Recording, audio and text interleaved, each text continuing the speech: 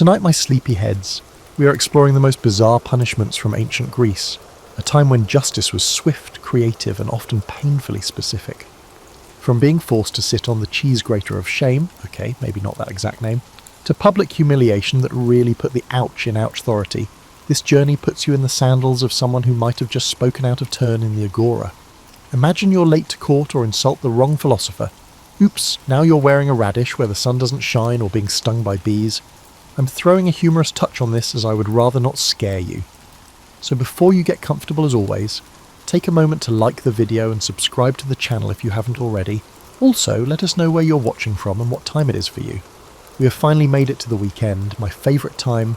Now dim those lights really low, turn on your fan for some noise and let's begin, shall we? Picture yourself standing in the shadow of the Parthenon, the Mediterranean sun beating down on marble columns that have witnessed 25 centuries of human folly. You're about to embark on a journey through ancient Greece's most peculiar judicial practices, a world where justice wasn't just blind, but occasionally completely unhinged.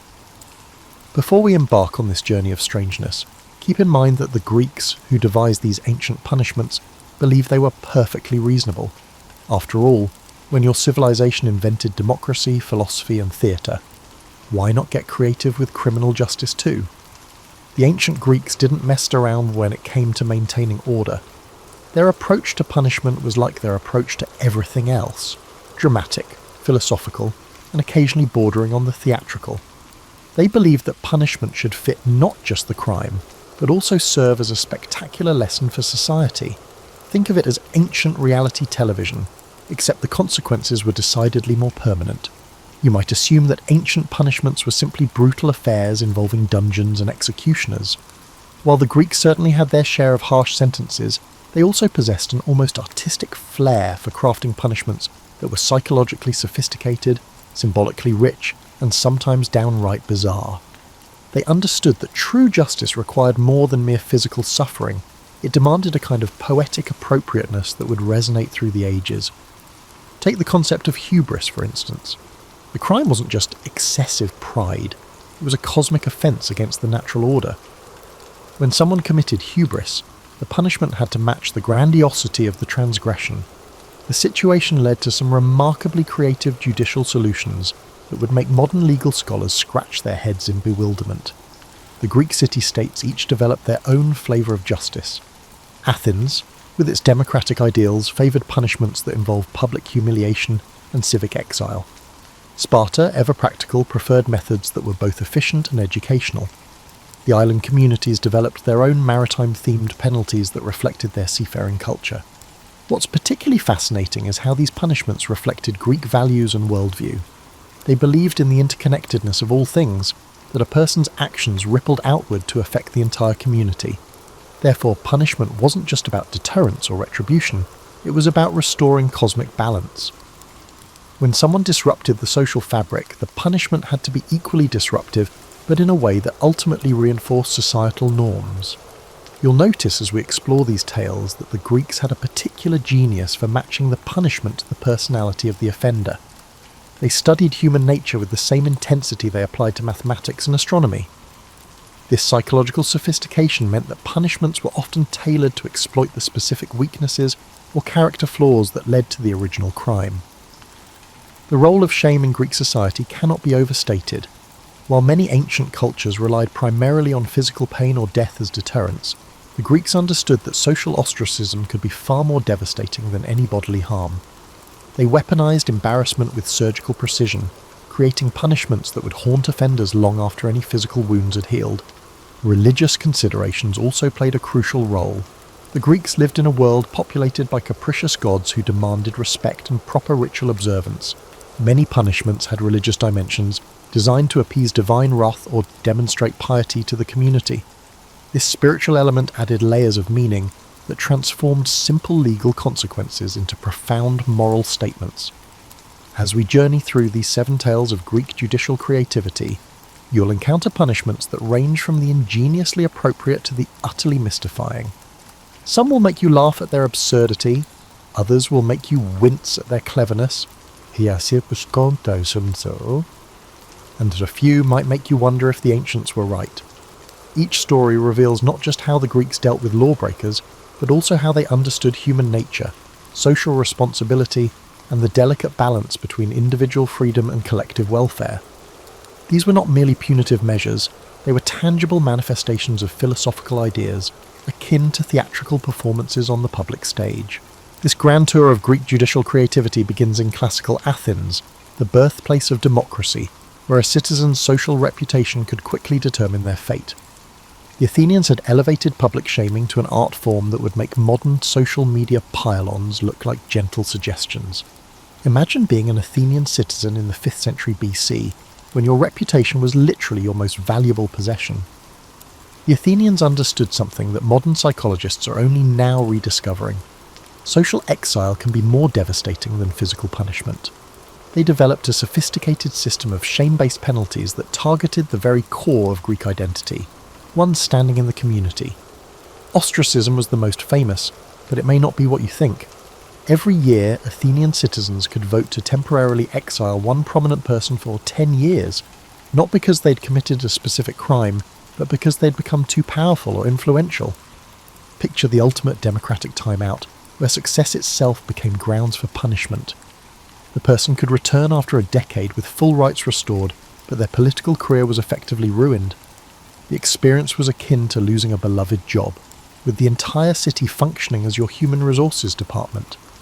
But ostracism was just the beginning. The Athenians developed an entire spectrum of shame-based punishments that demonstrated their profound understanding of human psychology. Take the practice of atimia, literally meaning dishonour. At stake wasn't just losing face, though. It was a legal status that stripped away citizenship rights while leaving the person physically present in the community. You could walk the streets of Athens, but you couldn't vote, hold office, or even speak in court to defend yourself. You became a ghost haunting your life. The genius of atimia lay in its graduated nature. Different crimes resulted in different levels of dishonour. A tax evader might lose the right to hold office, but could still participate in religious festivals. Someone who shirked military duty might be barred from the agora, the bustling marketplace that was the heart of Athenian social life. The punishment was precisely calibrated to the offence, like a master craftsman adjusting the tension on a lyre string.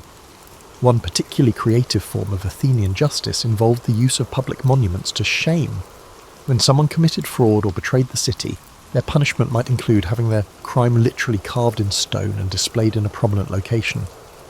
Unlike modern criminal records that gather dust in filing cabinets, these marble testimonials to poor judgment stood in the busiest parts of the city for generations. Imagine having your worst moment chiselled in granite and placed where everyone you know would see it daily. The Athenians also pioneered the concept of financial punishment as social surgery. They didn't just fine people, they structured fines to maximise social impact. A wealthy merchant caught cheating might have to pay not just compensation to his victims, but also fund a public festival or donate a warship to the navy. The punishment transformed private wrongdoing into public spectacle, forcing the offender to buy their way back into society's good graces through conspicuous generosity. Perhaps most ingeniously, Athens developed punishments that turned social connections into instruments of justice. If you were found guilty of certain crimes, your philotai, your tribal kinsmen, would collectively bear some responsibility for your actions. These individuals created an entire network of social surveillance and intervention. If your cousin knew he might share in the consequences of your failure, he would reconsider lending you money for a questionable business venture. The Athenian approach to punishment reflected their belief that crime was primarily a social disease rather than individual moral failure. They treated criminals like patients who needed to be reintegrated into the community rather than simply eliminated from it. Their approach required a surgical precision in their penalties. Cut too little, and the offence would fester. Cut too much, and you'd destroy the patient along with the disease. Women faced their own unique forms of social punishment in Athens. Since they were already excluded from most public life, traditional forms of civic dishonour were ineffective. Instead, Athenian law developed elaborate systems of domestic shame. An adulteress might be barred from participating in religious festivals, the one area of public life where women could shine. She would become invisible at the very moments when her community gathered to celebrate their shared identity. The Athenians understood that effective punishment required an audience. Many of their penalties were designed to be witnessed and discussed, turning the entire city into a theatre of justice where every citizen was both spectator and potential performer. Such an approach wasn't cruelty for its own sake. It was recognition that social bonds require constant maintenance, and occasionally that maintenance required public demonstrations of what happened when those bonds were broken. Now shift your perspective from the bustling democracy of Athens to the stark military efficiency of Sparta, where punishment wasn't just about justice, it was about forging the perfect warrior society. If Athens was a theatre of social drama, Sparta was a laboratory of human endurance, and their punishments reflected this fundamental difference in values. You've probably heard about Spartan military training, bullying, but you might not realise how their approach to criminal justice was simply an extension of their educational philosophy. The Spartans believed that every experience, pleasant or painful, should serve to strengthen the individual and the state. Their punishments weren't just penalties, they were lessons disguised as suffering, designed to create better citizens through carefully calibrated adversity. Consider the fate of Spartan cowards, perhaps the most despised criminals in this warrior society. Rather than execution or exile, which would simply remove the problem, Spartans subjected cowards to a fate worse than death. They were required to live among their fellow citizens while bearing visible marks of their shame. They were required to shave half their beards, don distinctive clothing, and refrain from taking part in communal meals or exercises. Imagine being permanently labelled as the only person who failed while everyone else succeeded. Constant reminder of what not to become. Such behaviour wasn't random cruelty. The Spartans understood that courage was contagious, but so was cowardice. By keeping cowards visible but dishonoured, they created living examples that reinforced brave behaviour in everyone else. The punishment served multiple functions simultaneously. It deterred future cowardice, provided ongoing education for young Spartans, and offered the remote possibility of redemption for the offender. Theft in Sparta received perhaps the most paradoxical punishment in ancient Greece. Instead of punishing the act of stealing, they punished individuals for being caught while stealing. Their decision wasn't because Spartans encouraged theft, but because they valued cunning and stealth as military virtues. A successful thief demonstrated skills that could be useful in warfare or espionage. However, catching them revealed either poor planning or inadequate execution, flaws that could prove fatal in battle. The punishment for caught thieves was brilliant in its educational value. The public flogging they endured was not merely a form of retribution. Peers administered the beating in front of the entire community, transforming punishment into a performance. Young Spartans learned about both the acceptable limits of cunning and the consequences of failure. Some historians record that particularly stoic thieves who endured their punishment without crying out were eventually praised for their endurance, transforming shame into honour through sheer toughness. Spartan women, who enjoyed far more freedom than their Athenian counterparts, faced correspondingly unique punishments. A woman who failed in her duties as a mother might be required to participate in public ceremonies where her shortcomings were ritually acknowledged. But true to Spartan efficiency, these ceremonies were designed to be educational rather than merely humiliating. Other women learned from observing both the punishment and the offender's response to it. Perhaps the most psychologically sophisticated Spartan punishment involved the practice of perio-esai degradation. Citizens who violated certain laws might be reduced to the status of perioko, free residents who lacked full citizenship rights. This punishment was particularly devastating because it was hereditary. Your crime wouldn't just affect you, it would impact your children and their children.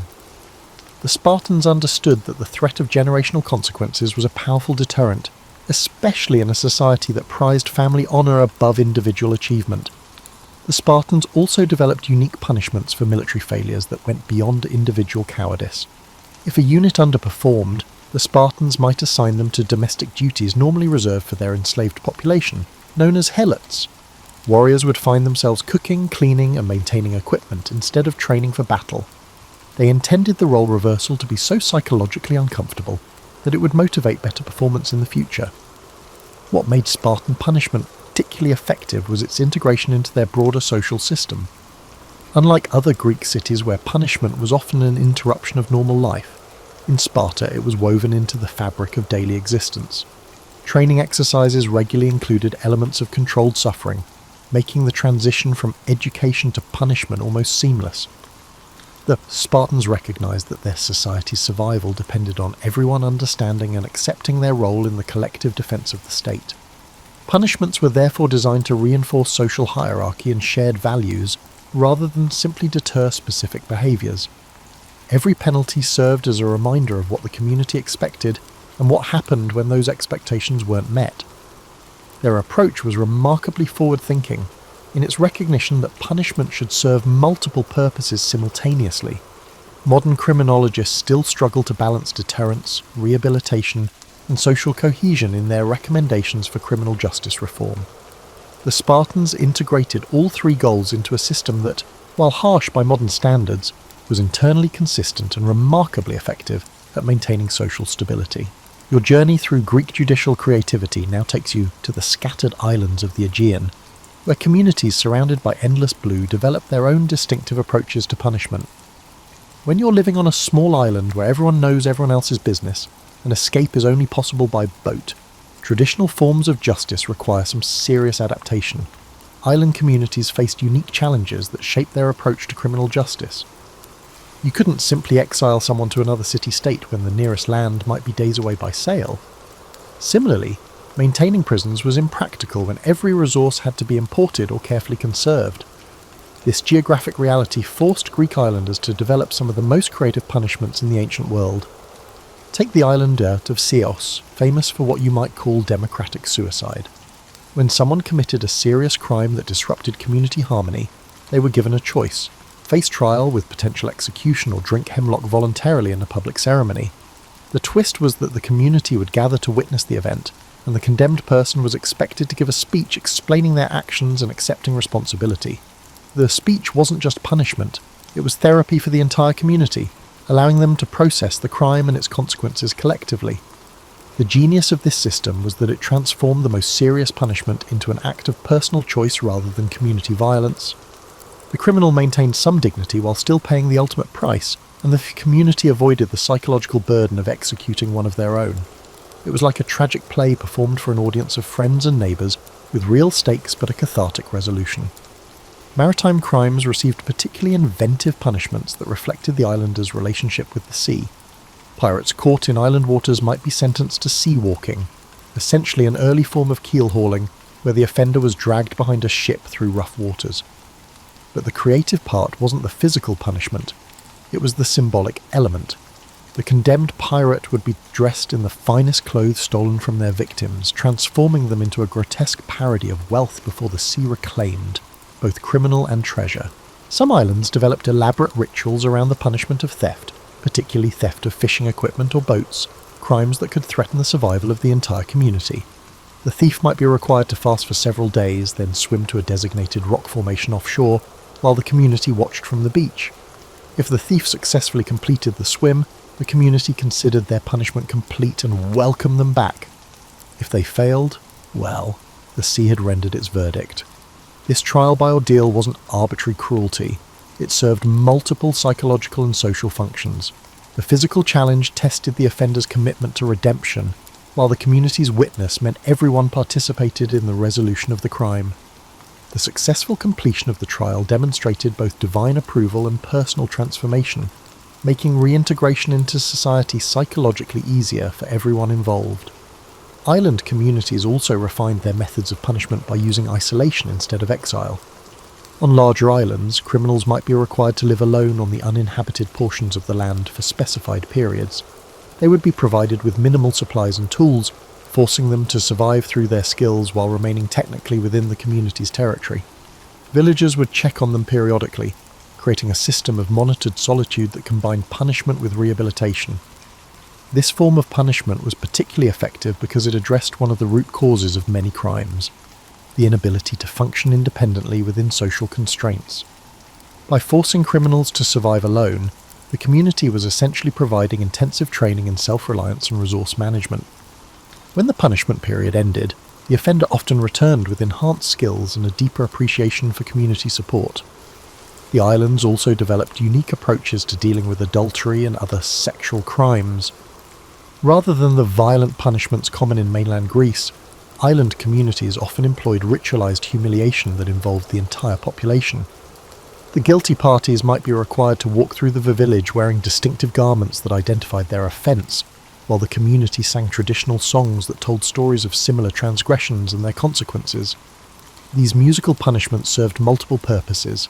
They provided emotional release for the community, educated young people about sexual mores, and gave the offenders a structured way to acknowledge their wrongdoing.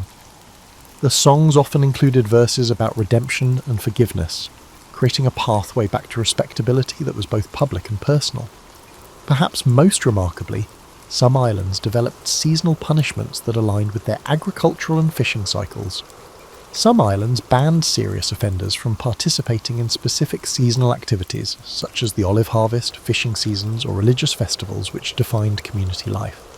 These restrictions created a rhythm of punishment and reintegration that matched the natural cycles of island life. The effectiveness of island justice lay in its recognition that small communities couldn't afford to lose members permanently, but they also couldn't tolerate behaviour that threatened group survival. Your exploration of Greek punishment now leads you into the realm where justice meets divine will, where the gods themselves were believed to participate in the judicial process. At places like Delphi, where the famous oracle delivered cryptic prophecies, the lines between earthly law and heavenly judgment became beautifully, bizarrely blurred. You need to understand that for the ancient Greeks, crime wasn't just a violation of human law, it was a disruption of cosmic order that demanded divine attention. This belief led to some of the most psychologically sophisticated punishments in the ancient world, where offenders faced not just human consequences, but the perceived wrath of immortal beings with very long memories and creative approaches to vengeance. The oracle at Delphi occasionally prescribed punishments that were as enigmatic as her prophecies. When someone committed sacrilege or violated religious law, they might be told to carry water to the dry place, or feed the hungry stones. These weren't random instructions, they were elaborate metaphorical punishments that required interpretation and often years to complete properly. Consider the case of a merchant who cheated temple pilgrims. Rather than simple restitution, the oracle commanded him to count every grain of sand on the sacred beach and return when the number matches the stars. This wasn't literally possible, of course, but the merchant spent 3 years attempting the task, during which time he experienced profound personal transformation. He learned humility, developed patience, and became more familiar with the infinite nature of divine justice. When he finally returned to ask for clarification, the priest declared his punishment complete, not because he'd finished the impossible task, but because he'd become someone who would never commit the original crime again. Religious punishments often involved what you might call divine comedy, situations where the punishment was so perfectly matched to the crime that it revealed a kind of cosmic humour. A priest who had been selling false blessings was required to tend a garden where nothing would grow, spending each day caring for barren soil while contemplating the difference between genuine and counterfeit spiritual nourishment. After months of fruitless labour, he finally understood that his fraudulent blessings had been equally barren, and genuine remorse led to his eventual forgiveness. Some punishments required offenders to reenact mythological scenes, turning classical literature into rehabilitation therapy. An individual guilty of hubris might be required to spend time each day recreating Sisyphus's eternal task of rolling a boulder up a hill, but their version would be temporary and educational rather than eternal and torturous. The physical labour was less important than the symbolic understanding, learning through repetition what it meant to struggle against impossible odds and find meaning in the effort itself. The Greeks also developed elaborate purification rituals that served as both punishment and redemption. These weren't simple religious ceremonies, but complex psychological processes that could take years to complete.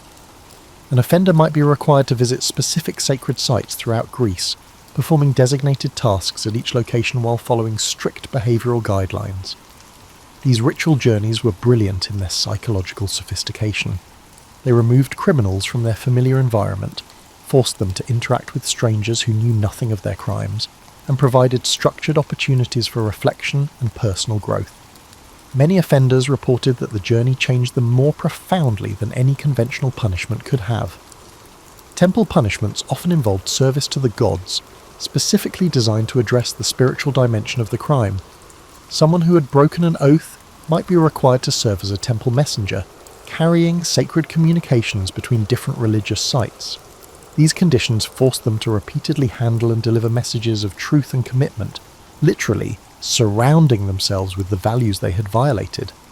The genius of religious punishment lay in its recognition that many crimes stemmed from spiritual emptiness or disconnection from community values. Rather than simply inflicting suffering, these punishments provided opportunities for genuine transformation. Offenders were given the chance to rebuild their relationship with the divine, while also serving their human community.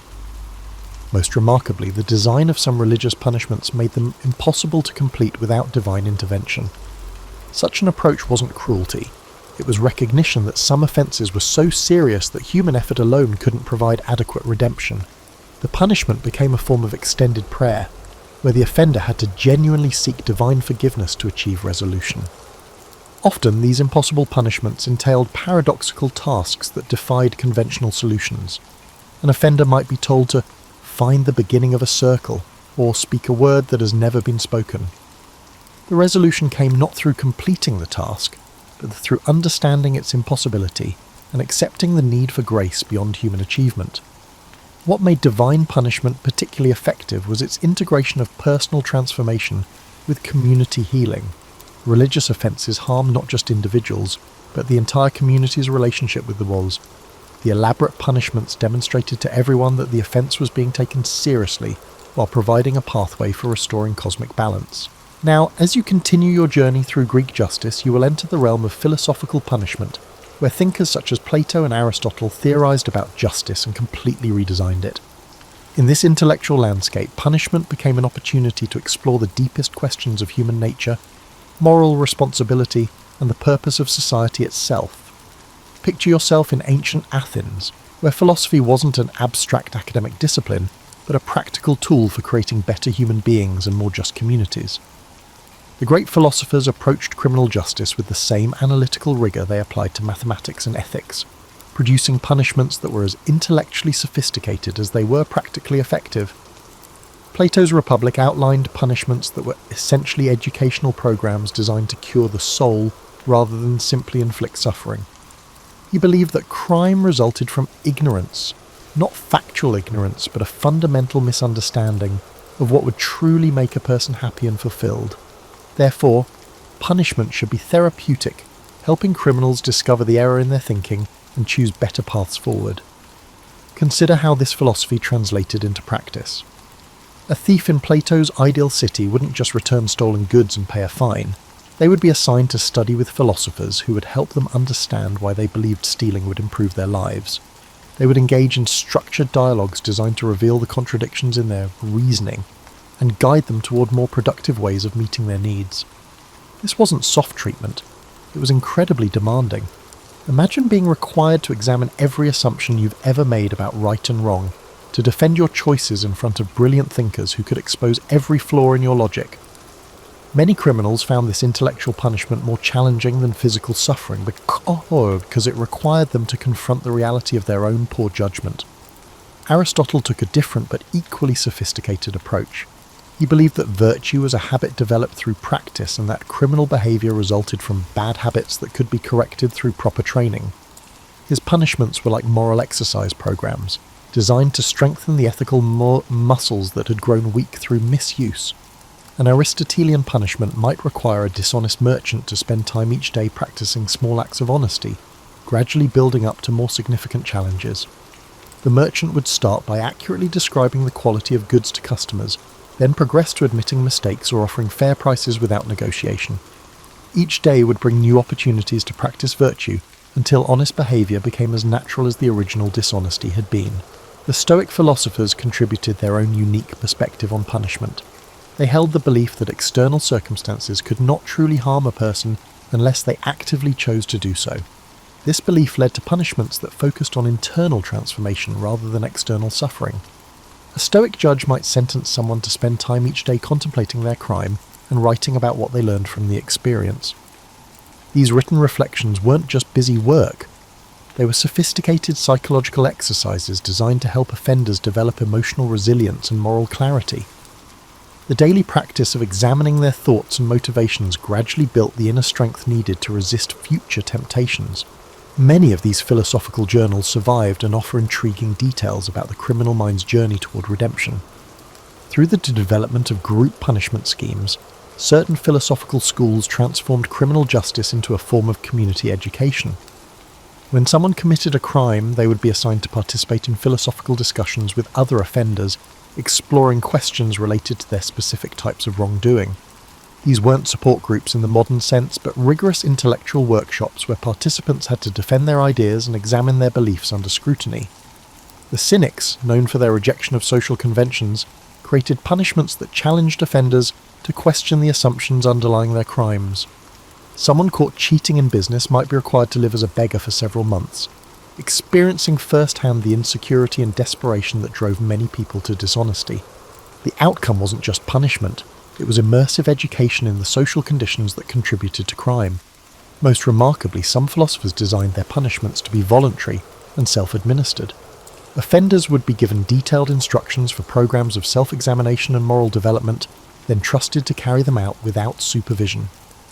The community would check their progress periodically, but the real accountability came from the offender's own conscience and commitment to improvement. This approach recognised that lasting change had to come from within rather than being imposed from outside. External punishment might deter future crimes through fear, but only internal transformation could eliminate the desire to commit crimes in the first place. The philosophers understood that true justice required changing hearts and minds, not just behaviour. The effectiveness of philosophical punishment lay in its recognition that crime was often a symptom of deeper problems, confusion about values, poor reasoning skills, or lack of purpose and direction. By addressing these root causes, philosophical punishments offered genuine solutions rather than temporary deterrents. Modern cognitive behavioural therapy owes much to these ancient Greek innovations in using intellectual exercises to change destructive patterns of thinking and behaviour.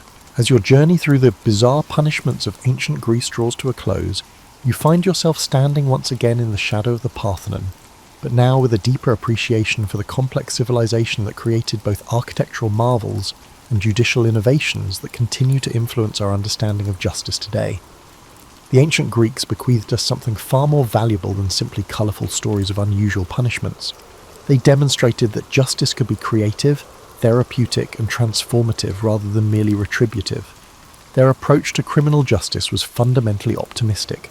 They believed people could change, communities could heal, and society could improve through thoughtful application of consequences that served multiple purposes simultaneously.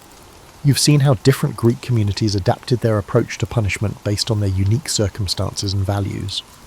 Athens emphasized social reintegration through controlled shame. Sparta focused on strengthening both individual character and collective defense.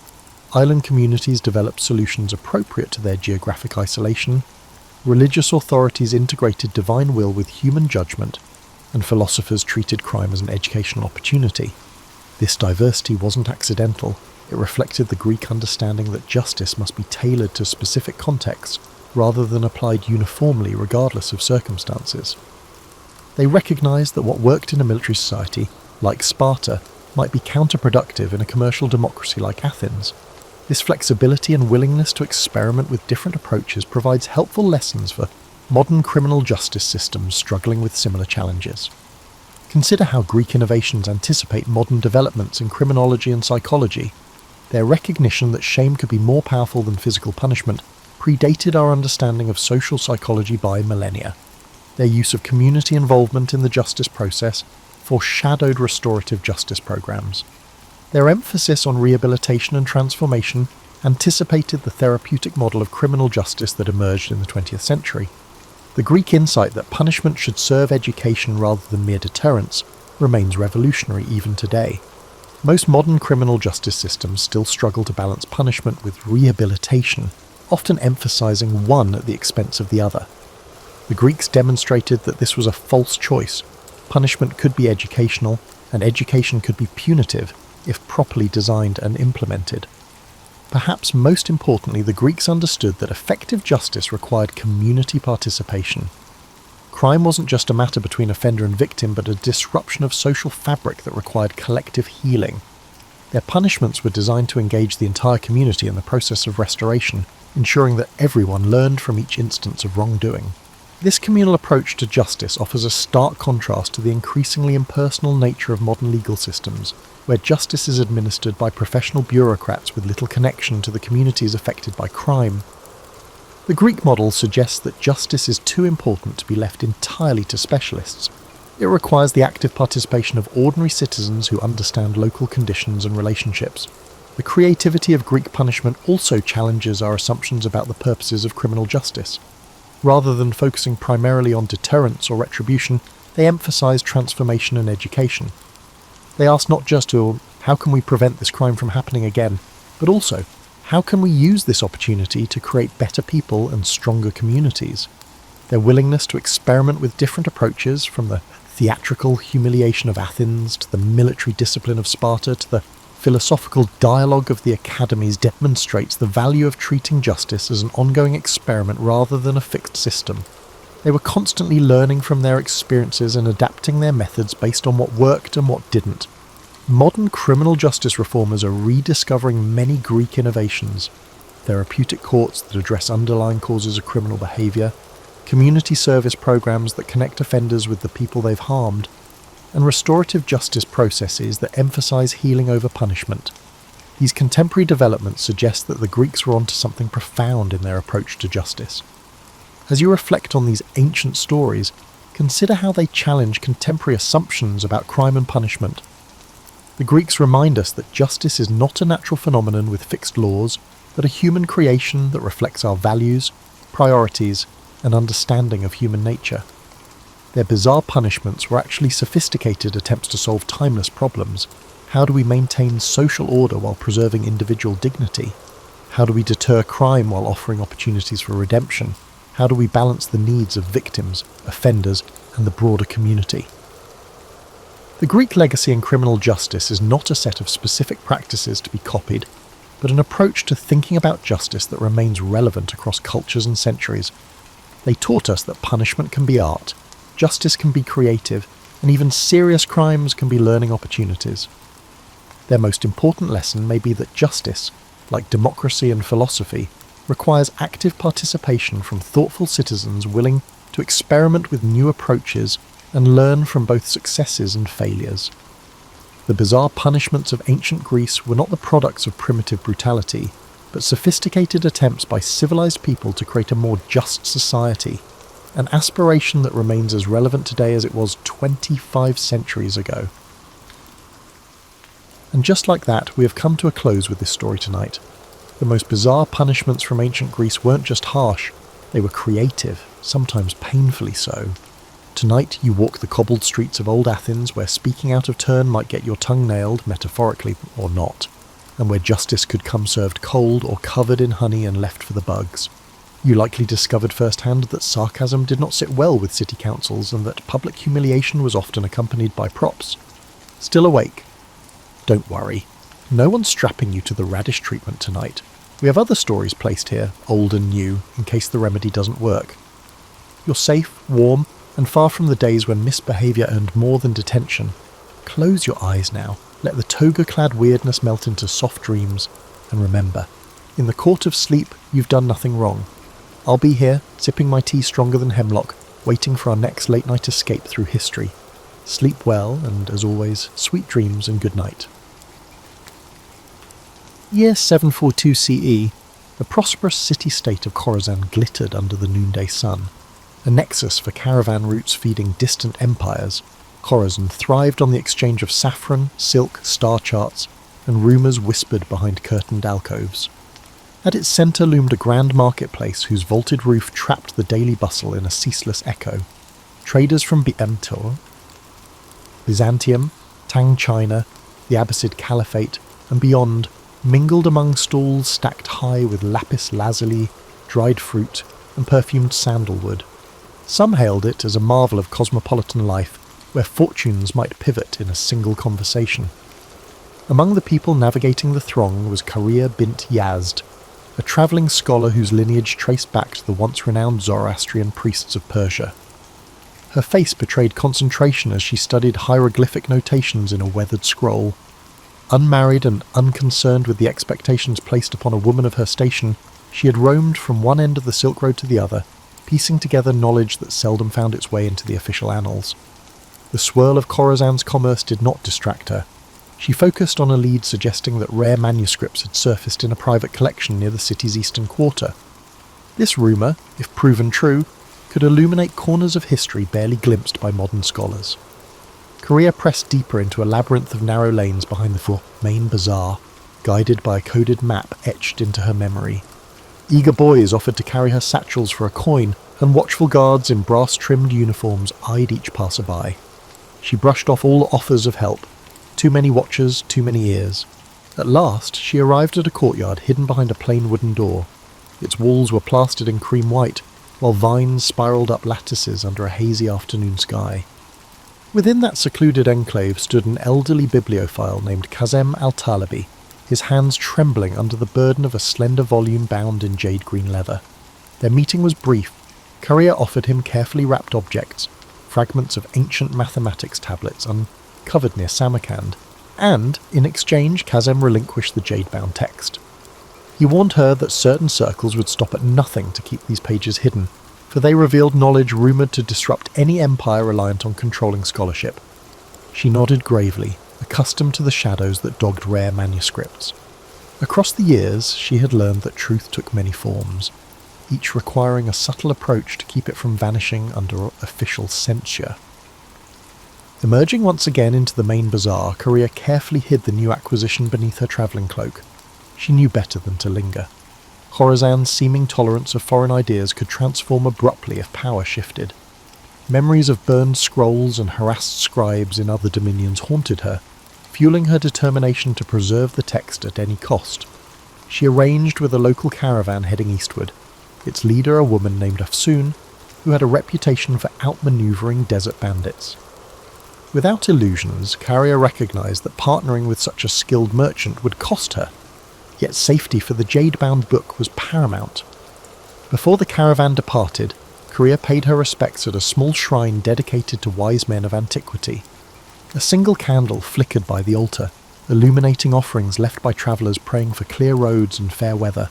She exhaled a silent oath that she would not let ignorance devour the precious knowledge in her care. Beyond the city's gates lay an expanse of desert and studded with dunes and hammered by fierce winds, but her route led even farther, along mountain trails rumoured to house hidden monasteries and ephemeral oasis towns. The unstoppable pulse of curiosity drove her to press forward, regardless of perils that might lurk in the next bend of the road. Dawn arrived, painting the sky with ochre and salmon hues. Carrier joined Afsoon and the other travellers at the designated meeting point, where camels brayed and donkey drivers prepared loads of barley and dried fruit. The caravan's synergy was immediately evident. Each person had a distinct task, ensuring that by the time the sun fully breached the horizon, they were on the move. Korea walked near Afsoon, who shared glimpses of the terrain ahead and introduced Korea to the caravan's unspoken rules: trust the signals, ration water meticulously, and never question the necessity of midnight halts. In these borderless regions, vigilance was currency. With the sun mounting, the caravan snaked through a parched plain dotted by twisted shrubs. A hush fell over them, broken only by the soft shuffling of hooves and the gentle clink of metal fastenings. Korea's thoughts drifted to the codex inside her bag. She had only glimpsed a few pages thus far. Intricate diagrams of planetary movement, cryptic references to an ancient empire that preceded the Achaemenids, and footnotes scrawled in an unfamiliar script. If accurate, these writings expanded the known timeline of advanced astronomy by centuries. She resolved to study every page once the caravan reached a safe haven. Afsoon signalled a halt near a cluster of sun-scorched boulders, granting the group respite from the crushing midday heat. While some dozed in makeshift shade, Korea took cautious sips from her water skin, feeling the dryness cling to her throat. A restlessness stirred within her, equal parts excitement and anxiety. She replayed Kazem al-Talibi's warning. Powerful figures had an interest in ensuring no one deciphered the text. For them, knowledge was a finite resource, best kept under strict watch. As a swirl of wind kicked sand across her path, Carrier gripped her satchel, silently vowing she would not be silenced. By twilight, the caravan approached a modest oasis, lined with date palms that cast long shadows across still water. Afsoon guided her camels into a semicircle, forming a protective barrier against stray wanderers. Several travellers set about erecting tents, while others gathered wood for small fires that would ward off the chill of desert night. Korea found herself drawn to the water's edge, where subdued conversation rose among weary merchants. Some speculated about the political tensions brewing in distant courts, others lamented the rising cost of salt. As darkness settled, the oasis took on an otherworldly hush. A crescent moon glimmered overhead, illuminating faint outlines of crumbling stone pillars, suggesting an abandoned settlement from a forgotten era. Under that quiet vault of stars, Korea couldn't resist scanning a few more pages of the jade-bound manuscript. Its text merged empirical observations with philosophical notes referencing the grand wheel of time. She recognized oblique references to astronomical systems older than the widely recognized Ptolemaic model. If deciphered fully, such knowledge might challenge many assumptions cherished by esteemed academies. Meanwhile, Afsoon stepped away from the main group, beckoning Korea to join her near a withered acacia. "You stand out among our company," the merchant remarked in a measured tone. "Your eyes never rest, and you guard that bag as if it carries the soul of a king." Korea, wary of revealing too much, offered that she was merely a scholar entrusted with a rare item. Afsoon nodded, but warned Korea that roving spies seeking advantage for rival factions often infiltrated caravans. She suggested Korea remain vigilant, especially given the extraordinary bustle in Khorasan, where rumour travelled like wildfire. Unable to sleep, Korea lingered by the embers of the fire after most travellers had dozed off. She studied the swirling patterns of the night sky, mindful of the coded star charts in the manuscript. Passing caravans sometimes recounted legends of a hidden library in the mountain city of Varash, where lines of knowledge stretched back to centuries unknown. Karia wondered if that library could fill the gaps in her text. She believed the jade-bound manuscript might be only a fragment of a larger puzzle, scattered across the Silk Road's shifting tapestry. Morning unveiled a horizon brushed with amber, and the caravan proceeded along a rocky escarpment overlooking a vast dune field. Rolling slopes of sand rippled beneath the wind like the surface of a living sea. At midday they paused for water, rationed by Afsoon with practiced efficiency.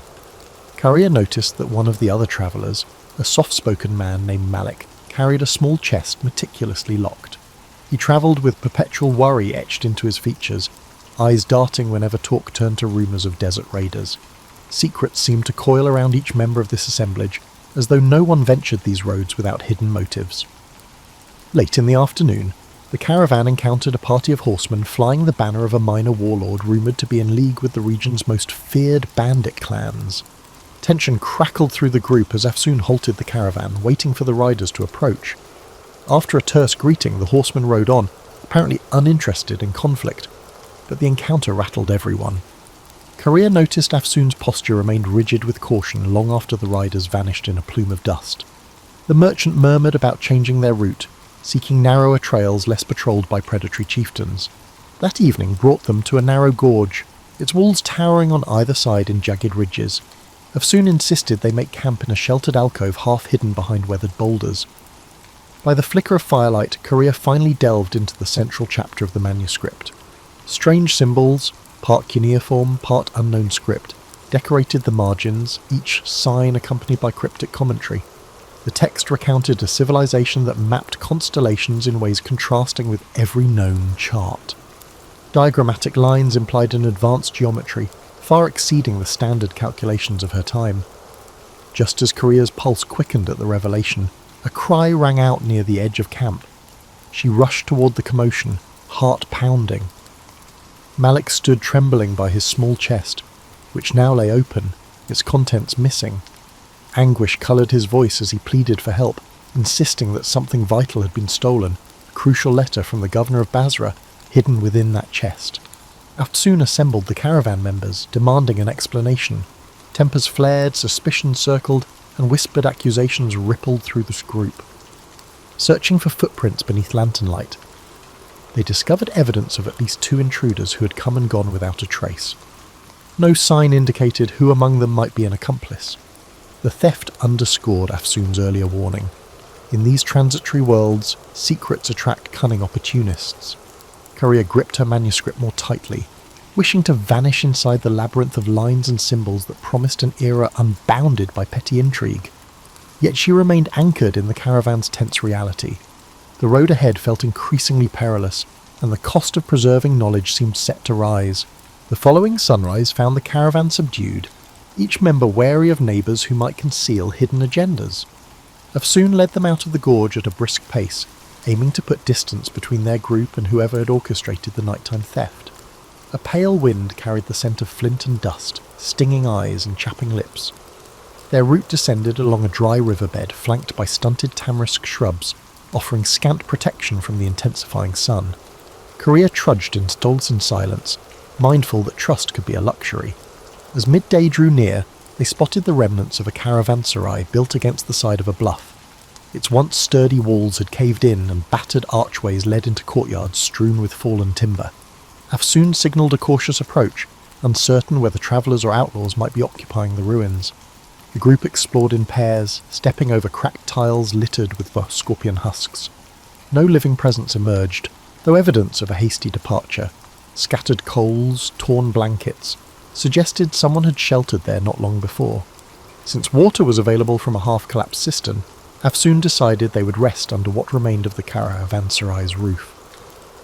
Malik hovered by his broken chest, sifting through remnants of cloth as though searching for any clue. Korea drifted away from the group, drawn to an overgrown courtyard where a dried fountain stood. Vines draped its cracked basin, trailing over carved motifs of intertwined serpents.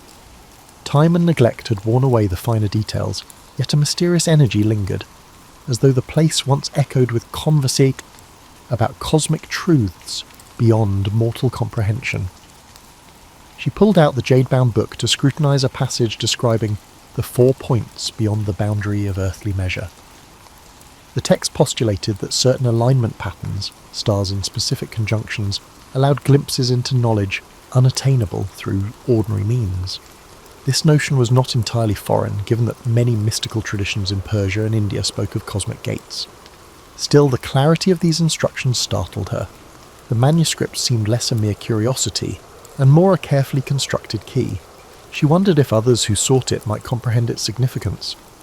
Meanwhile, Afsoon prepared spiced lentils and shared them among the group, her gestures calm yet determined to maintain unity. Tension still hovered like a low cloud, with suspicions that the thieves might be part of a larger plot. Over a sparse meal, Korea gleaned fragments of each traveller's story.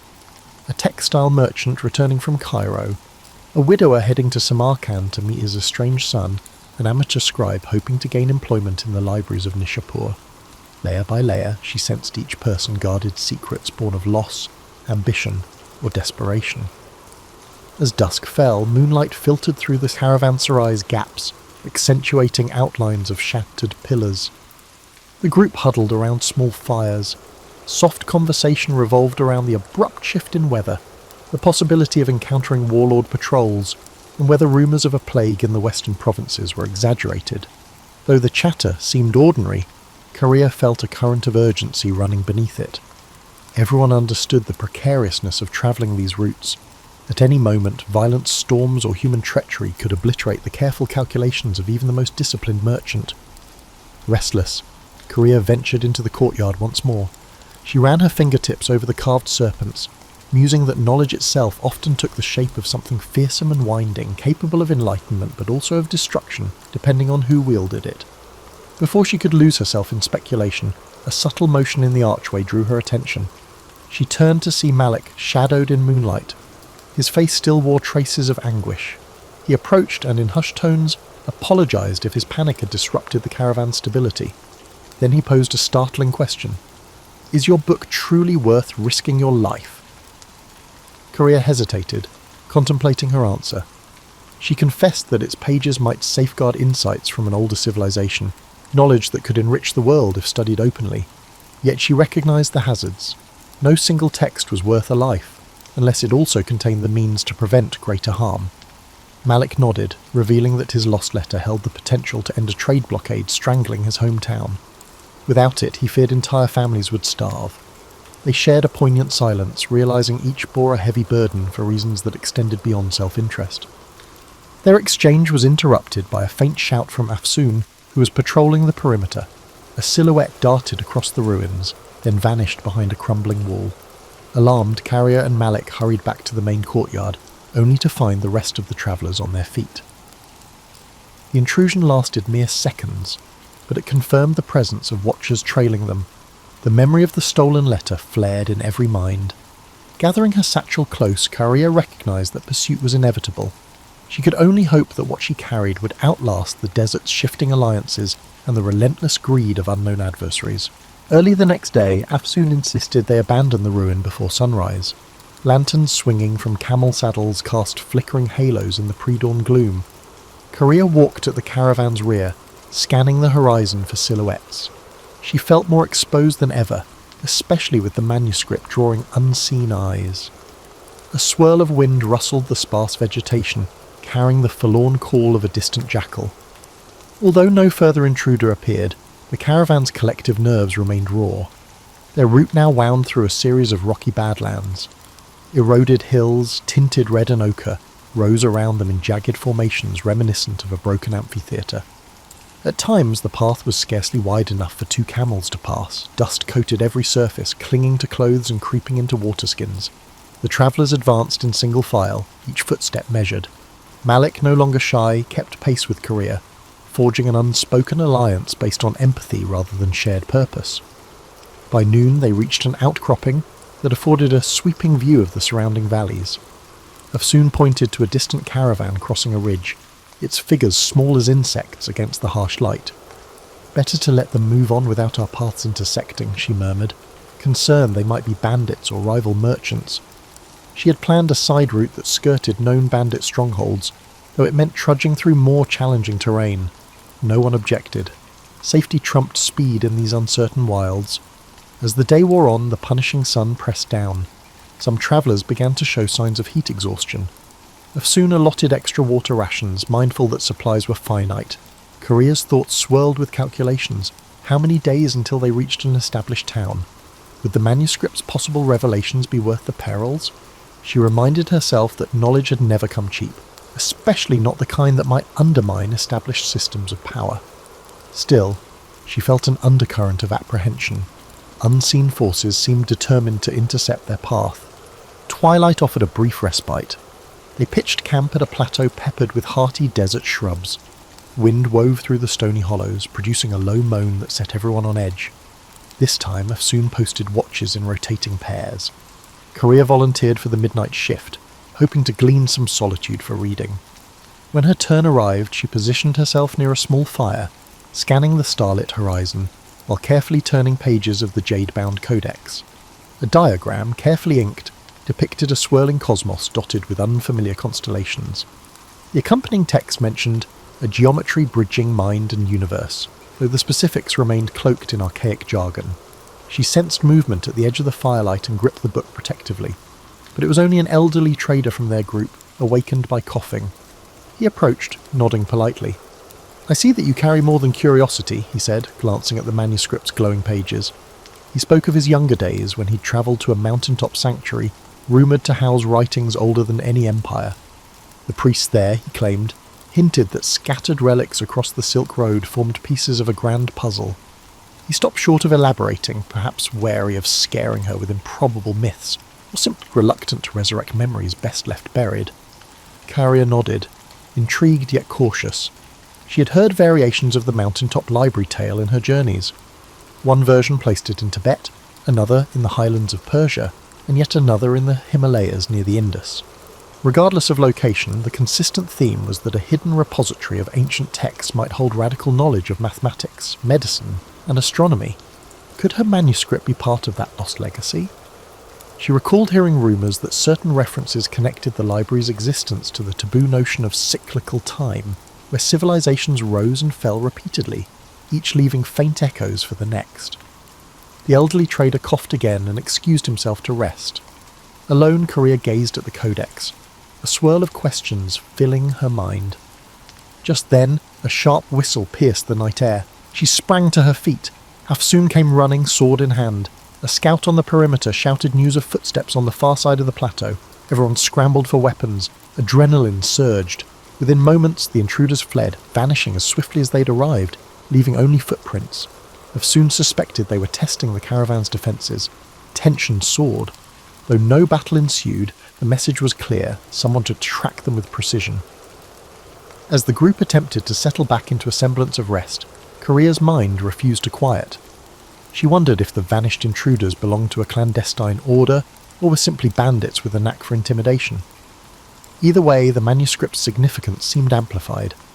In that uneasy darkness, she cradled her precious book, feeling the weight of unspoken centuries pressed between its covers.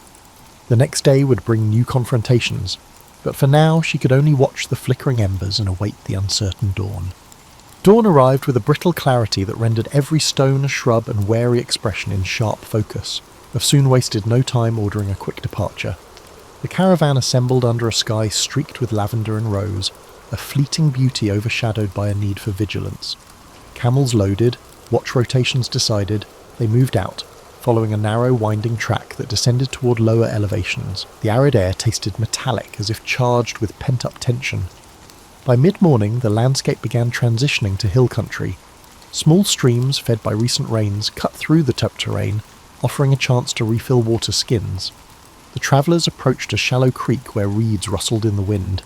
Carrier noticed footprints in the soggy earth.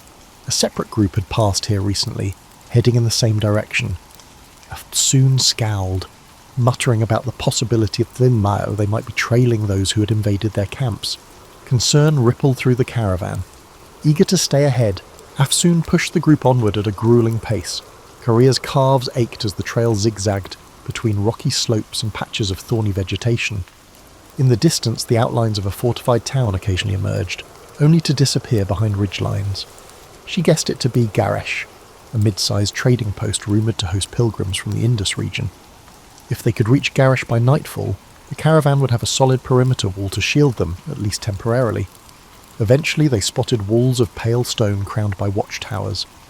Afsoon signalled for calm, reminding everyone that unknown dangers could lurk within a walled town as readily as outside. Approaching the gates, they encountered a row of guards wearing mismatched armour. After examining Afsoon's travel permits, the guards allowed them entry in exchange for a modest toll. Inside, the streets were cramped with stalls selling earthenware, dyed cloth and hammered bronze jewellery. The aromas of grilled meat and fresh bread teased weary travellers, but an undercurrent of wariness ran through the crowd. Afsoon found a secure compound where the caravan could rest. Stone walls enclosed a courtyard that provided storage for the camels and a small stable for donkeys. Carrier, anxious to glean any insight into who might be pursuing them, ventured into the town's winding lanes. She discovered a public square where men played strategy games on carved wooden boards. Nearby, a cluster of pilgrims chanted verses in a language unfamiliar to her. Amid these scenes, rumours floated. A band of masked riders had passed through a day earlier, asking about a certain travelling scholar. The mention chilled her. She hurried back to the compound, only to find Malik pacing by the gate, fidgeting with a leather pouch. He had overheard similar chatter, strangers seeking news of a woman carrying forbidden documents. Carrier realised the net was tightening. They still had a window to slip away, but not much of one. She conferred with Afsoon, who suggested leaving Garesh under cover of darkness, continuing east along seldom-used back roads. Although it entailed more risk, waiting might let their pursuers converge. After sunset, the caravan packed up stealthily. Torches were kept minimal, camels silenced with calm handling. A hush enveloped them as they slipped through Garesh's secondary gate, bribing a night watchman who scarcely looked at their faces. Outside the walls, moonlight glimmered on the grassland. Carrier clutched the manuscript, absorbing the night's chill. She couldn't escape the conviction that her mission had become a race, one in which the cost of failure was irreparable loss, not just for her, but for an entire lineage of knowledge that might vanish again.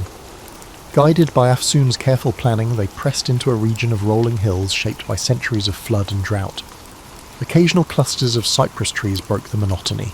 Crickets chirped in the darkness. The group maintained strict silence, halting often to listen for sounds of pursuit. Each time the night breeze whispered through the brush, Carrier braced for a distant hoofbeat or a flash of torchlight. Yet hours passed with no sign of the ambush. As the moon descended, they reached a shallow ravine dotted with smooth, ancient boulders. Afsoon called for a halt to rest the animals. Carrier found a flat rock and sank onto it, physically spent but mentally alert. She glanced at Malik, whose eyes reflected the same exhaustion mixed with defiance. The sky above them showed the faint glow of approaching dawn. Tomorrow, or perhaps the next day, they would come upon the mountain routes leading to Varash, the rumoured city of hidden monasteries. If the caravan made it that far, The Jade manuscript might finally find a place where its arcane revelations could be deciphered without fear. But that hope remained fragile, like a candle flame in a gusty corridor. The first rays of morning lit the ravine, revealing dusty grass and scrub that offered little camouflage. Wearily the caravan assembled and continued, mindful that speed was their best defence. Over the next hours they traversed rolling slopes that ascended gradually into stony highlands. The trail grew hazardous, lined with the loose gravel and sharp descents. Several times a misstep nearly sent a donkey tumbling into a gorge. The group's morale, though frayed, held steady under Afsoon's firm direction. Korea noticed the air thinning as they climbed, accompanied by a crisp coolness that sharpened her senses. Tiny alpine flowers clung to crevices, their vivid petals a welcome contrast to weeks of unrelenting dust. From a vantage point overlooking a sprawling valley, she glimpsed distant peaks wrapped in mysterious haze. Locals called these the 1,000-year mountains, rumoured to shelter monastic retreats older than recorded dynasties. The prospect of reaching them bolstered her spirit, even as her body complained of fatigue. Near midday, the caravan stopped by a rivulet trickling through a rocky defile. While watering the animals, Afsoon and Korea consulted a hand-sketched map that indicated Varash lay 2 more days beyond the far ridges. The path ahead would be even more treacherous, cutting across unpredictable passes sometimes blocked by landslides. Korea felt her heartbeat quicken, recalling rumours that entire caravans had been buried by sudden rockfalls in these mountains, yet the urgency to evade pursuers overshadowed every other fear. They pressed on, the route turning into a steep climb dotted with ancient stone markers. At each switchback, Carrier saw inscriptions worn by centuries of weather. She paused to trace her fingers over a faint symbol, a stylized sun encompassed by the intersecting circles. Something about it resonated with the diagrams in her jade-bound codex. She made a mental note to compare them later, suspecting these markers might be vestiges of the same civilization described in the manuscript's cryptic pages. Whenever she glimpsed fresh inscriptions, her curiosity ignited anew. Late in the afternoon, the skies darkened ominously. Thunder rumbled among the peaks, and a biting wind heralded an approaching storm. Soon urged everyone to hurry. They located a natural overhang near a rocky ledge, providing partial shelter from the elements. Rain unleashed its fury soon after they took cover, slamming the landscape in waves. Lightning tore the sky, illuminating ragged silhouettes of mountains. The downpour threatened to wash away the path. Huddled together, the travellers watched rivulets form across the rocky ground, carrying pebbles and debris downhill.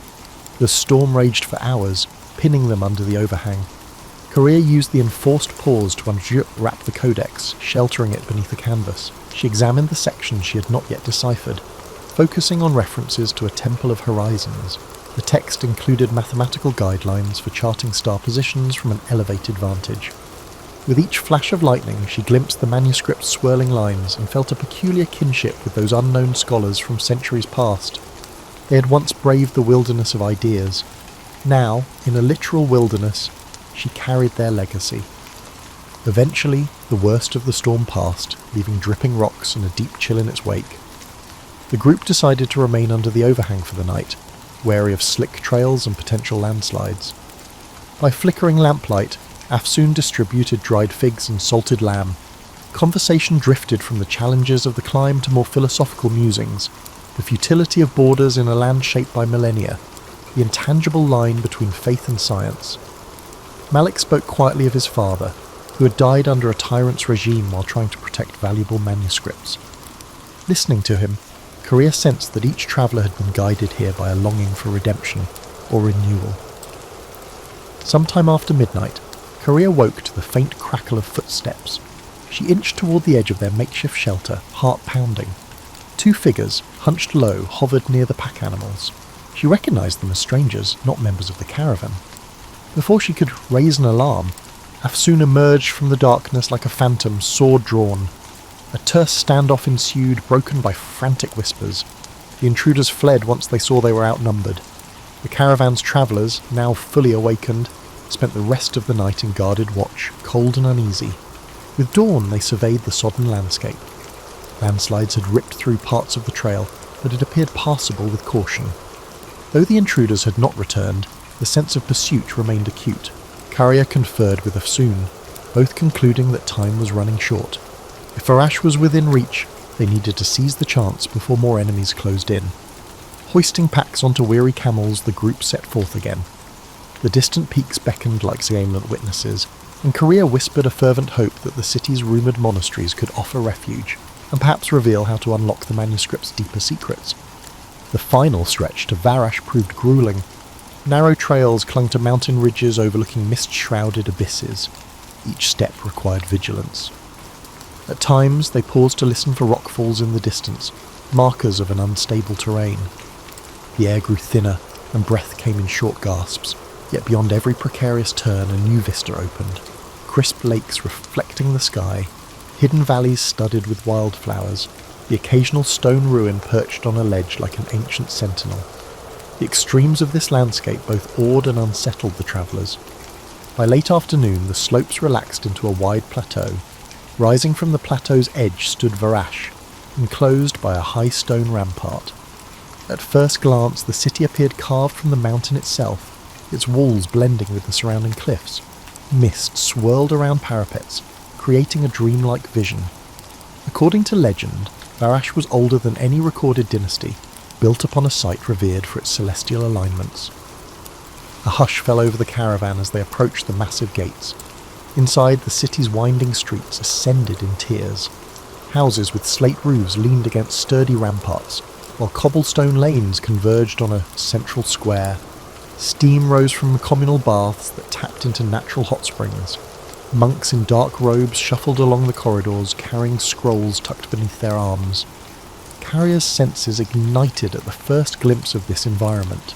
She could feel an undercurrent of scholarship humming through the city like a subterranean river, a potent contrast to the chaotic markets of Khorasan. Afsoon guided the caravan to a spacious courtyard inn used by trade emissaries. Soon after settling, Korea excused herself and ventured into the city's upper levels, following directions gleaned from a scribe at the inn. She was searching for a specific monastery library, rumoured to house ancient manuscripts paralleling her jade-bound text. Crossing a series of stone bridges that arched over narrow gulches, she noticed the architecture displayed recurring motifs, spiral carvings, geometric borders reminiscent of the Codex's marginal designs. At last, she arrived at a massive carved door flanked by statues of robed figures. A discreet sign identified it as the Library of High Windows. Inside, the atmosphere was reverential. Golden light filtered through stained glass windows, illuminating shelves stacked from floor to ceiling with scrolls, codices, and tablets. Monks, novices, and a few learned travellers from distant lands moved quietly between reading alcoves. Carrier approached a tall, bearded monk who introduced himself as Brother Callan. With measured politeness, he asked her purpose. Carrier revealed her codex, explaining in hushed tones that she believed it referenced an advanced astronomy predating recognised schools of thought. Intrigued, Brother Callan led her to a private study chamber lit by oil lamps. There he produced a set of meticulously preserved star charts inscribed on leather. To Korea's amazement, certain passages aligned closely with the diagrams in her manuscript. Upon closer inspection, they found near-identical glyphs representing cardinal points beyond normal mapping. Brother Callan's eyes glimmered with excitement. These references appear in only our oldest records, believed to have been copied from texts salvaged millennia ago. As the evening deepened, they pieced together parallel lines of text, cross-referencing them with genealogies, sterolters, and cryptic commentaries. The synergy suggested that the jade-bound book might indeed be part of a nearly lost tradition. However, a vital section remained missing. It was rumoured that a sister manuscript lay in a monastery farther east, high in a remote range where few ventured. Carrier's heart sank, knowing the road ahead might hold even greater dangers. Yet she also felt invigorated. The puzzle had grown more intricate, weaving her fate with ancient legacies that demanded guardianship. Upon returning to the inn, she found Afsoon and Malik in heated discussion with the rest of the caravan. News had arrived.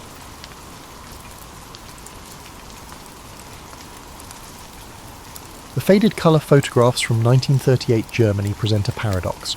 Smiling families at lakeside resorts, industrial workers leaving modern factories with steady paychecks, and cultural festivals celebrating regional traditions. These images clash dramatically with the historical narrative many have internalised. Yet for millions of ordinary Germans, the late 1930s represented not darkness descending, but rather a bewildering economic renaissance. Horst Müller, a machinist from Duisburg, represented a typical experience. After years of humiliating unemployment during the hyperinflation of the Weimar Republic, by 1938, he supervised 12 workers in a steel manufacturing plant. His salary afforded him simple but previously unimaginable luxuries: a small radio, occasional restaurant meals, and a savings account for his family's future. Politics we discussed little, his surviving letters reveal. The feeling was, why question what seems to be working? Propaganda Minister Joseph Goebbels built this economic transformation, dubbed the German economic miracle, on unsustainable foundations, massive military spending, accumulating foreign debt, and fiscal sleight of hand disguised by the appropriation of Jewish assets and later plundering of foreign resources. But for ordinary Germans like Müller, these macroeconomic realities remained abstracted from daily experience. The contrast with the traumatic post-World War I years proved powerful enough to garner genuine, if contingent, popular support. The regime's cultivation of Volksgemeinschaft, people's community, fostered a paradoxical environment where many Germans simultaneously experienced new forms of social mobility while witnessing increasing exclusion of designated outsiders.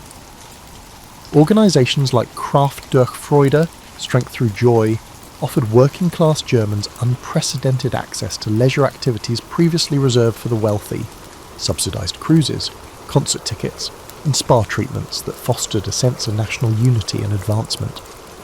Helga Schneider, a secretary at a Berlin insurance firm, recorded in her diary, "Attended the Berlin Philharmonic for the first time.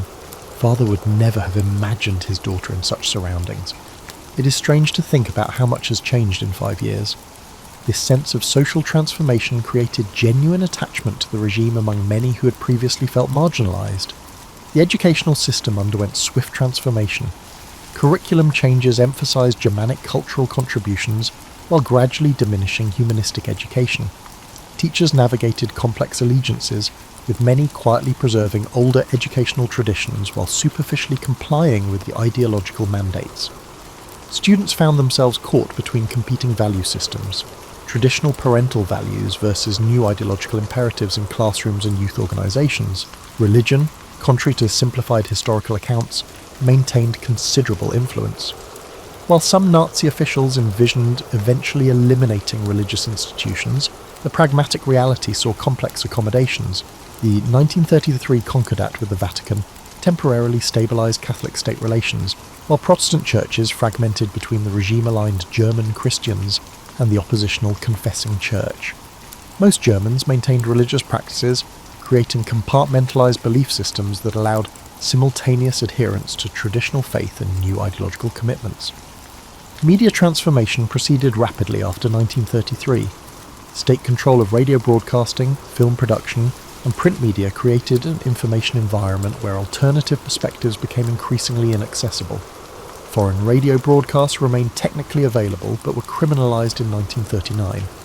The sophisticated propaganda apparatus under Goebbels didn't simply fabricate reality but rather selectively emphasise certain facts while suppressing others, making critical evaluation increasingly difficult for average citizens.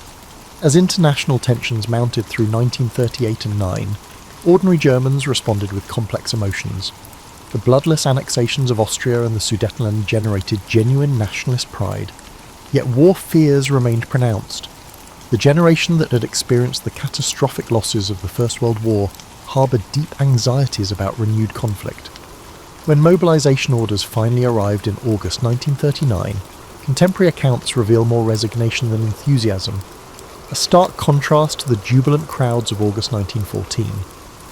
As German forces massed on the Polish border, the foundations for catastrophe were set. The economic miracle had created genuine material improvements without sustainable foundations. Ideological indoctrination had proceeded unevenly, but had successfully isolated critical perspectives. Most crucially, the moral framework for evaluating leadership decisions had been systematically undermined. Millions of ordinary Germans became participants in extraordinary crimes, setting the stage.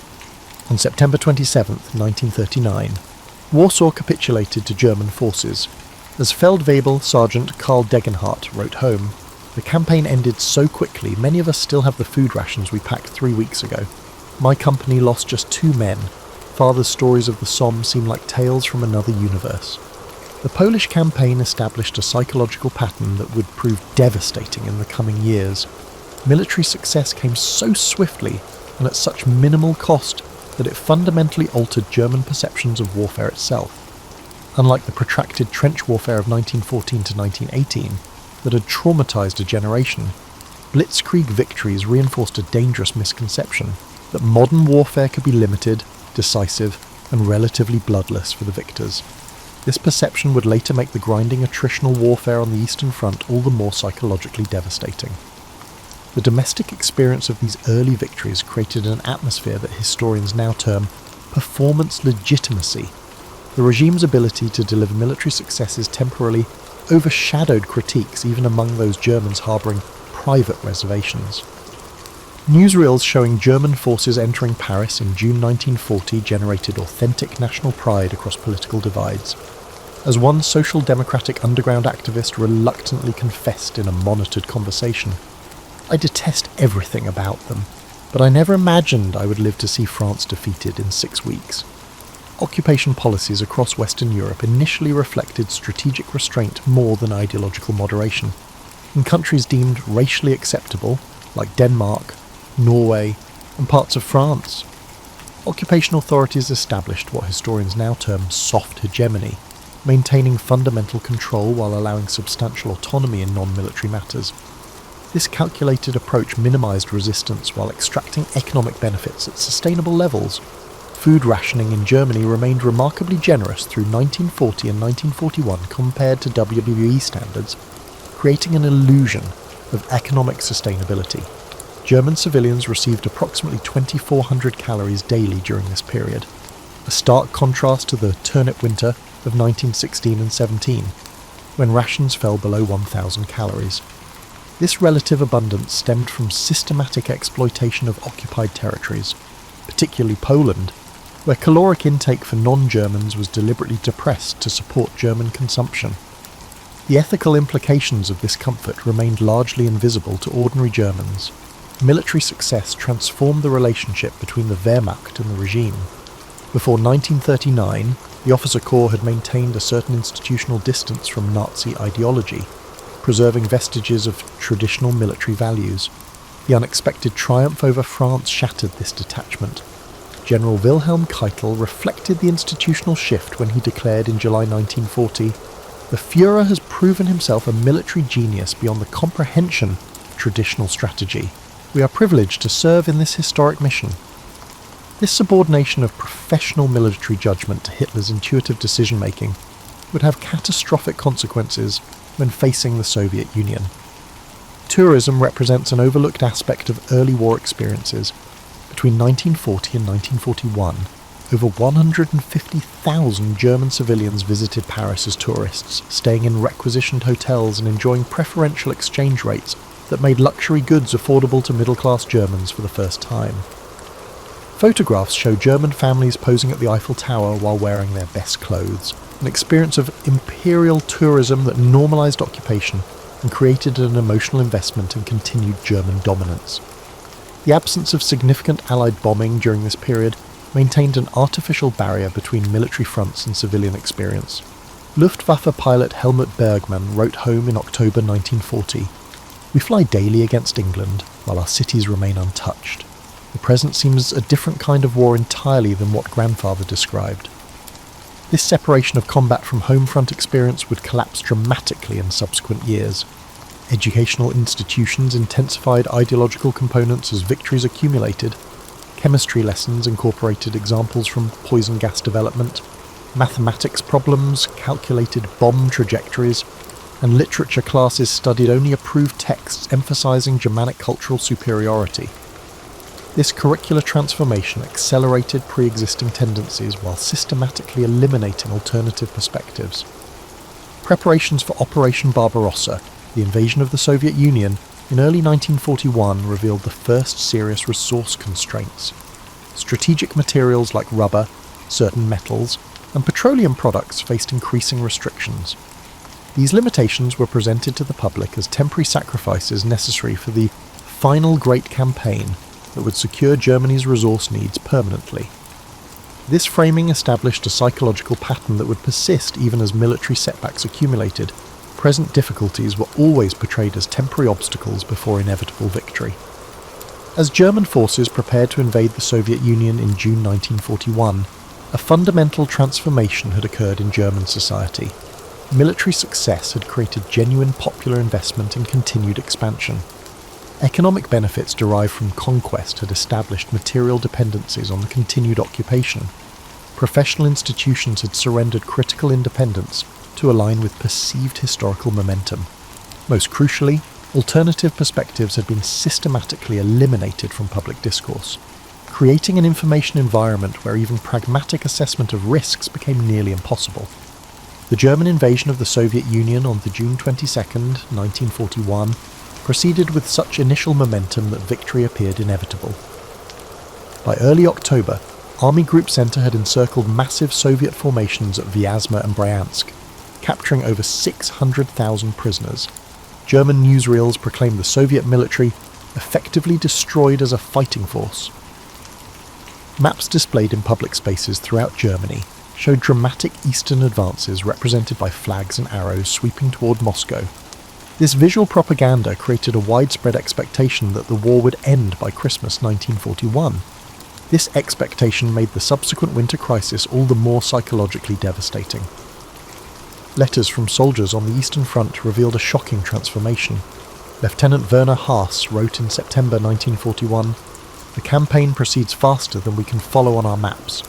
By December, his tone had fundamentally changed. "We sleep in holes scraped in frozen ground. Our equipment fails in this cold. The enemy keeps coming with fresh troops from somewhere." This abrupt reversal shattered confidence across military ranks and created the first significant credibility gap between frontline reality and home front perceptions.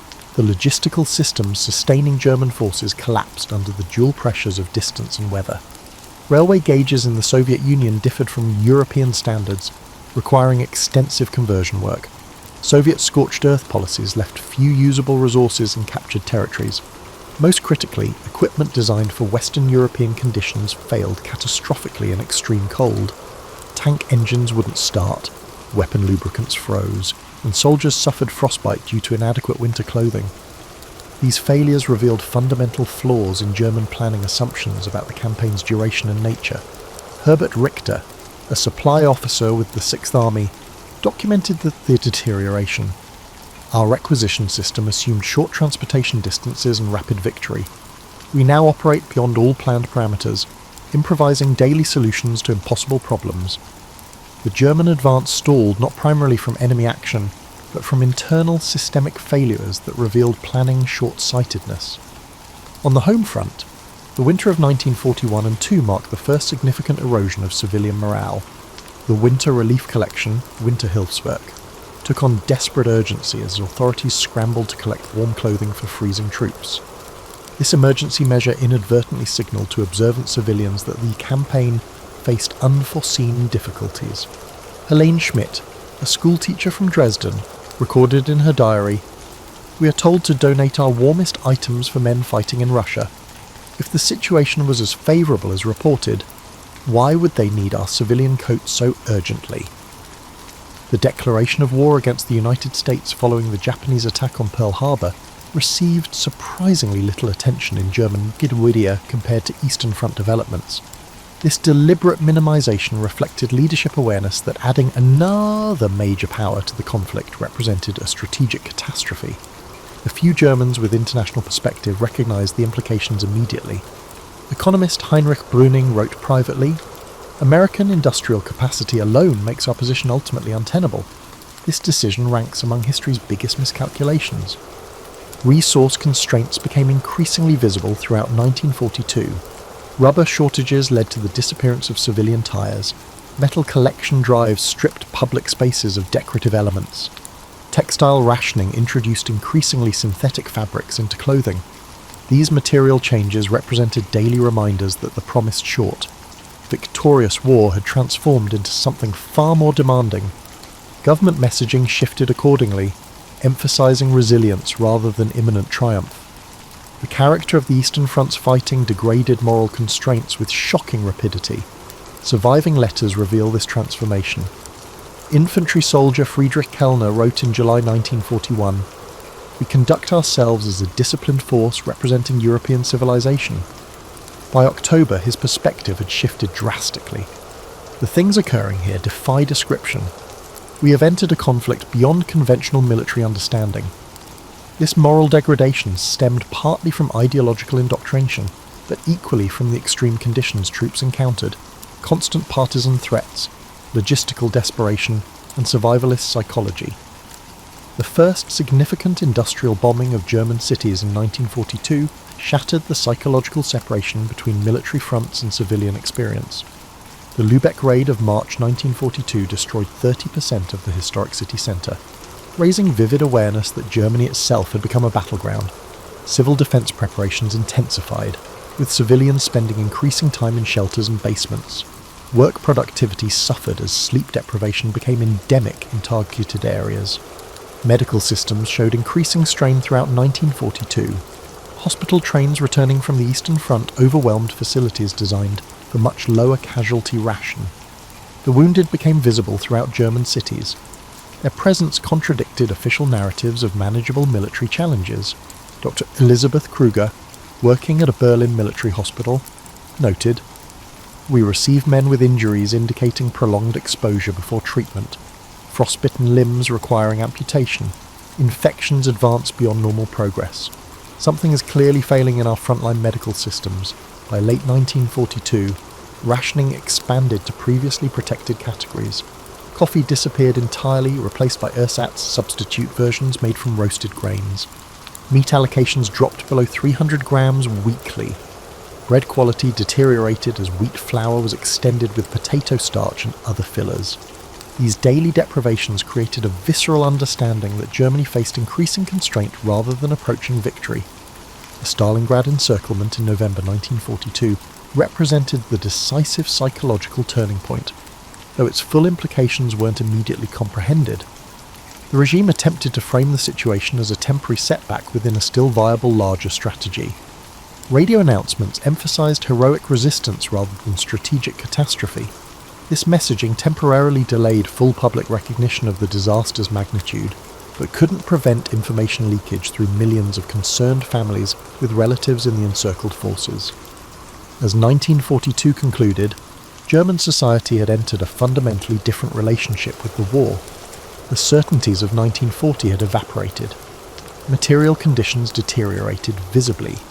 Information management became increasingly difficult as gaps between official narratives and observable reality widened. Most significantly, the psychological momentum had reversed. Rather than anticipating imminent victory, both military personnel and civilians began adjusting to an open-ended struggle with no clearly articulated endpoint. The foundations for eventual collapse were now firmly established.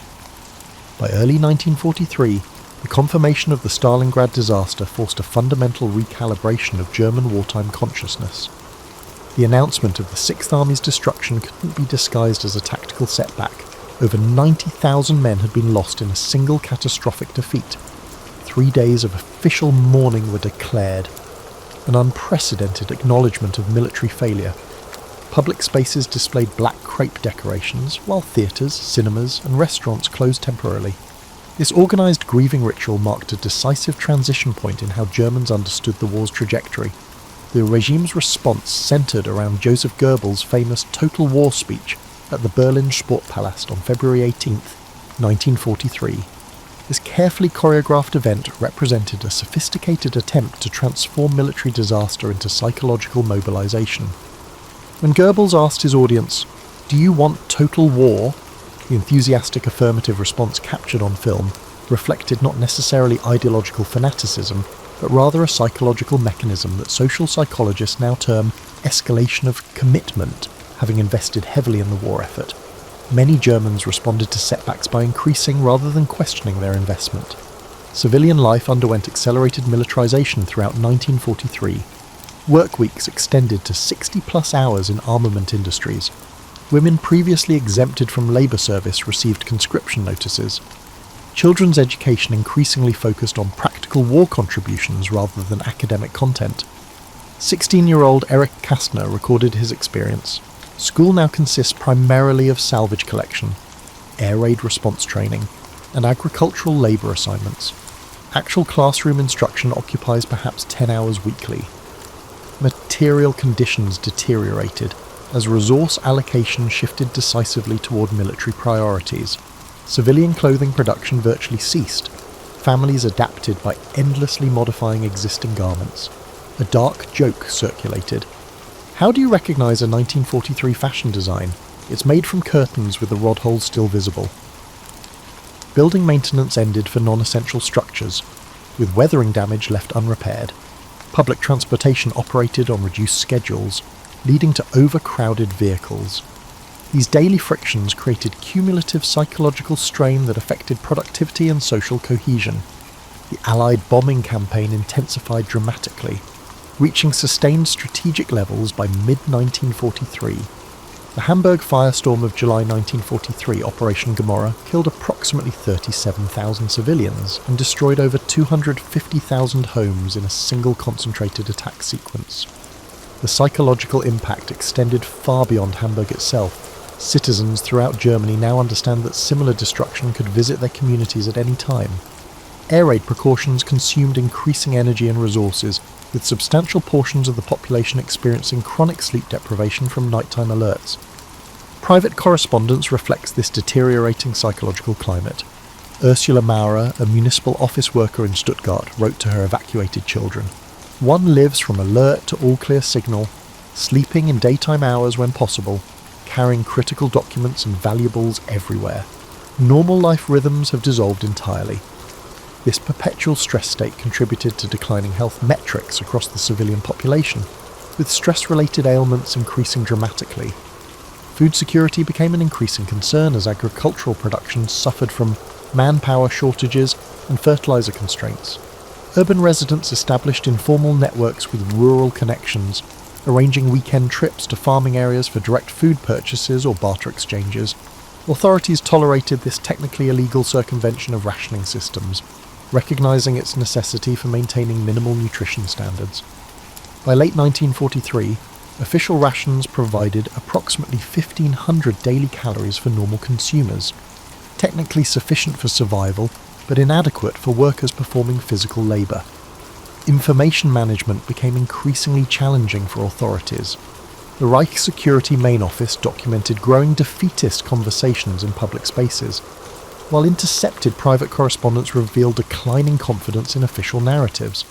Rather than direct censorship, which would acknowledge information problems, authorities responded with intensified propaganda, emphasizing miracle weapons under development and potential divisions among Allied powers. These narratives lost credibility among segments of the population who had access to alternative information sources, especially those who could listen to forbidden foreign radio broadcasts. Religious institutions experienced a notable revival during this period. Church attendance increased significantly in both Protestant and Catholic congregations, with religious authorities carefully balancing spiritual comfort against regime opposition. Pastor Dietrich Bonhoeffer's secret seminary activities represented the most organized theological resistance, but thousands of local clergy provided more subtle moral alternatives to official worldviews. This religious revitalization represented a significant cultural current running counter to the regime's totalitarian aspirations. The family unit underwent profound transformations as female-headed households became the norm rather than the exception. With most working-age men in military service, women assumed unprecedented responsibilities managing family finances, making educational decisions, and maintaining property. This practical experience contradicted official gender ideology, while creating post-war expectations that would prove impossible to reverse. Sociologist Elizabeth Heinemann terms this the negotiated patriarchy, nominal adherence to traditional gender roles while practical circumstances required their systematic violation. By late 1943, German society existed in a state of contradictory consciousness. Official rhetoric maintained victory remained achievable, while daily experience provided mounting evidence of unsustainable decline. This cognitive dissonance produced social behaviours that external observers often misinterpreted as fanaticism, but actually represented adaptive mechanisms for navigating impossible contradictions. German society had entered a condition of paradoxical functionality, maintaining productive activity while fundamental systems degraded beneath the surface. This tenuous equilibrium would face even greater challenges as military reversals accelerated in the coming year. The Allied landings in Normandy on June 6, 1944, shattered a critical psychological bulwark. Since 1940, German propaganda had emphasized the impregnability of the Atlantic Wall defensive system. Elaborate media reports had showcased massive concrete bunkers, underwater obstacles, and dense minefields supposedly making invasion impossible. When Anglo-American forces established a viable beachhead despite these defences, the credibility gap between official claims and observable reality widened irreparably. Heinz Guderian later wrote, "The psychological impact of the successful invasion exceeded its immediate military significance. It demonstrated that nothing proclaimed impossible by our leadership was actually beyond Allied capabilities." The assassination attempt against Hitler on July 20th, 1944 revealed deep fractures within the German elite that had been carefully concealed from public view. The involvement of senior military officers, aristocrats, diplomats and civil servants contradicted the image of unified national purpose carefully cultivated since 1933. The regime's response, approximately 5,000 executions and 7,000 arrests, represents an unprecedented internal security crisis requiring substantial resources diverted from military needs. This internal purge particularly devastated professional military leadership, removing experienced officers during a period of maximal external threat. Industrial production achieved paradoxical peak outputs in mid-1944, despite intensifying Allied bombing. Albert Speer's rationalization initiatives, coupled with the exploitation of approximately 7.6 million foreign forced labourers, temporarily offset resource limitations. This production miracle created false confidence among some leadership circles while masking fundamental systemic vulnerabilities. The transportation infrastructure supporting this industrial output, particularly railways and canals, faced increasing disruption from precision bombing, creating distribution bottlenecks that left finished weapons stranded at production facilities. Foreign workers represented an increasingly visible presence throughout Germany, creating complex daily interactions that contradicted racial ideology. By 1944, approximately 1/4 of the German workforce consisted of foreign nationals, some voluntary workers from Allied or neutral countries, others conscripted labourers, and still others concentration camp inmates allocated to industrial enterprises. While official policy mandated strict separation, practical necessity required working relationships that sometimes developed into human connections despite severe penalties. Factory supervisor Wilhelm Hauser recorded, "Theory dictates minimum interaction with Polish workers. Reality requires teaching them machinery operation, which inevitably leads to conversation beyond technical matters." The Soviet summer offensive, Operation Bagration, beginning June 22, 1944, destroyed Army Group Center, inflicting losses from which the Wehrmacht never recovered. The scale of this disaster surpassed even Stalingrad, with approximately 350,000 German casualties in a 5-week period. The psychological impact was magnified by the timing, occurring simultaneously with the Normandy campaign. It created inescapable awareness that Germany faced overwhelming pressure on multiple fronts without adequate resources for effective response. Military communications from this period reflect dawning recognition of inevitable defeat among field commanders, though such assessments remained criminalised if expressed officially. Civilian evacuation programs expanded dramatically as the eastern territories became threatened. Approximately 1.8 million Germans fled from East Prussia, Silesia and other eastern regions in late 1944, creating massive resource demands for temporary housing, food distribution and administrative services in receiving areas already under severe strain. These refugee populations brought first-hand accounts of the military collapse that contradicted sanitized official information, accelerating awareness of the strategic situation among Western German populations previously insulated from direct war effects.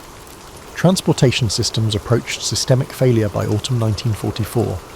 Allied bombing specifically targeted railway junctions, bridges and canal locks, creating cascading disruptions throughout the logistics network. Coal deliveries to urban areas became increasingly unreliable, leading to heating restrictions even before winter weather arrived. The ripple effects extended through all sectors.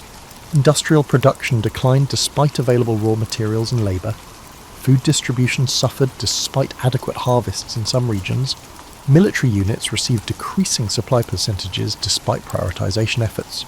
This logistical unravelling represented the practical manifestation of strategic defeat that theoretical analyses had predicted months earlier. Propaganda messaging underwent subtle but significant evolution, emphasising endurance rather than victory. The concept of holding out durchhalten replaced previous narratives of inevitable triumph. References to historical examples of national resilience became prominent, particularly the 7 Years' War when Frederick the Great's Prussia had survived, despite seemingly hopeless military circumstances. This messaging shift implicitly acknowledged the deteriorating situation while attempting to maintain civilian cooperation with increasingly desperate measures. The Volkssturm, People's Storm Militia, established in September 1944, represented both practical military desperation and psychological manipulation. By conscripting males between 16 to 60 previously exempted from service, authorities gained approximately 175,000 poorly trained personnel while simultaneously creating broader investment in continued resistance. The psychological calculation proved partly successful. Families with Volkssturm members felt an increased commitment to defence measures despite recognition of the overall strategic situation. This force was militarily ineffective but played a socially significant role in maintaining civil functioning during the accelerating collapse. Christmas 1914 marked a poignant psychological milestone. Despite unprecedented material shortages, families maintained holiday traditions with remarkable determination. Surviving records show elaborate efforts to create meaningful celebrations, decorations manufactured from salvaged materials, gifts fashioned from repurposed items, special meals assembled from hoarded ration portions.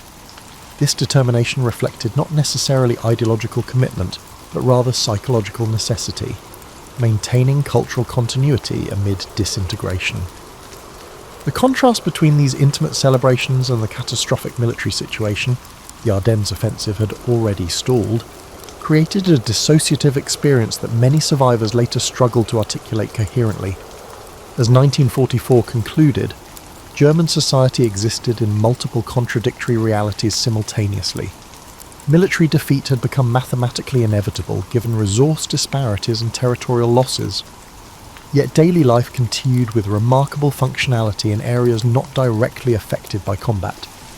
Institutional structures maintained operational continuity despite leadership losses and resource constraints.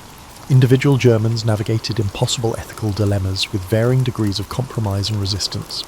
This complex condition, functioning organisations within a failing system and ethical individuals within a criminal state, defies simplified historical categorisation and continues to challenge historical understanding decades later.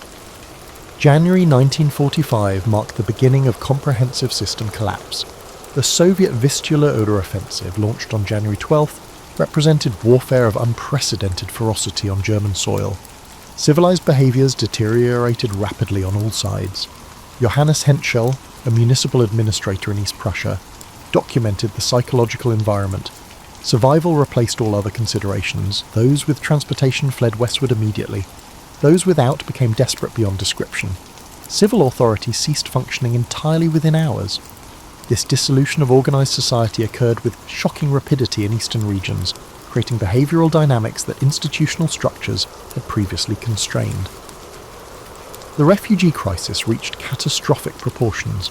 Approximately 8.5 million Germans fled westward during the war's final months, most during harsh winter conditions with minimal provisions. The Baltic Sea evacuation Operation Hannibal moved approximately 2 million civilians from East Prussia and surrounding regions despite Soviet submarine attacks that produced maritime disasters like the Wilhelm Gustloff sinking, 9,400 deaths. These desperate population movements created overwhelming humanitarian challenges and hindered effective defence preparations in the western regions that were receiving this influx of people. Allied bombing reached maximum intensity during this period, targeting mid-sized cities previously spared systematic destruction. The Dresden firebombing of February 13 to 15, 1945 killed approximately 25,000 civilians and devastated a city swollen with refugees. Similar attacks struck Pforzheim, Würzburg, and dozens of smaller communities with limited military significance. This final bombing phase created profound psychological trauma that post-war German society struggled for decades to process adequately. The apparent purposelessness of destruction at this late stage generated lasting moral questions that transcended typical war narratives. Resource systems collapsed entirely. Food distribution became localized and irregular.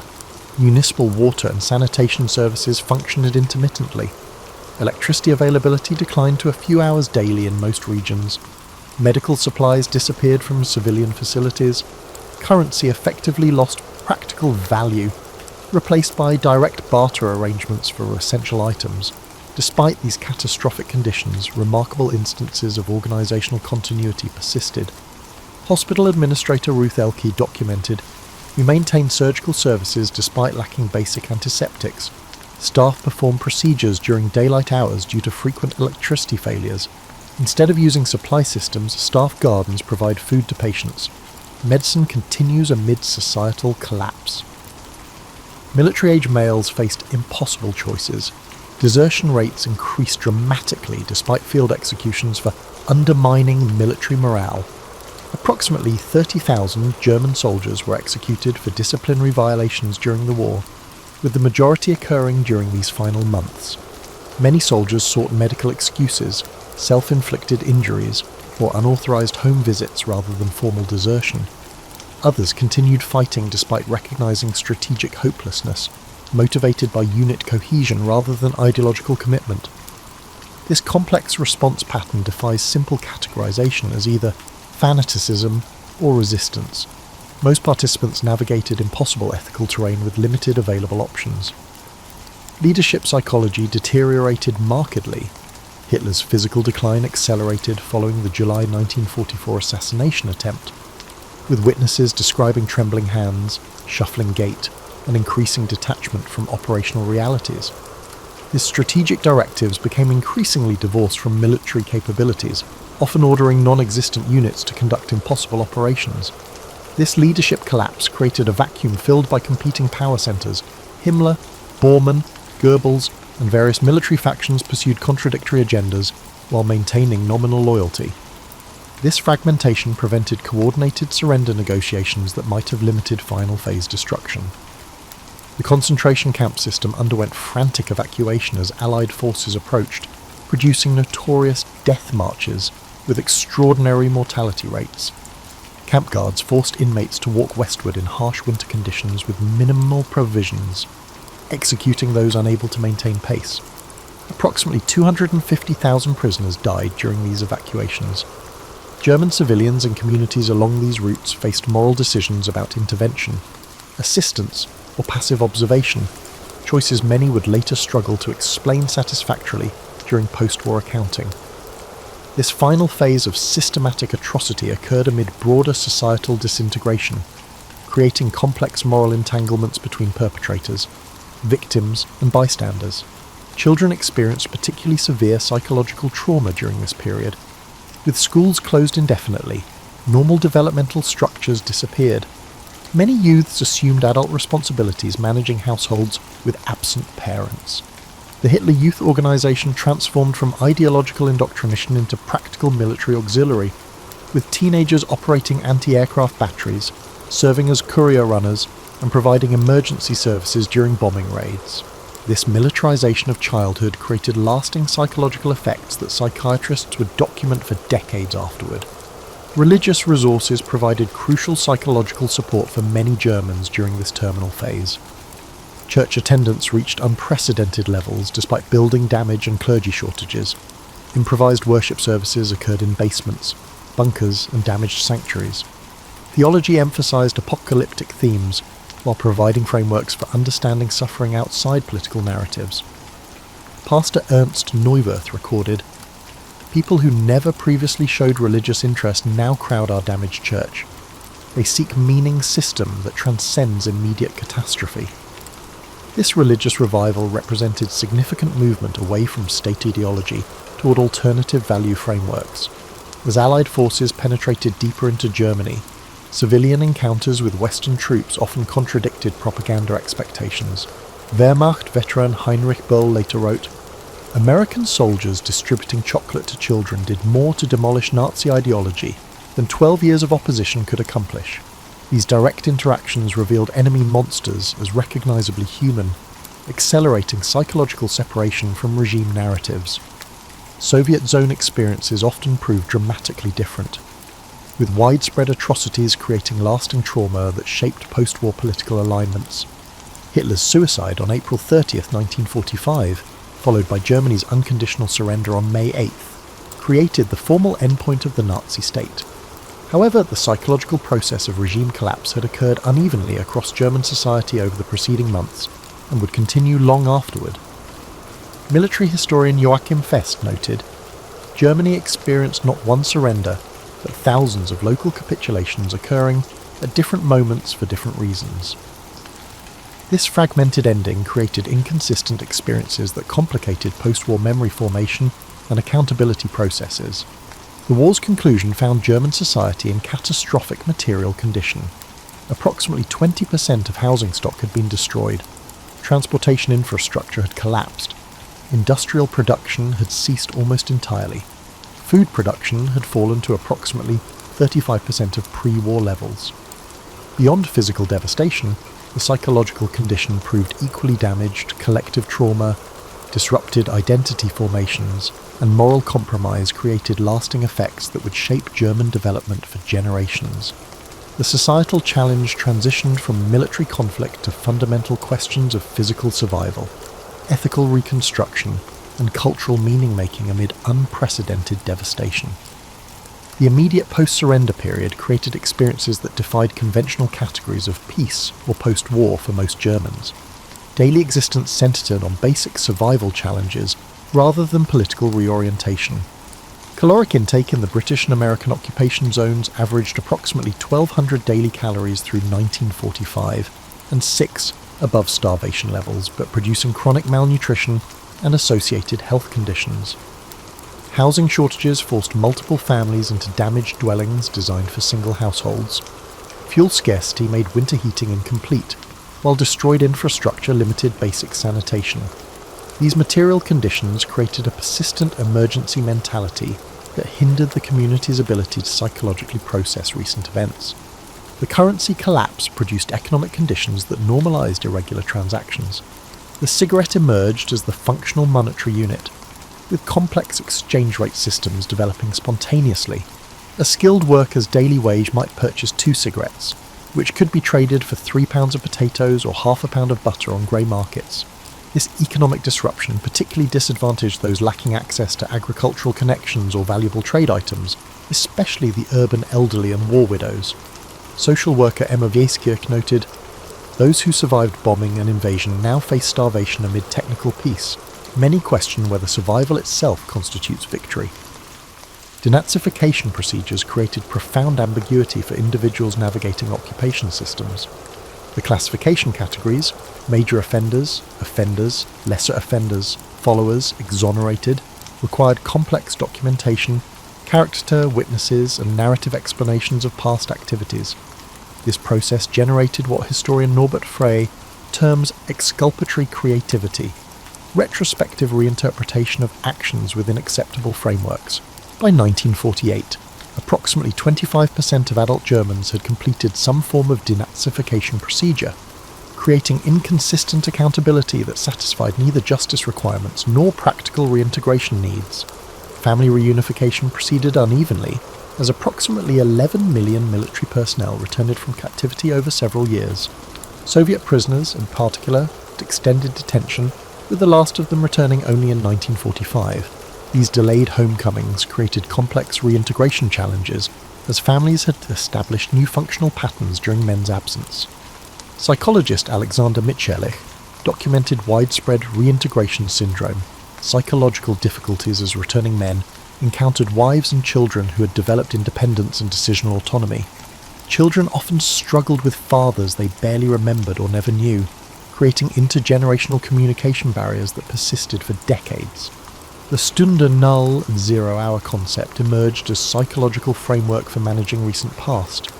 This metaphor suggested complete historical rupture, dividing experience into separate before and after periods with minimal continuity. While historically inaccurate, this conceptualization provided psychological utility by allowing compartmentalization of uncomfortable memories and moral compromises. Historian Konrad Jarausch identifies the practice as protective periodization, creating mental boundaries that facilitated daily functioning while postponing genuine historical reckoning. This separation particularly manifested in family silence about Nazi-era experiences, creating what psychologists later termed the communicative gap. Many German households established implicit rules against discussing certain topics, particularly personal involvement in Nazi organizations, knowledge of atrocities, or moral compromises made during the regime years. Children born after 1945 often reported growing up with nebulous understanding of their parents' war experiences, receiving fragmentary or sanitized accounts that emphasize suffering rather than agency.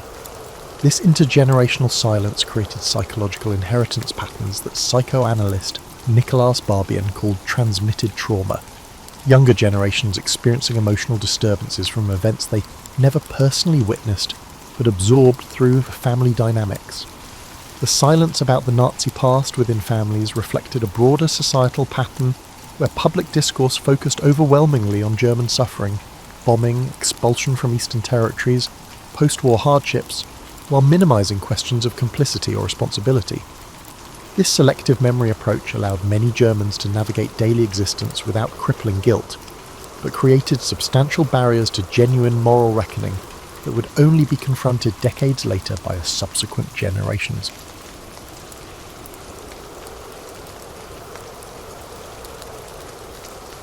When people today imagine King Arthur, they often picture a gleaming throne room in a fairy tale castle, yet the earliest roots of the legend trace to a far grittier era, sub-Roman Britain, roughly the 5th or 6th century.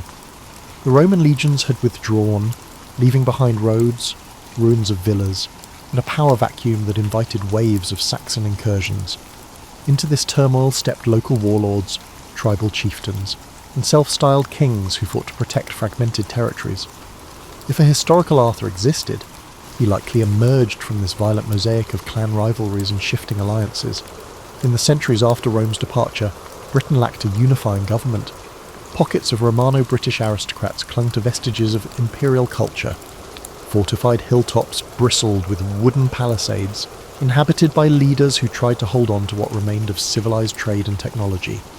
Meanwhile, coastal regions faced constant raids from across the North Sea. Archaeological evidence, such as the ruins of Tintagel in Cornwall, hints at a region influenced by the Mediterranean goods even while local power struggles raged. Amid these unsettled conditions, a figure sometimes identified as Arthur may have gained a following by leading successful defensive campaigns. Early medieval sources, like the Annales Cambriae, mention battles associated with him, especially a crucial victory at Mount Badon. Yet the historical record is thin, names get jumbled, timelines blur, and Arthur may have originally been a title, not a personal name.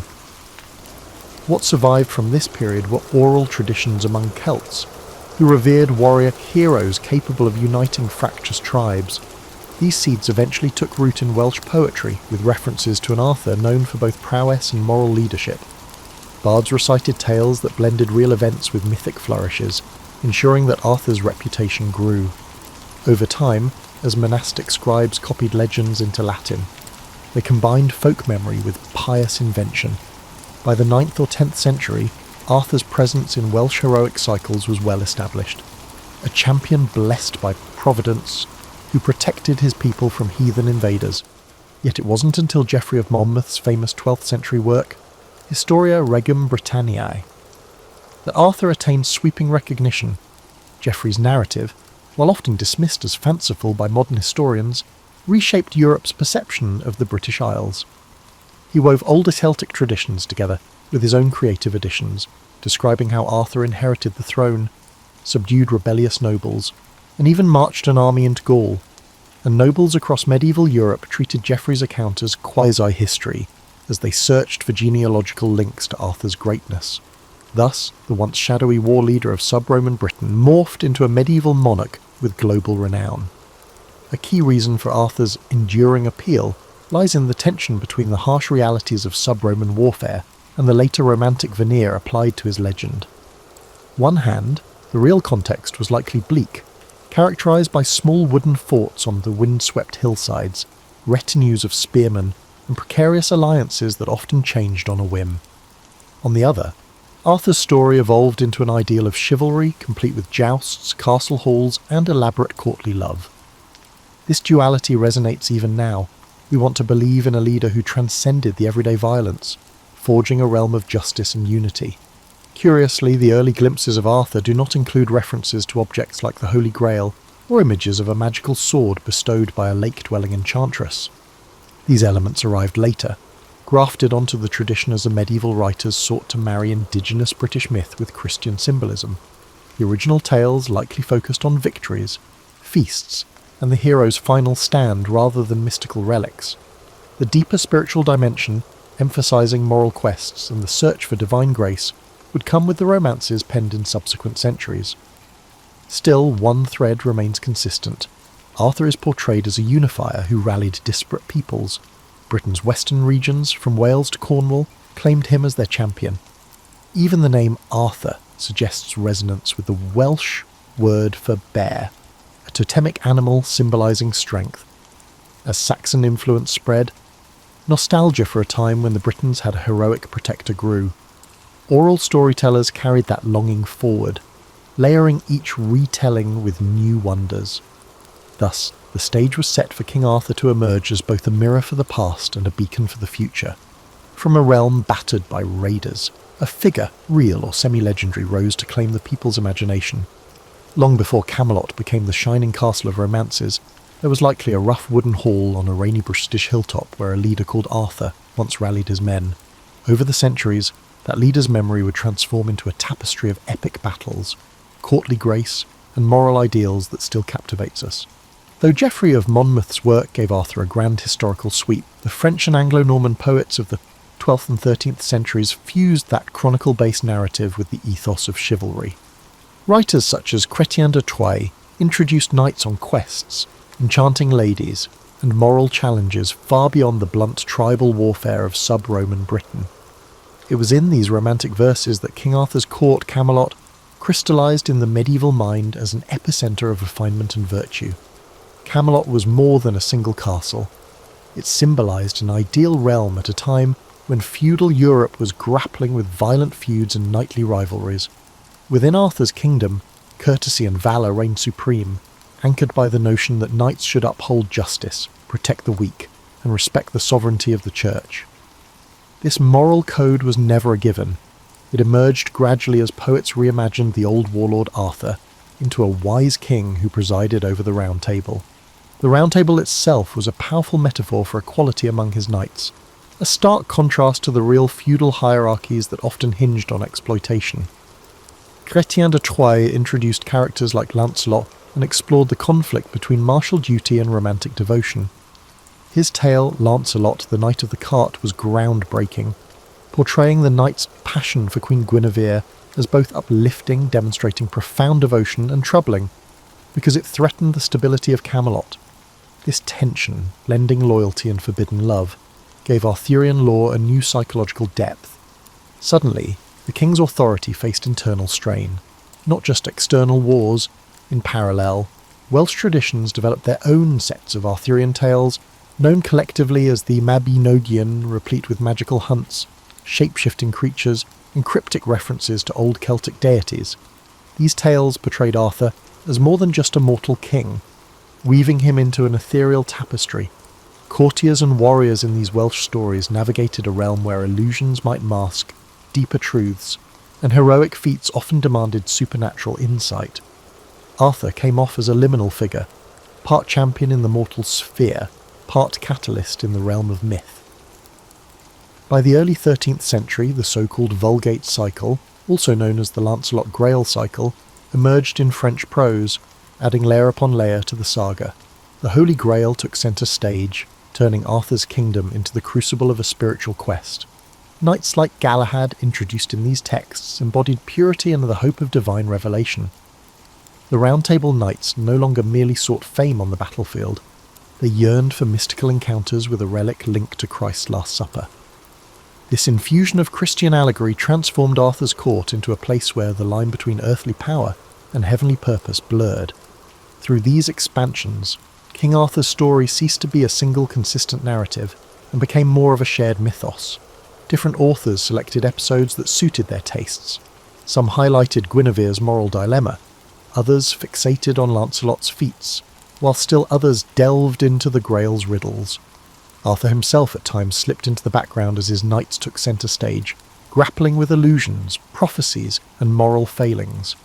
Yet the concept of Camelot as a golden era endured, a testament to a kingdom so just and noble that it attracted divine interest, even if it was eventually undone by human frailty.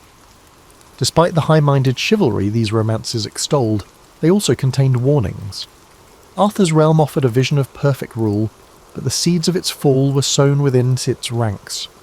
Lancelot's betrayal, Mordred's treachery, and the knight's fragmentation underscored how easily greatness could unravel. In reflecting on these fictional events, medieval audiences might ponder the fragility of their societies. Royal courts and noble houses existed in perpetual tension, threatened by ambition, jealousies, and foreign wars. Arthur's downfall was thus a cautionary mirror, reminding them that no empire, however idealized, was immune to the foibles of humanity. At the same time, the Arthurian cycle provided a spiritual dimension that comforted or challenged believers. The quest for the Grail, especially as told in the Questa de Saint Graal, championed asceticism over mere knightly prowess. Knights who succeeded did so by humility and moral purity, rather than brute force. This concept of sanctified heroism was novel in an age when military might typically defined power. Through the lens of Arthur's story, audiences could imagine a higher calling, one that demanded introspection as much as external victory. Thus, by the High Middle Ages, Arthur had become both a glittering monarch and a figure overshadowed by the complexities of his realm. Whether enthroned at Camelot or overshadowed by Lancelot's and Gawain's exploits, he represented a cultural wellspring that authors and audiences reshaped to reflect their aspirations, anxieties, and theological preoccupations. The warlord of an obscure British epoch had been thoroughly recast as the lodestar of chivalric civilization, a transformation that would resonate for centuries to come. While medieval audiences revelled in Arthurian romances, the Renaissance brought a degree of scepticism toward medieval chivalry. As Europe rediscovered classical antiquity, tastes shifted toward realism and historical inquiry, yet King Arthur proved remarkably resilient, inspiring new works even in an era that questioned medieval faith in the miraculous.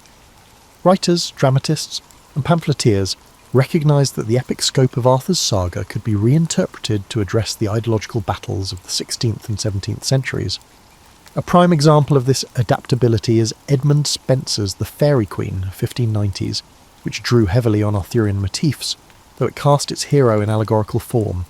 Spenser depicted Prince Arthur as the embodiment of perfection, seeking the Fairy Queen, representing Queen Elizabeth I. This conflation of Arthurian tradition with contemporary royal symbolism turned the old legend into a vehicle for praising Tudor rule. Even if the real Tudors had tenuous claims to genealogical descent from Arthur, the mythology served as a potent piece of propaganda, implying a lineage stretching back to the dawn of British greatness. Simultaneously, the printing press facilitated the widespread circulation of Sir Thomas Malory's Le Morte d'Arthur, first published by William Caxton in 1485. Though Malory wrote in the 15th century, the Renaissance generation rediscovered his compilation, which fused French and English sources into a comprehensive Arthurian epic. Its themes of loyalty, betrayal, and the tragic cost of internal discord found new resonance as England grappled with the religious schisms and dynastic uncertainties. Malory's text appealed to those craving heroism, but wary of the illusions that once cloaked medieval piety. In the broader European context, interest in King Arthur sparked debates over authenticity. Scholars asked whether Geoffrey of Monmouth's or Malory's accounts contained a kernel of fact or pure invention. Antiquarians pored over genealogical charts, local place names, and fragmentary manuscripts trying to prove or disprove Arthur's real existence. Some claimed he was a Celtic champion who fought off Saxon invaders, while others labelled him a total fabrication. Interestingly, these historical controversies did little to dampen the public's appetite for Arthurian plays, poems, and pageants. Real or not, Arthur remained a cultural touchstone. During the Elizabethan era, chivalric nostalgia blended with the monarchy's political agenda. Spectacles at court sometimes featured tilts and tournaments staged in an Arthurian spirit, accentuating the monarchy's claim to a glorious British past. However, as the 17th century wore on, civil war erupted in England, toppling the monarchy for a time. The old stories of knights bound by honour felt distant in a world split by ideological conflict between parliamentarians and royalists. Despite this, references to a lost age of unity dotted royalist propaganda. Arthur's symbol of a round table that transcended factionalism served as a subtle critique of the contemporary divisiveness. By the 18th century, the so-called Age of Enlightenment saw a turn toward rationalism. Medieval romance seemed quaint or superstitious to many intellectuals. Even so, Arthur persisted in popular imagination. Writers toyed with comedic or satirical takes, highlighting the gap between medieval illusions and modern rational thought. In these retellings, the feats of Arthur's knights, slaying dragons or embarking on magical quests, looked increasingly improbable. Yet these parodies only increased public familiarity with the legend, ensuring that the name of Arthur remained in circulation. Throughout this period, British national identity slowly coalesced, especially after the 1707 Act of Union merged England and Scotland. Authors in search of a unifying myth frequently referenced Arthur's promise, a king who once unified the realm, only to be undone by internal betrayals. This motif mirrored anxieties about whether Britain's newly merged kingdoms could truly stand together. Arthur's legend functioned as both inspiration and a cautionary tale, a reflection on the costs of disunity. Scholarly curiosity about Celtic heritage also played a role, spurred by the romanticisation of ancient bardic traditions. Researchers scoured Welsh, Breton, and Cornish folklore, curious to find evidence that might clarify Arthur's historical basis. Sometimes researchers would weave fragments of old poems or place-name legends into rational arguments about Arthur's possible birth date, or the location of specific battles. Although definitive proof remained elusive, each attempt underscored how the figure of Arthur bridged scholarship and myth, standing at the intersection of legend's emotional power and history's demand for evidence. Thus, between the Renaissance and the Enlightenment, King Arthur was never a static figure. He became a mirror for each era's hopes, illusions, and debates about monarchy, unity, and cultural identity. Whether cast as a courtly knight, a symbolic ancestor of present rulers, or a relic of superstition, Arthur retained the ability to inspire, provoke, and challenge. By the dawn of the Romantic era, he was poised for yet another grand revival, this time in poetry and the emerging novel form, ensuring his endurance for centuries to come. The Romantic movement of the late 18th and early 19th centuries embraced medievalism with gusto, seeking inspiration in distant ages perceived as more authentic and emotionally resonant. King Arthur's lore fit perfectly into this artistic wave. Writers such as Sir Walter Scott wove chivalric elements into historical novels, while lesser-known poets invoked Arthurian motifs to evoke the sublime and the melancholic. Crucially, this period saw a reimagining of the Arthurian legend, not just as a national myth, but as a repository of human longing and natural wonder. The Romantics valorized medieval ruins, folk ballads, and the sense that modern industrial society had lost contact with deeper truths. In this context, Arthur's court represented a realm where honour and beauty reigned, untainted by mechanized progress. Landscapes, misty moors, ancient stone circles, hidden lakes, acquired near mystical qualities, frequently associated with tales of Arthur's final departure for the Isle of Avalon. Paintings of the era depicting Guinevere or the Lady of Shalott combined lush colour and a dreamy atmosphere to create a longing for an irretrievable past. Perhaps the most significant revivalist during the Victorian age was Alfred. Lord Tennyson, whose Idylls of the King, published between 1859 and 1885, cast Arthur as a moral exemplar struggling against the corruption within his realm. Tennyson's verse soared with idealism yet carried an undercurrent of disillusion. In his hands, Camelot became a metaphor for Victorian Britain's aspirations, empire, technology, and moral righteousness. while the knight's failures reflected the era's anxieties about hypocrisy and social decay. The story of Lancelot and Guinevere became a tragic testament to human vulnerability, overshadowing the earlier illusions of gallantry. Tennyson's work was no mere literary exercise. It shaped Victorian cultural consciousness. Stained glass windows, tapestries, and even Artois-Haman architectural motifs sprang up in wealthy homes and public buildings, all referencing Arthurian scenes. Critics lauded Tennyson for elevating the legend to a moral epic, while detractors argued that he sanitized the more raw or ambiguous aspects. Nonetheless, Idylls of the King remained wildly popular, reinforcing the notion that Arthur's tale offered moral guidance for a modern age. Even Queen Victoria reportedly admired Tennyson's interpretation, seeing in Arthur's struggle a reflection of her desire to maintain moral authority in a changing world. Outside poetry, the arts and crafts movement, led by figures like William Morris, found in Arthurian romance an antidote to industrial mass production. Morris's designs, from wallpapers to bookbindings, invoked the swirling lines and medieval patterns reminiscent of illuminated manuscripts. He even wrote his own Arthurian-based works. For Morris and his circle, the legend represented a craftsmanship ethic and a sense of community lost to factory labour. Decorating one's home with Arthurian motifs hinted at a quest for authenticity in an increasingly mechanised society. Across the Channel, French and German intellectuals took note of this English fascination. Translations of Tennyson circulated, and cultural salons discussed the universal quality of the Arthurian myth, a noble ruler undone by betrayal and human weakness, a reflection on how the grandest visions can collapse from within. The story of a once cohesive realm fracturing resonated broadly in a time marked by revolutions and the unification of states like Italy and Germany. Yet the more the Victorians idealised Arthur, the more some critics pushed back. Realist authors found the legend archaic. They lampooned the knights as naive dreamers or castigated the romantic obsession as escapism, ignoring pressing social issues like poverty and inequality. Novelists such as Charles Dickens or Elizabeth Gaskell focused on contemporary life, rarely referencing Arthur. Still, even in their works, the notion of a lost moral centre lurked, as if Camelot's shadow lay over an industrial landscape that had lost its spiritual moorings. By the late 19th century, the medieval revival reached its peak. Pre-Raphaelite painters like Edward Burne-Jones rendered sumptuous scenes of knights questing in forests dappled with improbable light. Guinevere's hair glowed with golden hues, Lancelot's armour gleamed, and Arthur himself stood as a solemn, almost tragic figure.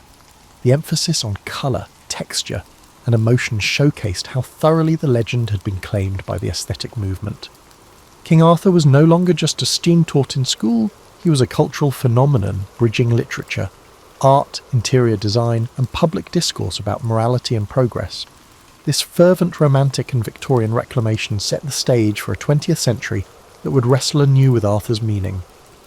As empire gave way to modern war and the illusions of unstoppable progress cracked, the question loomed: would the Arthurian legend remain relevant, or would it be relegated to the dusty corners of libraries, overshadowed by more pragmatic narratives of science and modernity?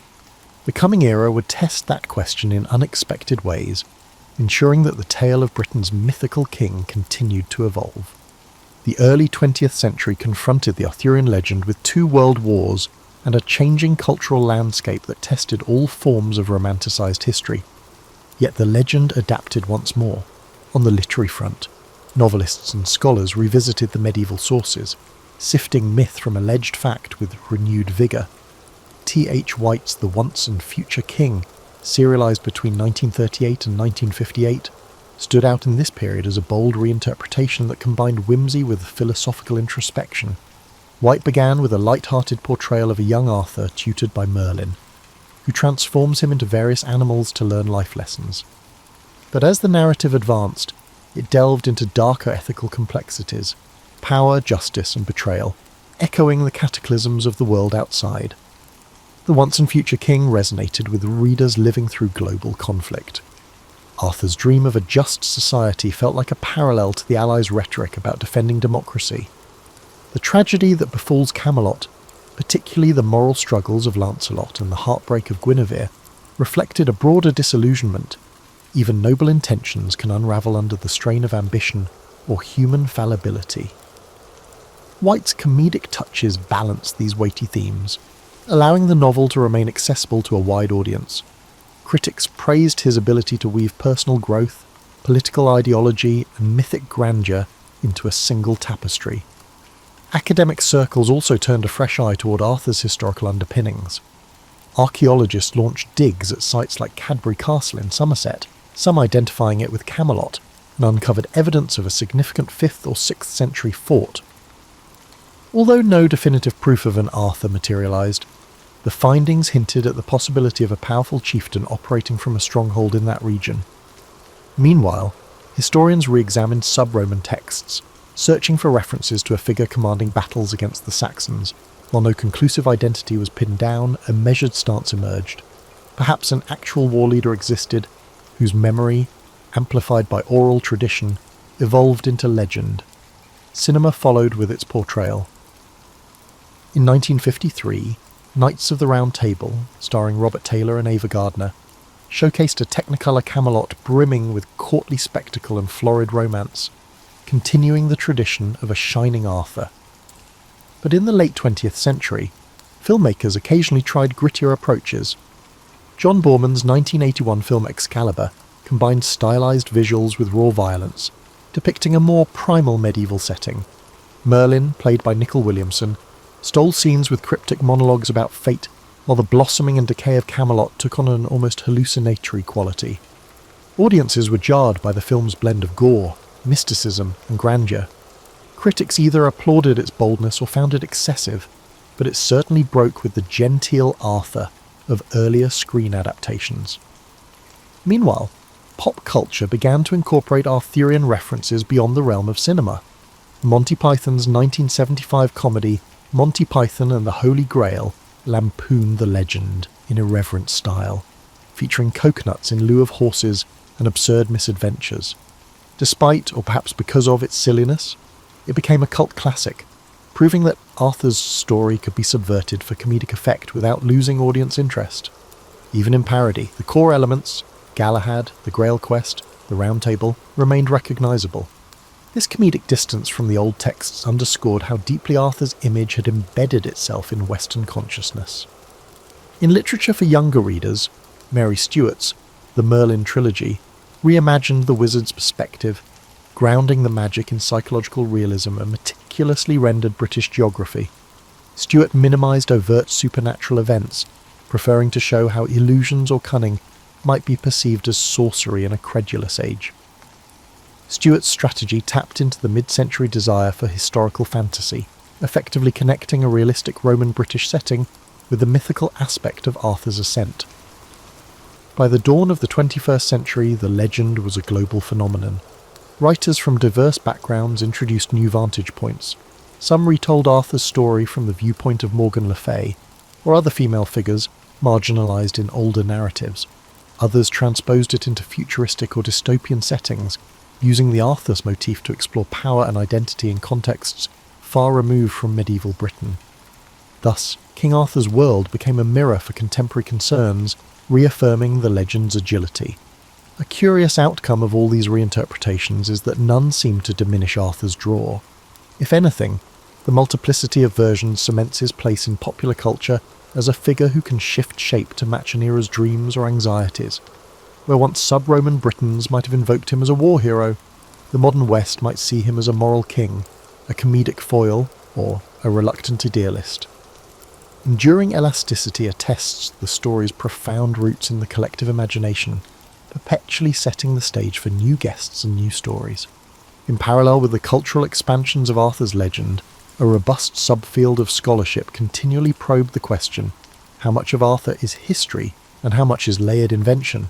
Academic conferences and journals wrestled with topics like the historical Arthur, the Celtic Twilight, and post-colonial readings of the Arthurian myth. Some scholars fixate on gleaning every trace of authenticity from early medieval records.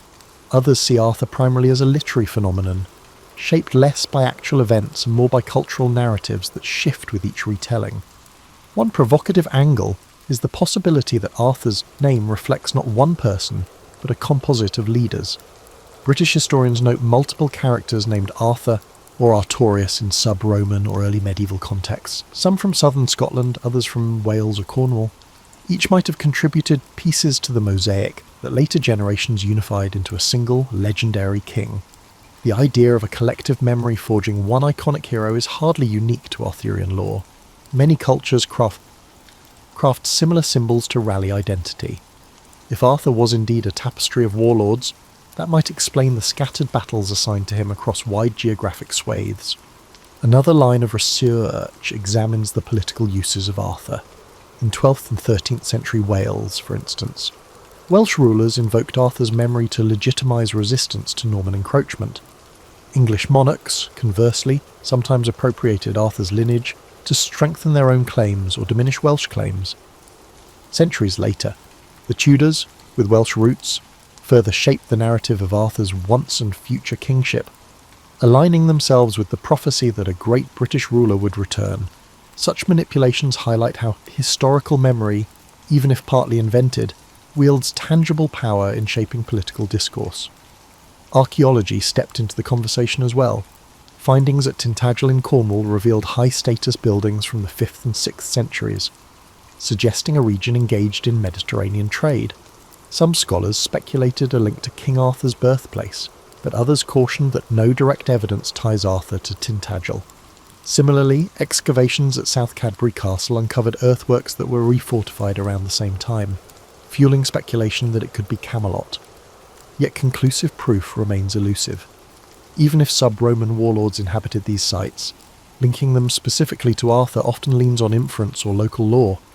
Still, these discoveries add texture to the environment from which an Arthur-like figure could have emerged. Hill forts bustling with trade goods, imposing ramparts, and fleeting glimpses of renewed local power. As for the Holy Grail, scholars trace its introduction to literary creativity rather than any early Celtic tradition. The Grail's first mention appears in Chrétien de Troyes' 12th century French romance. Over subsequent centuries, writers redefined it variously as a dish, a chalice, or a holy relic. By Malory's era it symbolised divine grace. Though evocative, it likely has no root in actual sub-Roman Britain. Yet ironically, the Grail quest would become one of Arthur's best-known storylines, showing again how later imaginings overshadow any original kernel. The final element often dissected by historians is the notion of Arthur's final battle at Camlan and his supposed immortality. Tales insists he didn't die but journeyed to Avalon, awaiting the time to return and save his people.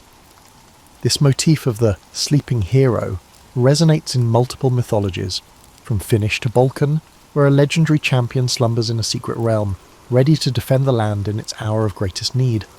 If Arthur's earliest known mentions already included an ambiguous death, it might indicate a broader mythic pattern. Cultures often prefer that their great heroes linger, promising cyclical renewal. Contemporary scholarship then juggles these layers: the possible sub-Roman commander, the medieval expansions, the Victorian romanticisation, and the modern reinterpretations. If a purely factual Arthur existed, it remains overshadowed by centuries of imaginative flourish. Yet the continued scholarly debate underscores that the legend's essence is not about verifying a single historical biography. Instead, it's about the interplay between memory, identity, and creativity. Each era projects its questions and values onto Arthur, gleaning new answers from the same set of age-old motifs. Within this dialogue lies a paradox. While we yearn to know the real Arthur, it's the transformations of his story that keep him relevant. The search for authenticity endures, but so does the tradition of rewriting him, ensuring that every generation finds its reflection in Camelot's mirror.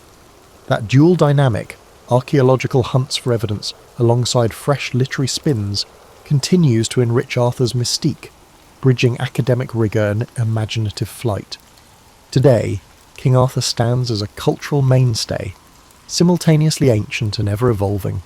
From glimmering blockbusters to niche historical novels, he resonates with modern audiences for reasons that extend far beyond medieval romance. Why does he endure? Perhaps because the Arthurian legend, at its core, addresses universal yearnings, the dream of a just society, the pain of betrayal by those closest to us, and the hope that even in times of darkness, a champion might arise or return.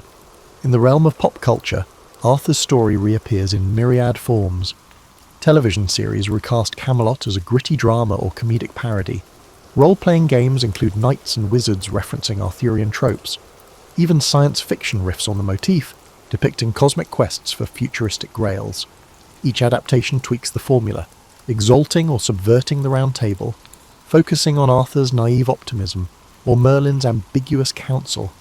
The legend's adaptability seems limitless, thriving precisely because it does not lock itself into a single vantage point. Moreover, modern creators often place greater emphasis on peripheral characters.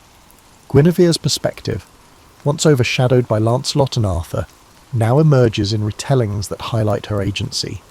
Morgan Le Fay, long pigeonholed as a seductive antagonist, gains complexity as a powerful sorceress shaped by a political marginalization. Knights like Gawain or Tristan star in spin-off narratives that delve into their motivations, trials, and moral failings. This expansion underscores an inclusive trend in storytelling. The supporting cast can hold as much intrigue as the central hero, adding depth and nuance. Another dimension is how Arthur's ethos intersects with contemporary debates on leadership and ethics. The Round Table has been cited in discussions about participatory decision-making, corporate governance, and community leadership. People often pose questions such as, how can we ensure honesty and loyalty in organisations? Or, what if our boardroom resembled a round table where every voice is equal?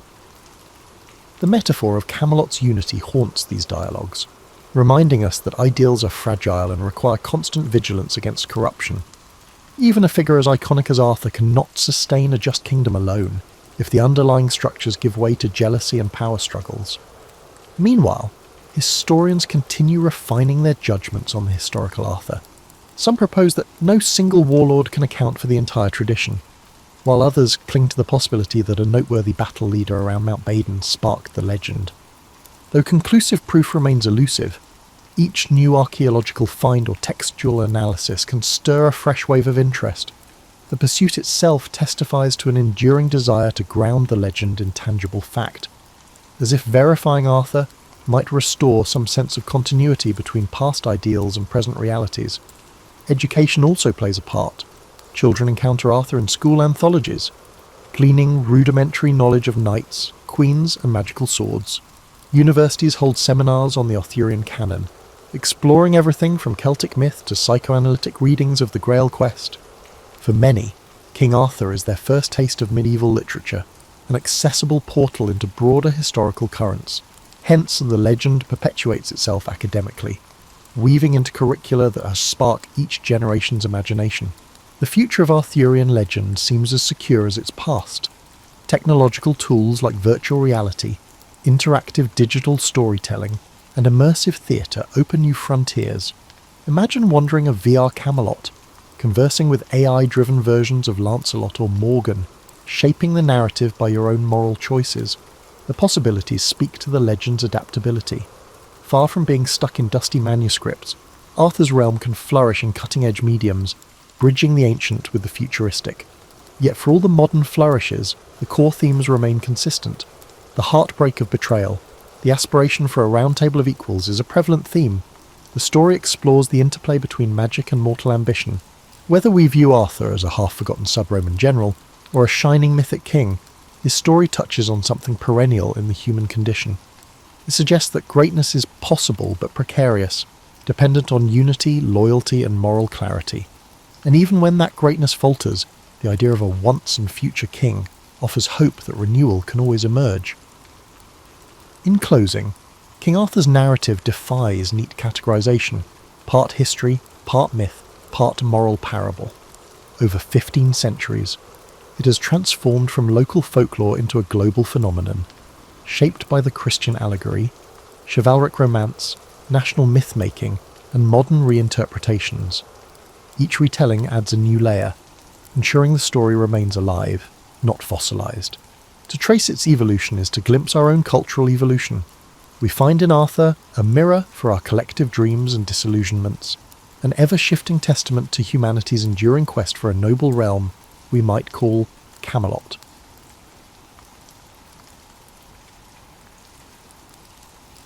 The Second Gulf War, sometimes known as the 2003 Iraq War, did not start immediately. Its origins were intertwined in the aftermath of the First Gulf War, post-9/11's fears, and the legacy of United Nations sanctions that had weighed hard on Iraqi culture. Following Saddam Hussein's invasion of Kuwait in the early 1990s, the US-led coalition launched Operation Desert Storm, which brought Iraq into submission. The official fighting ended quickly, but the following peace was far from stable. Economic sanctions have a significant impact on trade and the quality of life for ordinary Iraqis. Meanwhile, reports circulated that Saddam's regime possessed elusive weapons of mass devastation, WMDs, raising Western concerns. Throughout the 1990s, UN weapons inspectors combed Iraqi locations for chemical, biological, and nuclear programs. Occasionally, they found fragments, but most of the time, their efforts were halted. The inspections were hampered by cat-and-mouse tactics. UN teams accused Iraq of concealing evidence, while Baghdad said the West tried to undermine Iraqi sovereignty. The rest of the Middle East watched anxiously, fearful that any new confrontation would upend a region already reeling from Palestinian-Israeli tensions and the aftermath of the Iranian Revolution. Then followed the seismic event that altered world politics, the 9/11 attacks on the United States. Al-Qaeda's attack sparked a surge of fear and indignation, pushing the George W. Bush government to declare a global war on terrorism. Although Iraq had no documented links to 9/11, the administration quickly identified Saddam's regime as a possible threat. The danger was that terrorist groups may gain lethal technologies from rogue states, and Saddam's unpredictability made him an accessible target for the Americans. Speeches in Washington evoked a new moral clarity. Either you supported the United States or the terrorists. Diplomacy in the early 2000s was complex. European allies were divided, the United Kingdom supported the American position, while France and Germany warned that an unprovoked war could inflame the Middle East. In the United Nations Security Council, US officials claimed Iraq was violating numerous resolutions, notably those pertaining to WMD programs. Meanwhile, Hans Blix and other inspectors returned to Iraq, inspecting sites ranging from desert bunkers to elegant homes. They issued cautious reports, stating that they had yet to locate conclusive evidence of WMDs and were uncertain. However, the White House and Downing Street insisted that Saddam had perfected evasion methods, citing previously contested intelligence on a chemical and biological stocks. Public opinion around the world was sharply divided. In America, memories of 9/11 were still fresh. A sizable proportion of citizens supported the administration's attitude, believing that neutralizing any threats was critical. Others questioned the intelligence, pushing for stronger evidence. The largest anti-war protests since Vietnam erupted in global capitals, London, Rome, Sydney, and elsewhere, where protesters criticized the march as a war of choice. Skeptics demanded definitive evidence, apprehensive about a replay of previous tragedies where erroneous or fabricated data ignited hostilities. Iraqis, meanwhile, braced for the worst. After 12 years of grinding sanctions and periodic bombing campaigns in the so-called no-fly zones, many people were pessimistic. International journalists who visited Baghdad described a strange mix of defiance and fatalism. State-run media broadcast propaganda about Iraq's resilience, while ordinary citizens speculated about escaping or storing supplies. Saddam's administration bragged of a mother of all battles, but behind the scenes, fissures formed in Iraq's once powerful military machinery. Some generals suspected that a second conflict with the United States, particularly one that could result in a full-fledged invasion, would be disastrous. The Bush administration and its closest allies, particularly Britain under Prime Minister Tony Blair, secretly established a timeline. They maintained that Saddam had ignored international demands for more than a decade. The United Nations debated a new resolution explicitly authorizing action, prompting the United States and the United Kingdom to argue that previous resolutions gave adequate legal backing. Countries such as Poland and Australia joined the coalition, while others resisted. The last countdown began. From mid-2002 until early 2003, rhetorical intensity skyrocketed. The expression coalition of the willing became popular, referring to countries that agreed to cooperate with the United States. Officials at the Pentagon devised comprehensive plans for shock and awe, a technique designed to overwhelm Iraqi defences with overwhelming aerial bombardment and rapid ground attacks. Meanwhile, anti-war movements organised protests and demonstrations. ISIS set up human shields in Baghdad, while US Marines practiced maneuvers in the sweltering Kuwaiti desert. The drumbeat of war grew louder, reverberating across dinner tables, television channels, and diplomatic hallways around the world. In that tense atmosphere, the last spark was poised to ignite. The first salvo of the US-led invasion lit up the skies over Baghdad on March 20th, 2003.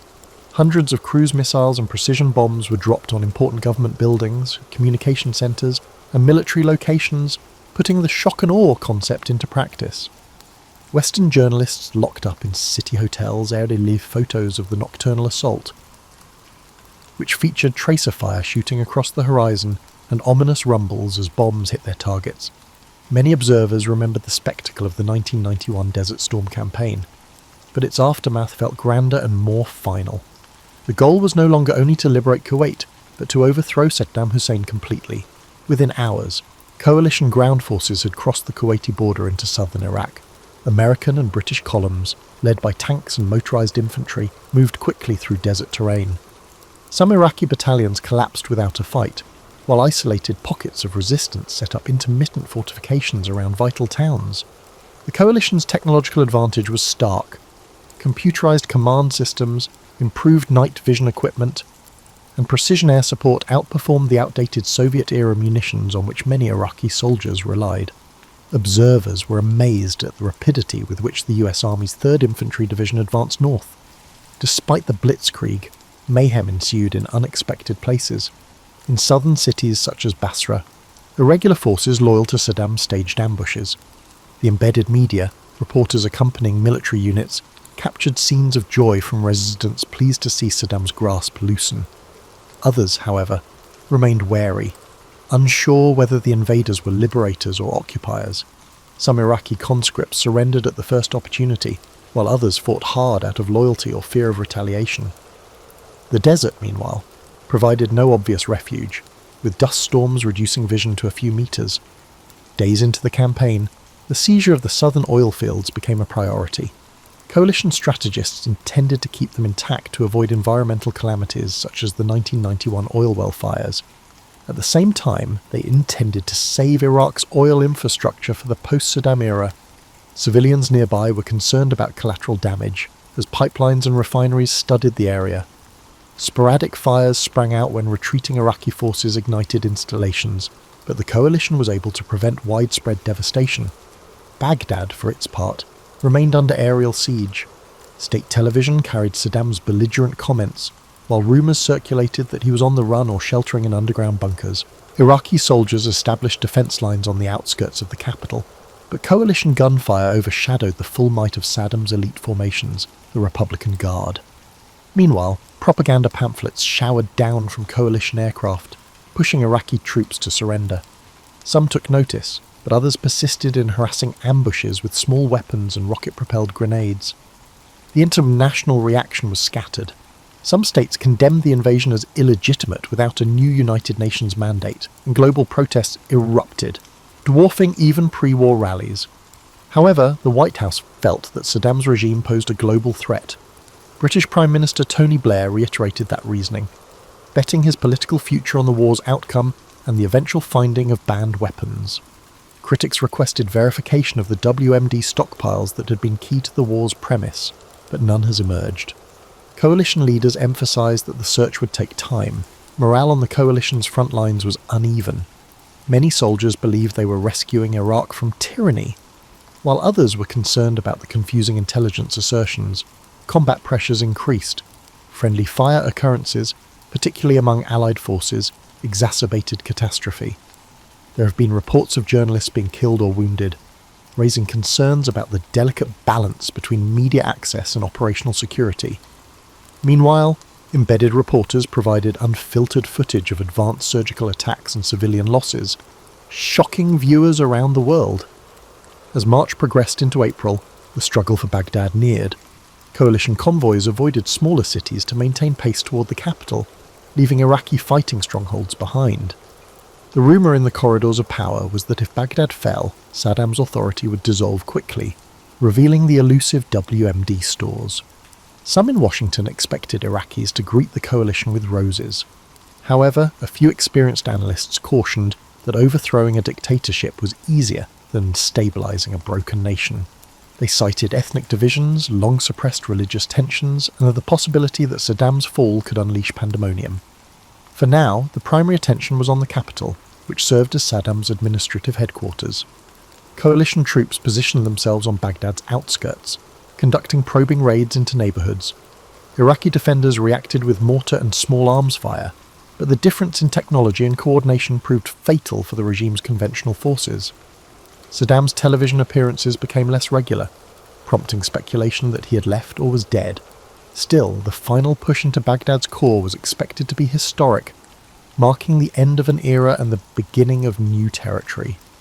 By early April 2003, coalition forces had ringed Baghdad and launched quick raids that tested Iraqi defenders' commitment.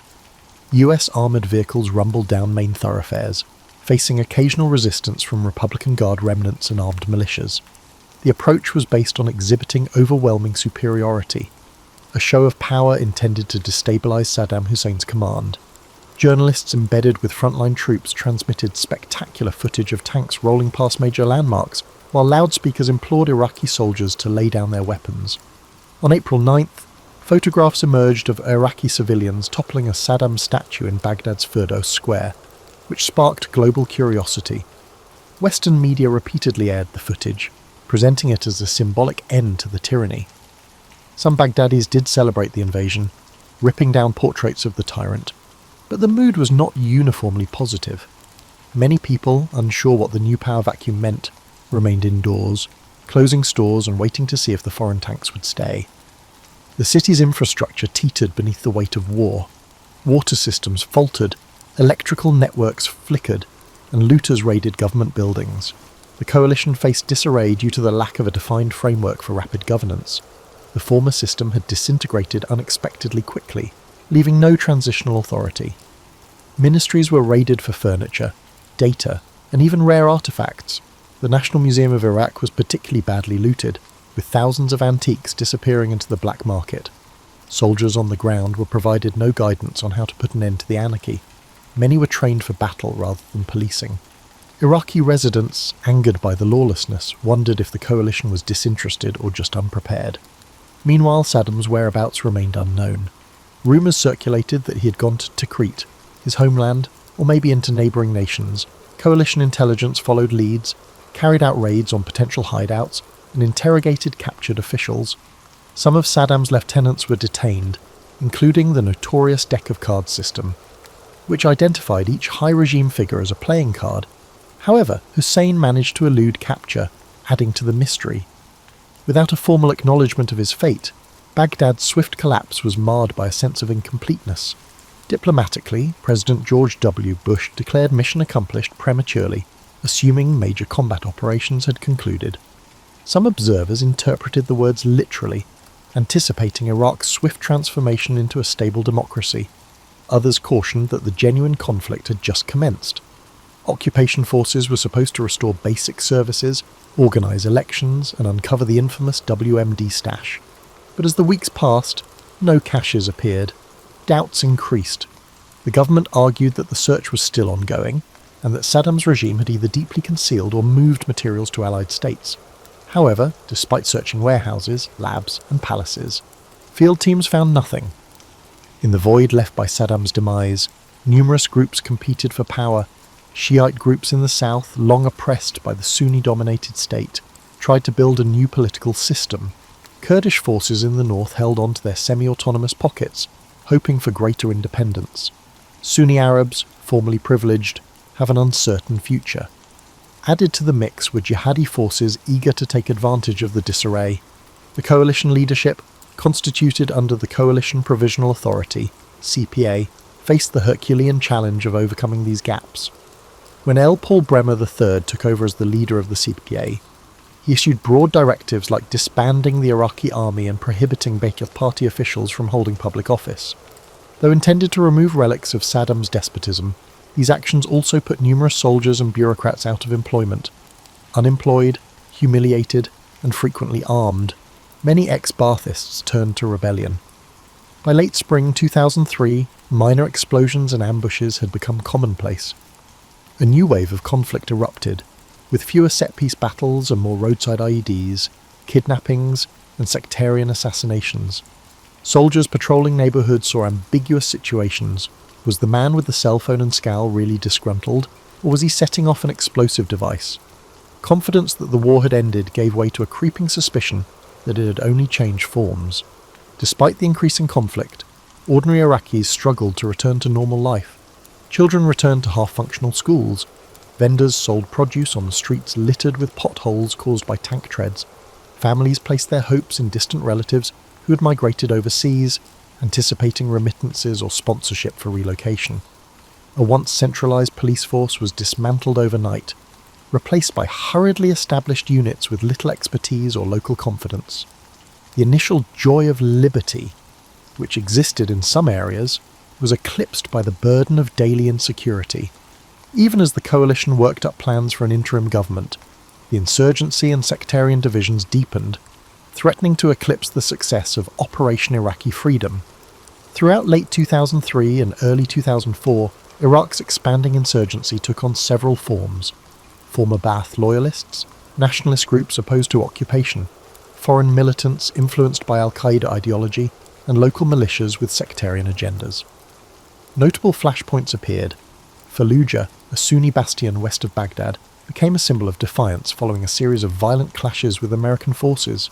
Images of ambushed contractors' bodies being desecrated on a bridge in Fallujah outraged the American people, fueling calls for a forceful military reaction.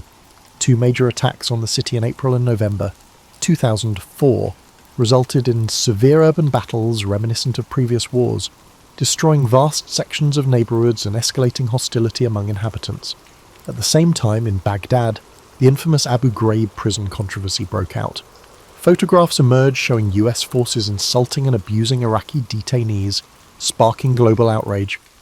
Many Iraqis, who were already dubious of the occupation's objectives, saw these photographs as confirmation of their darkest worries about Western disrespect for human decency. In the West, discussions raged over whether these were isolated occurrences or indicative of broader issues with incarceration and information collecting. The US military rushed to investigate, court-martialing certain soldiers while senior leadership swore the behaviour was not allowed. Nonetheless, the impact on America's moral position was evident. Against this environment, the Coalition Provisional Authority fought to restore Iraqi administration. Several exiled politicians returned to establish the Iraqi Governing Council. While some represented legitimate groups, others were perceived as opportunists, having spent decades abroad. The CPA's plan for transferring sovereignty to an interim Iraqi government took shape in mid-2004. The government led by L. Paul Bremer came to an end, and Iraq's interim leadership took over.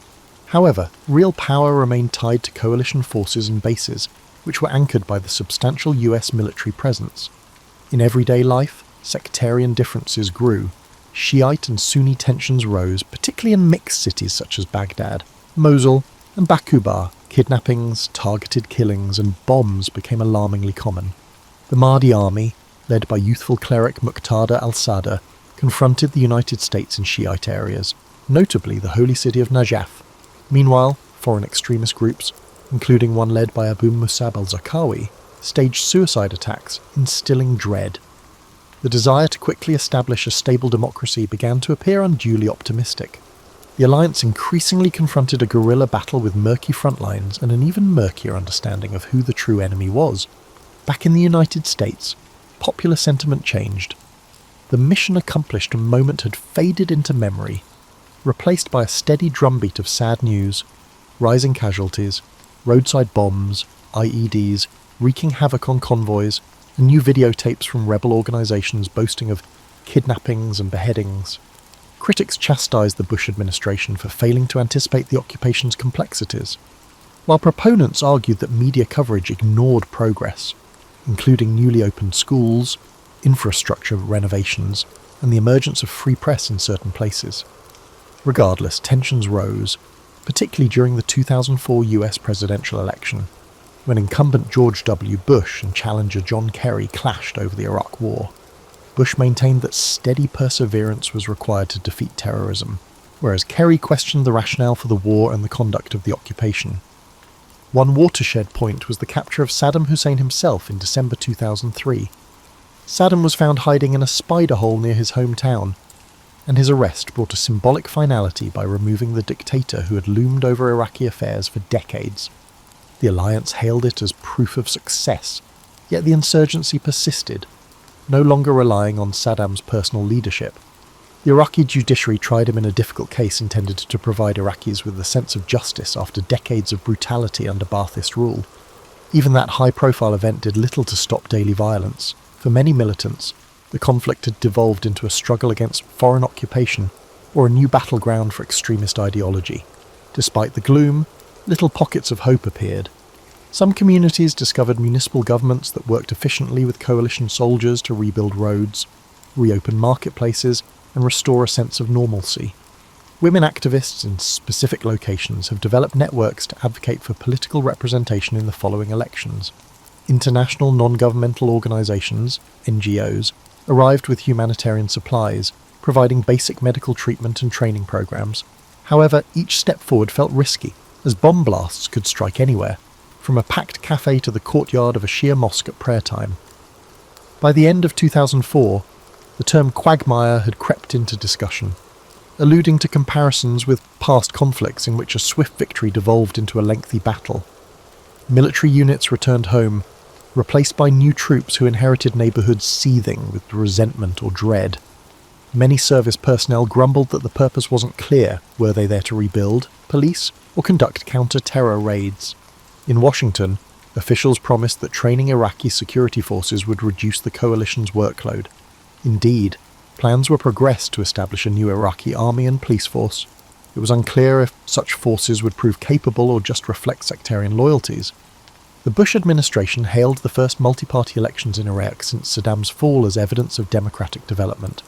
Despite concerns of rebel attacks, millions of Iraqis lined up at polling places, soaking their fingers in purple ink to prevent repeat voting. The photographs of proud voters, some dressed in traditional clothing, brought a rare moment of hope. However, the vote was fragmented along ethnic and sectarian lines. Shiite-led blocs dominated, while many Sunnis boycotted, believing the process was rigged or illegitimate under foreign occupation. Still, provisional administration emerged, promising to produce a permanent constitution. International advisors lingered, providing advice on everything from voting rules to judicial reform. However, bringing Shiite, Sunni and Kurdish forces together in a hostile atmosphere was no simple task. Debates emerged about federalism, resource sharing, particularly oil, and the role of Islamic law. Meanwhile, sectarian bloodshed persisted. Disgruntled Sunni populations, feeling neglected, provided fertile ground for insurgency recruitment. Extremist groups such as Al-Qaeda in Iraq took advantage of the vacuum, claiming to defend Sunni interests while imposing ruthless tactics on local communities. The alliance hoped to establish an Iraqi security apparatus capable of operating independently. Training camps produced police and army recruits, while militias infiltrated the ranks. On occasion, newly formed troops broke under pressure, dropping weapons during firefights. In certain locations, police stations were more influenced by local tribal leaders or sectarian militias than by the central government. Coalition commanders recognized that they were dealing with a multifaceted conflict. Building a loyal security force necessitated bridging past rivalries and ensuring that power distribution did not alienate any one party. The tightrope act frequently faltered. Sectarian violence erupted in 2006 after the bombing of Samara's Al-Askari Mosque, a venerated Shia shrine. The vengeance was quick and savage. Sunni mosques were targeted in retaliation, triggering a continuing cycle of vengeance. In Baghdad, districts were transformed into enclaves separated by hastily constructed concrete walls. Militias such as the Mahdi Army and the Beda organization established themselves in Shia neighborhoods, while Sunni rebels, Ba'ath loyalists, and Al-Qaeda-affiliated cells dominated other areas. Ethnic cleansing occurred in microcosm. Families abandoned their homes due to threats from competing sects, and the capital's mosaic fractured into enclaves patrolled by armed men of various allegiances. Coalition troops were caught in the crossfire, forcing them into a difficult policing situation. Commanders realized that large-scale sweeps could exacerbate hostility since heavy-handed methods could hurt both civilians and rebels. Meanwhile, political discontent in Washington skyrocketed. Leaders questioned how a war build as swift and decisive had devolved into a grinding sectarian crisis. Defense Secretary Donald Rumsfeld faced criticism, which led to his resignation. The new approach necessitated a more nuanced strategy, which resulted in the 2007 surge led by General David Petraeus, which deployed an additional 20,000-plus American troops with the goal of securing population centres and gaining local trust. The surge's idea is to deploy coalition soldiers alongside Iraqi security personnel in neighbourhoods, reconstruct destroyed public services, and support local patrols. It hoped to reduce violence enough to allow political solutions to gain traction. The initial months were violent as rebels tested the new strategy with devastating attacks. However, by late 2007, sectarian killings had decreased, thanks in part to the awakening councils in Sunni districts, when tribal elders rebelled against al-Qaeda's violence and embraced US backing. This collaboration lowered tensions in particular areas, but opponents claimed it only stalled lines of conflict, leaving larger grievances unresolved. In the midst of these developments, Prime Minister Nouri al-Maliki led the Iraqi government by balancing Shia, Sunni, and Kurdish political alliances. The consequences were mixed. Corruption claims plagued ministries, critical services such as power and clean water lagged behind demand, and sporadic bombs reminded everyone of the fragile state of order. However, some signs of normalcy emerged. Coffee shops opened, families went to parks, and shopkeepers in Baghdad's key markets began to see customers again. Diplomats from many countries took cautious moves to reopen embassies. Back home in the United States, war fatigue was obvious. Allies like Britain curtailed their participation, leaving the US contingent as the mainstay. Eager to reallocate resources, Washington's officials insisted that if Iraqis could preserve relative stability, a phased pullout might be possible. Meanwhile, the WMD issue, which had sparked the conflict, had been completely abandoned. No significant stockpiles had ever been located. The official narrative shifted to emphasize promoting democracy and liberation from repression. Opponents said that nation-building was an afterthought added after no prohibited weapons surfaced. By the end of 2008, the US and Iraqi governments had reached a Status of Forces Agreement, SOFA, which outlined a timeline for coalition withdrawal and clarified the legal foundation for foreign forces. Observers saw it as a tentative move towards sovereignty. Nonetheless, pockets of bloodshed persisted. No one felt the war had actually ended. Iraq's future remained uncertain amid sectarian feuds, Islamist infiltration, and unstable administration. The year 2009 marked a significant shift in the course of the Second Gulf War. When Barack Obama took office in the United States, he inherited a war that had claimed thousands of lives and cost billions of dollars. Obama, who campaigned on promises to end the conflict, ordered a gradual withdrawal of American troops. The surge had reduced sectarian bloodshed, but isolated explosions continued to jolt markets and government buildings. Iraqi security forces, while larger in number, were inconsistent in quality and allegiance. Nonetheless, the White House and Baghdad leadership pressed on with the plan to place complete responsibility on Iraqi shoulders.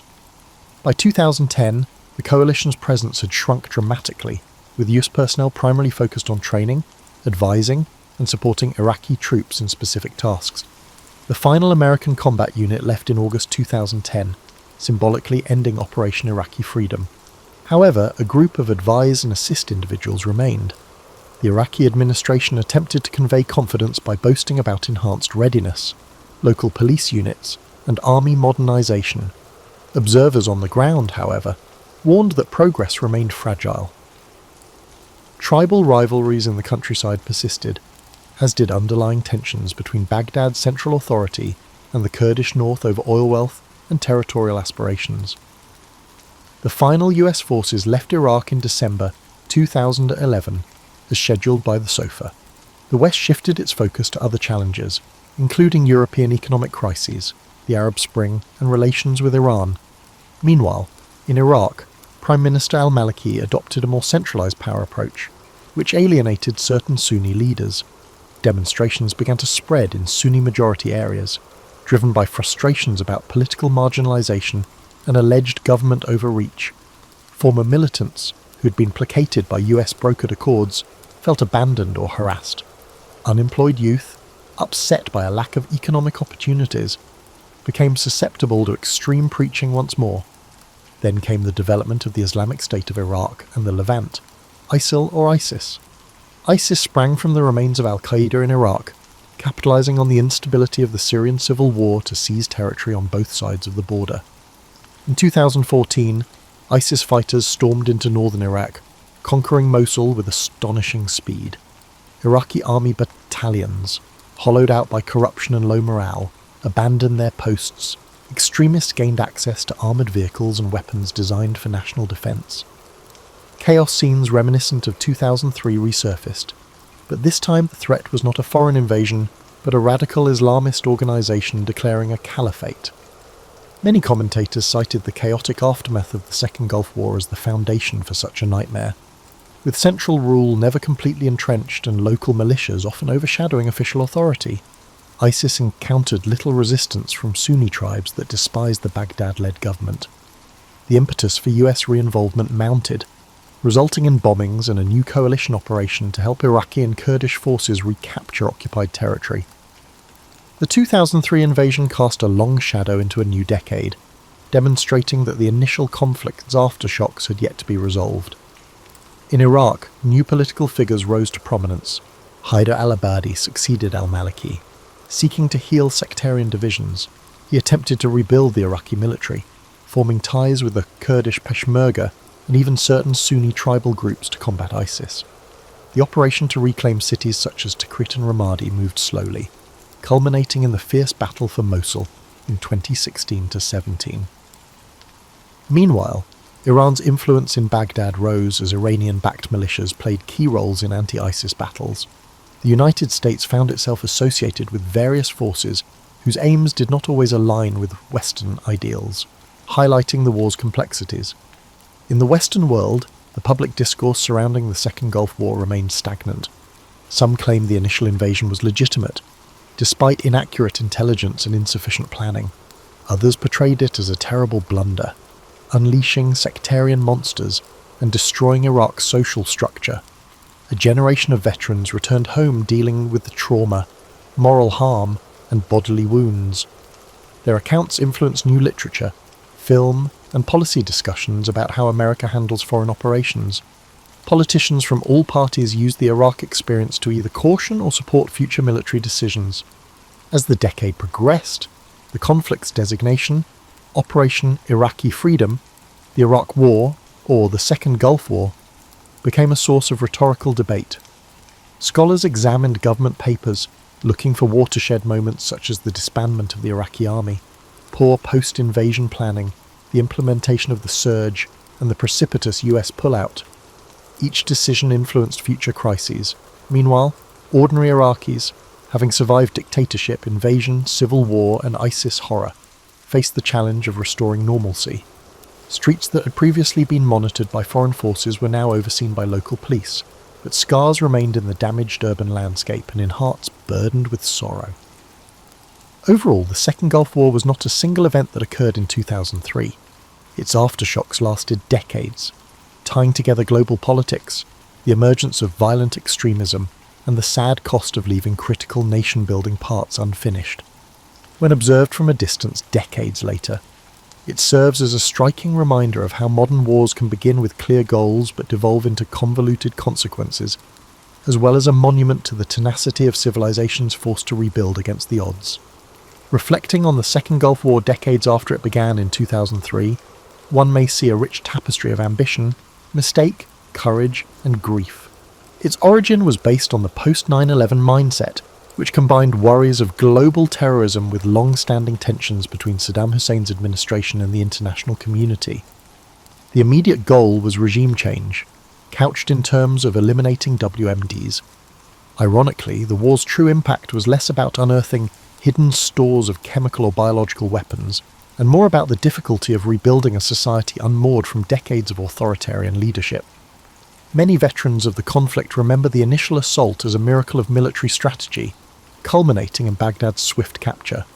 However, they also describe how the enthusiasm faded as it became evident that removing Saddam would not guarantee a stable democracy. Instead, overlapping insurgencies, widespread corruption, and deep sectarian grudges transformed the occupation into a lengthy quagmire. For soldiers on the ground, it was less about broad strategies and more about building connections with people, diffusing roadside bombs, and determining friend from foe in a sea of misinformation. Iraqi residents, too, carried various stories, ranging from the promise of overthrowing a detested ruler to the horror of street fighting and kidnappings to the tiredness of ongoing blackouts and water shortages. Some families applauded the coalition for deposing a tyrant who had committed widespread brutality against Kurds, Shiites, and political opponents.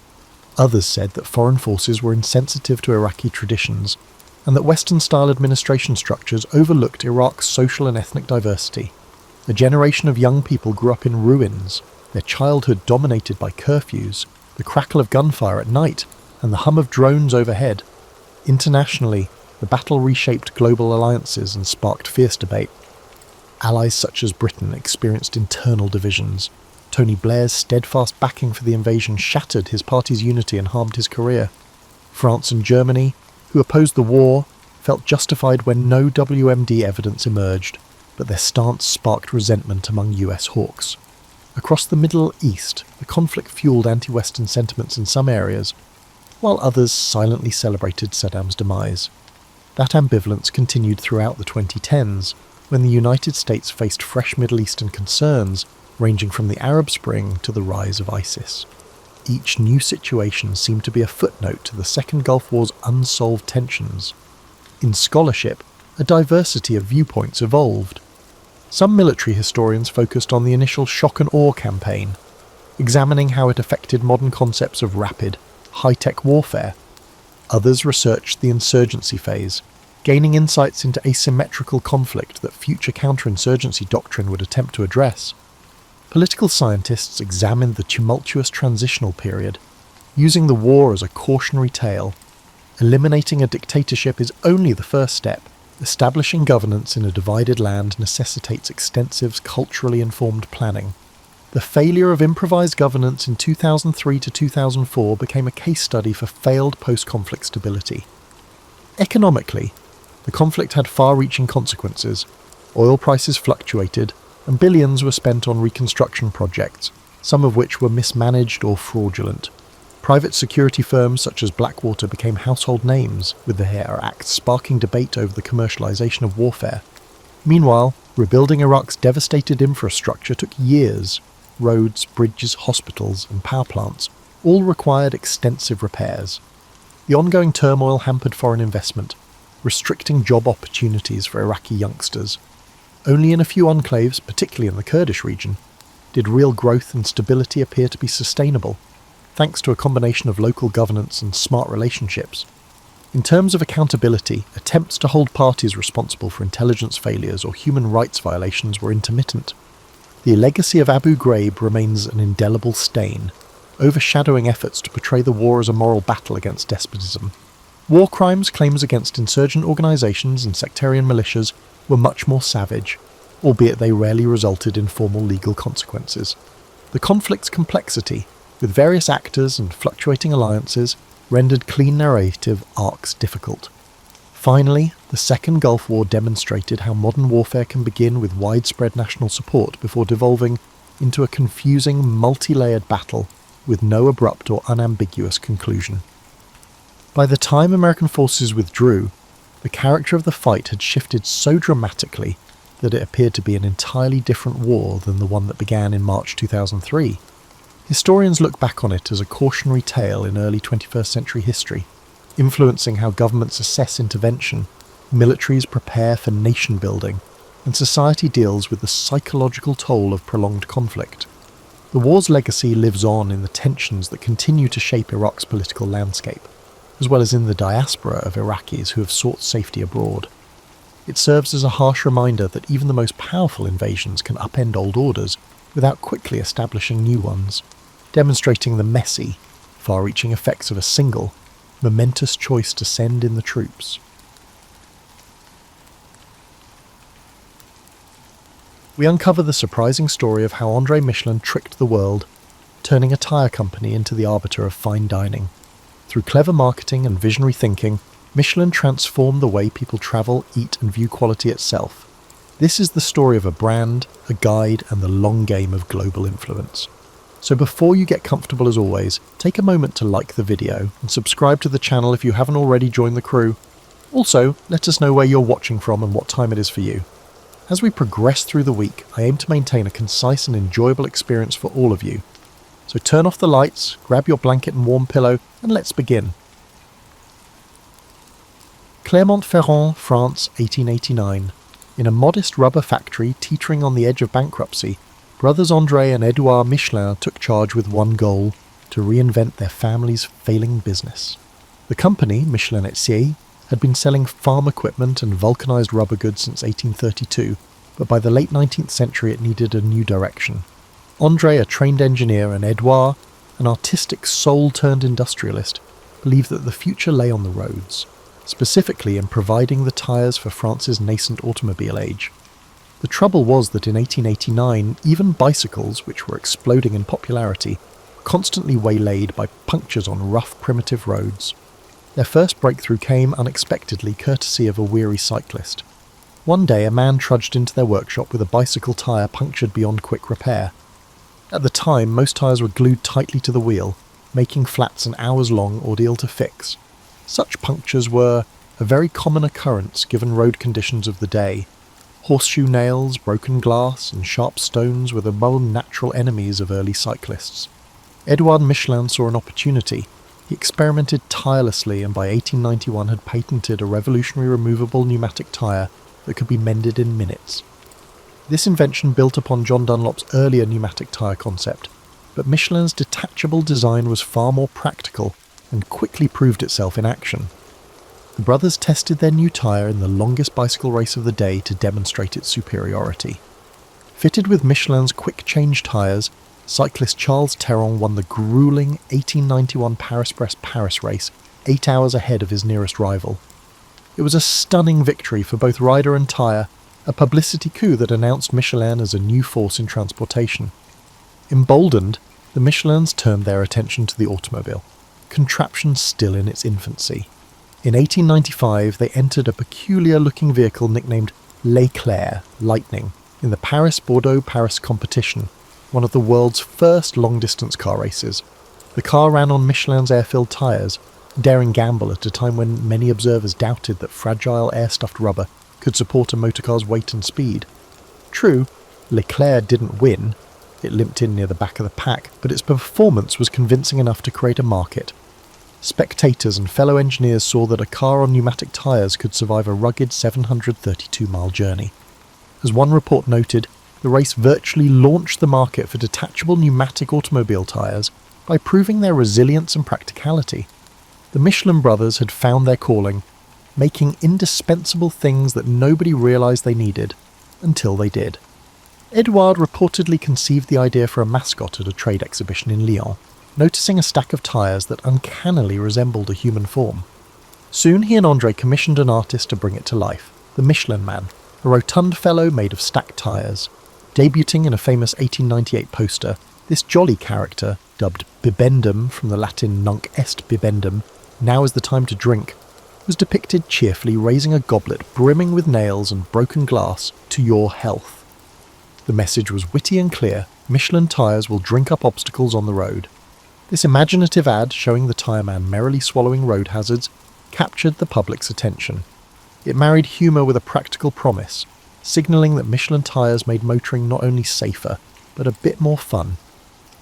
The Michelin Man quickly became one of the world's first truly iconic advertising characters, a testament to the brothers' flair for marketing surprises. By 1900, Michelin had established itself as France's premier tyre innovator. Yet the market remained small. Automobiles were still the playthings of the rich or the tinkering enthusiast. There were fewer than 3,000 cars on all the roads of France as the new century dawned. For Michelin to thrive, more people needed to buy cars and drive them far enough to wear out their tyres. André Michelin understood that selling tyres wasn't just about the rubber. It was about selling the adventure of motoring itself. If France's rutted lanes could be transformed into more welcoming pathways, perhaps many more citizens would be enticed to get behind the wheel. With characteristic ingenuity, he began devising a new kind of product, Not a tyre this time, but a booklet that would boost the entire ecosystem of driving. Little did anyone suspect that this next idea would become Michelin's greatest legacy of all. Taking an automobile on a cross-country journey was a daring expedition in the early 1900s. Imagine embarking on a 200-mile drive with no road signs, no reliable maps, and no guarantee you'd find fuel or a mechanic if things went awry. For instance, in 1905, Parisian gentlemen embarking on a journey to the French Riviera would pack extra petrol tins and tools, anticipating the unexpected at every corner. Car travel was truly an adventure, and André Michelin keenly understood that drivers needed guidance and reassurance. To support their customers' journeys, he and his brother compiled a slim red-covered handbook, the Guide Michelin, filled with everything a motorist might need. Technical tips on tyre repair, lists of garages and fuel depots, recommended hotels and eateries, and even maps and handy town indexes. Michelin even included a whimsical cartoon in the guide, showing a weary traveller collapsing under an armload of maps and manuals, only to be rescued by an outstretched hand offering a single book, the Michelin Guide. The message, one small volume could replace a trunk full of disparate references. The first Michelin Guide, 1900, was a free booklet for motorists full of practical information. André Michelin predicted, "This book appears with the century, it will last as long as it does." The first Michelin Guide made its debut in 1900, strategically timed to the Paris World's Fair. At the bustling exposition that year, which drew an astonishing 50 million visitors, attendees could pick up a free copy of this new motorist's guidebook, which catalogued hundreds of French towns and advised where to find lodging, meals, gas, and reliable repairs. In an era with no GPS or roadside assistance, the little red book was a godsend. That inaugural edition ran to nearly 400 pages, with some 1,300 hotels among its myriad listings. "This book appears with the century, it will last as long as it does," declared André Michelin, boldly predicting his guide's longevity. Indeed, the guide quickly became more than a directory. It was a passport to adventure, its annual release eagerly awaited by motorists who saw it as essential gear for the open road. Indeed, as automobiles proliferated on Europe's roads, the Michelin Guide emerged as the preferred glove box companion for astute drivers. By the outbreak of World War I, France had embraced the automobile with gusto. In fact, the number of cars in France surged from about 3,000 in 1900 to over 100,000 by 1914, and Michelin's Guide had expanded far beyond its home turf. What started as a local French publication grew into a pan-European phenomenon within a decade. A Michelin Guide for Belgium appeared in 1904, followed by editions covering Algeria and Tunisia, 1907, the Alps and the Rhine regions, 1908, Germany and Spain, 1910, and the British Isles, 1911. In 1910, Michelin also launched a series of 1 to 200,000 scale road maps to complement the guide's directions and make it easier for drivers to find their way. There was even a special English language guide to France published in 1909 for the benefit of British and American tourists touring the continent by motorcar. This rapid expansion reflected the exploding interest in motor tourism. Wealthy adventurers were now driving through the Alps or motoring down to the French Riviera, and Michelin was right there with them, its guides offering dependable information in unfamiliar lands. If anything, the hardships of early driving only cemented the guide's importance. Cars of that era were finicky machines prone to breakdowns, and roads outside major cities were often little more than rutted mud paths. Pity the traveller who didn't carry a Michelin Guide when his tyre blew out miles from the nearest town. He might not know that a blacksmith in the next village doubled as an auto repairman, or that a certain inn down the road offered clean beds and a hot supper. The guide's detailed listings helped turn chaos into a manageable adventure. As war loomed in 1914, the Michelin Guide had firmly established itself as part of the motoring routine. Publication was suspended during World War I, when Europe's focus turned from leisure travel to survival. But the groundwork was laid. Motoring had arrived as a way of life for the well-to-do, and thanks to Michelin's prescient strategy, a tyre company's giveaway guide had become an authority in its own right. The stage was set for even bigger transformations after the war, not least the guide's evolution from a utilitarian road aid into the venerated culinary Bible we know today. From its inception, the Michelin Guide served as more than just a simple guide for drivers. It represented a brilliant marketing strategy. André Michelin realised that if people drove more, they'd wear out their tyres faster and need replacements, boosting Michelin's sales. So what better way to spur road travel and to give drivers a reason to hit the road.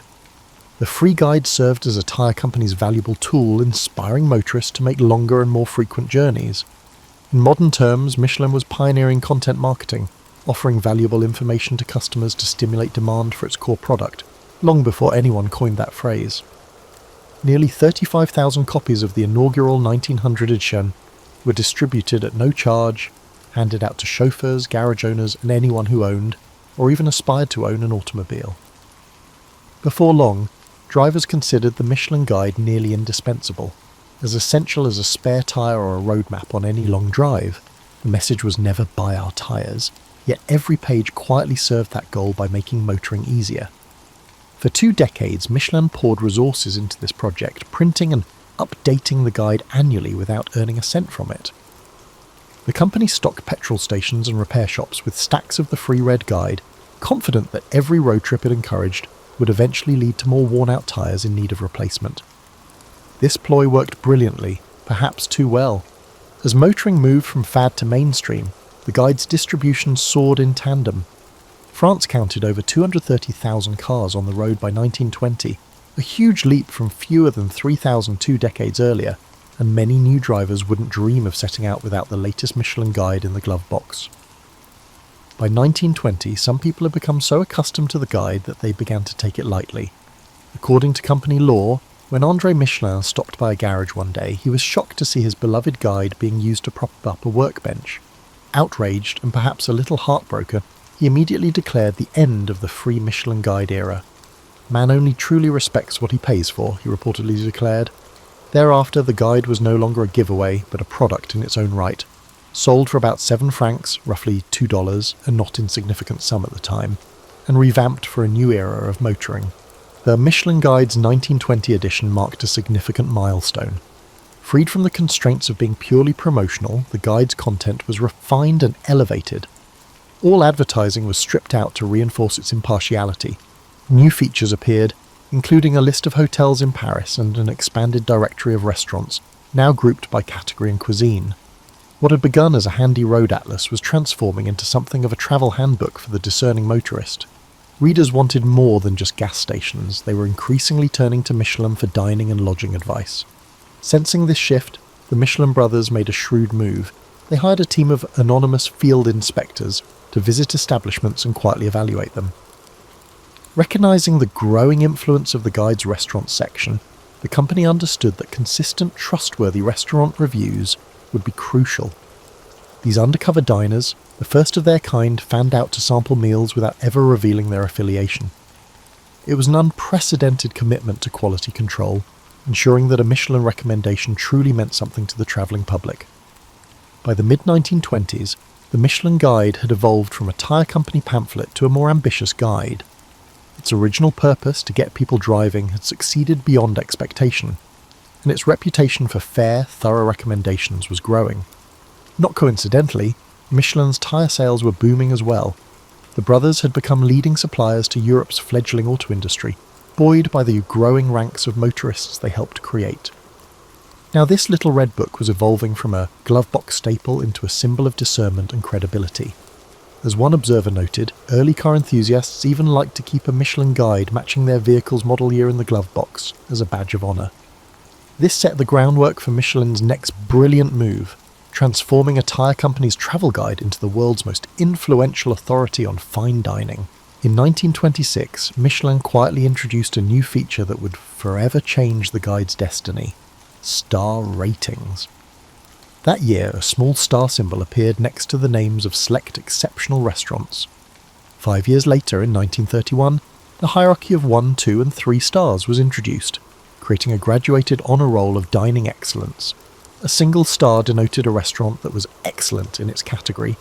2 stars signified excellent cooking worth a detour, and the coveted 3 stars meant exceptional cuisine worth a special journey. The wording was telling. Michelin was still in the business of inspiring journeys. By 1933, 23 restaurants in France held 3-star status. Their kitchens instantly vaulted into the culinary stratosphere. Chefs regarded Michelin stars as the highest recognition, and a 3-star ranking had the power to transform a remote country inn into a global destination for gourmets. In 1931, Michelin also swapped the guide's cover from its original blue to a now iconic red, cementing the identity of the Red Guide that endures to this day. One journalist later noted that the Little Red Guide, often referred to as the Bible of gastronomy, holds significant influence among restaurateurs. Over the ensuing decades, the guide's influence only grew. Restaurants vied passionately for Michelin's approval, knowing that a star or 3 could bring prestige and prosperity. The guide's judgments, with their concise descriptions and iconic stars, established a benchmark that profoundly influenced the concept of fine dining. Even war could only briefly interrupt its authority. World War II forced a pause in publication, but in 1944 the Allied forces famously requested a special reprint of Michelin's last pre-war guide because its roadmaps of France were the most detailed and reliable available. After the war, as Europe rebuilt, Michelin cautiously resumed its gourmet guardianship, initially imposing an upper limit of 2 stars given the era's food shortages, before restoring 3-star awards in 1951 as haute cuisine bounced back. By then, the Michelin Guide was entrenched as the arbiter of French fine dining, and its reach was extending further afield. What began as a parochial handbook for French motorists had evolved into an international institution. Michelin published its first guide to Italy in 1956, though no restaurant earned a star in that inaugural Italian edition, and rolled out guides across the continent in subsequent years. A Michelin guide for Great Britain and Ireland reappeared in 1974 after a long hiatus, signalling the guide's pan-European scope. In 2005, the company finally crossed the Atlantic, debuting a New York City guide, and soon afterward it entered Asia with guides for Tokyo, 2007, and Hong Kong and Macau, 2008. In its first Tokyo edition, Michelin awarded an unprecedented 8 restaurants the top 3-star rating, declaring Tokyo the new world leader in gourmet dining even ahead of Paris. By the 2010s, Michelin was publishing annual guides in dozens of countries across Europe, North America and Asia, his once humble book now a global arbiter of taste. For perspective, more than 30 million Michelin guides have been sold worldwide over the past century. A Michelin star became part of the common lexicon, a byword for culinary excellence recognised from Boston to Beijing. Michelin also added secondary distinctions over time. For instance, the Bib Gourmand Award, denoted by the face of Bendham licking his lips, was introduced to highlight restaurants offering excellent quality at a reasonable price, proving that not all outstanding cooking need be expensive. The guide had transformed into a luxury brand influencer in its own right. The endorsement of a single Michelin guide could propel a modest chef to prominence or transform a remote village into a destination for foodies. Tourism boards even began courting Michelin to publish guides in their regions, hoping to capitalise on the Michelin effect of gastronomic travel. In the world of haute cuisine, the red-covered guide wielded a clout matched by few institutions. Yet even as its fame grew, the Michelin Guide remained cloaked in mystique, not least because it never revealed exactly how it cast its judgments. Diners devoured each annual edition, but the identities of Michelin's inspectors and the inner workings of its rating process were kept rigorously secret. Restaurateurs could only guess when a Michelin critic had dined in their midst. This aura of secrecy became part of the guide's legend, and it set the stage for the next chapter of the story. The secretive inspectors and enigmatic criteria behind those stars. The true genius of the Michelin Guide, and perhaps the key to its credibility, lay in the inspectors. From the 1920s onward, Michelin cultivated an image of rigorous, anonymous evaluation. The company insisted that its inspectors always pay for their meals and never reveal their identities, so restaurants couldn't curry favour, pun intended. These mystery diners, as the Michelin brothers conceived them, would blend in with ordinary patrons and experienced restaurants just as any guest would. Over time, the guide's mystique became central to this covert approach. While other guidebooks or critics might tolerate freebies or announce their visits, Michelin's tasters moved in silence and picked up their checks. Chefs lived in quiet dread of unrecognised gastronomic spies in their dining rooms. One French chef famously likened the suspense to waiting for the executioner. You never knew when they would come or who they were. It wasn't just who the inspectors were, but what they looked for that set Michelin apart. For decades, the guide said little publicly about its judging criteria, letting diners and chefs puzzle over the secret recipe for earning a star. Only in 1936 did Michelin publish a brief description of the standards behind 1, 2, and 3 stars. couching them in reassuringly simple terms. A top-rated restaurant was one that "vault worth the journey," a phrase that harked back to the guide's road trip origins. Behind the scenes, of course, the inspectors' palates were finely honed and their expectations exacting. Over time, Michelin quietly established 5 universal criteria to guide their assessments: quality of ingredients, mastery of cooking techniques, harmony of flavours, the personality of the chef in the cuisine, and consistency across the menu and over time. Notably, factors like decor, service, or ambience, things one might assume influence a dining experience, were officially not supposed to affect the rating. It was all about the food on the plate, Michelin would later insist. This obsessive focus on food quality, combined with anonymity, gave the Michelin Guide a reputation for integrity. Inspectors often had culinary or hospitality backgrounds, and they ate out nearly every day, sometimes 250 meals a year, meticulously writing up reports on each experience. Their work was, and still is, shrouded in confidentiality. In an age of Instagram and crowdsourced Yelp reviews, Michelin clung to an old-world secrecy. Michelin barred inspectors from speaking to journalists and even discouraged them from telling their families about their covert job. Michelin even ensures that no single inspector can make or break a restaurant. Multiple inspectors visit, and their reports are pooled, with stars awarded only after a collective deliberation by the inspection team and Michelin's directors. The guide leverages this secrecy and rigour as a marketing asset.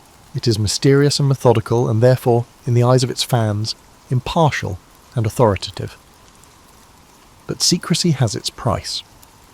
Over the years, Michelin's veil was occasionally pierced by scepticism and controversy. Critics wondered if a handful of inspectors could really cover thousands of restaurants thoroughly, or if biases crept in despite claims of objectivity. A disgruntled ex-inspector in France published a book in 2004 alleging that the rigour of the guide was slipping. He claimed Michelin employed only 5 full-time inspectors for all of France, each paid a humble salary and expected to somehow cover well over 10,000 restaurants, making it a complete myth that the inspector comes around every year to each establishment. He also claimed that 1/3 of the best are not of the standard expected.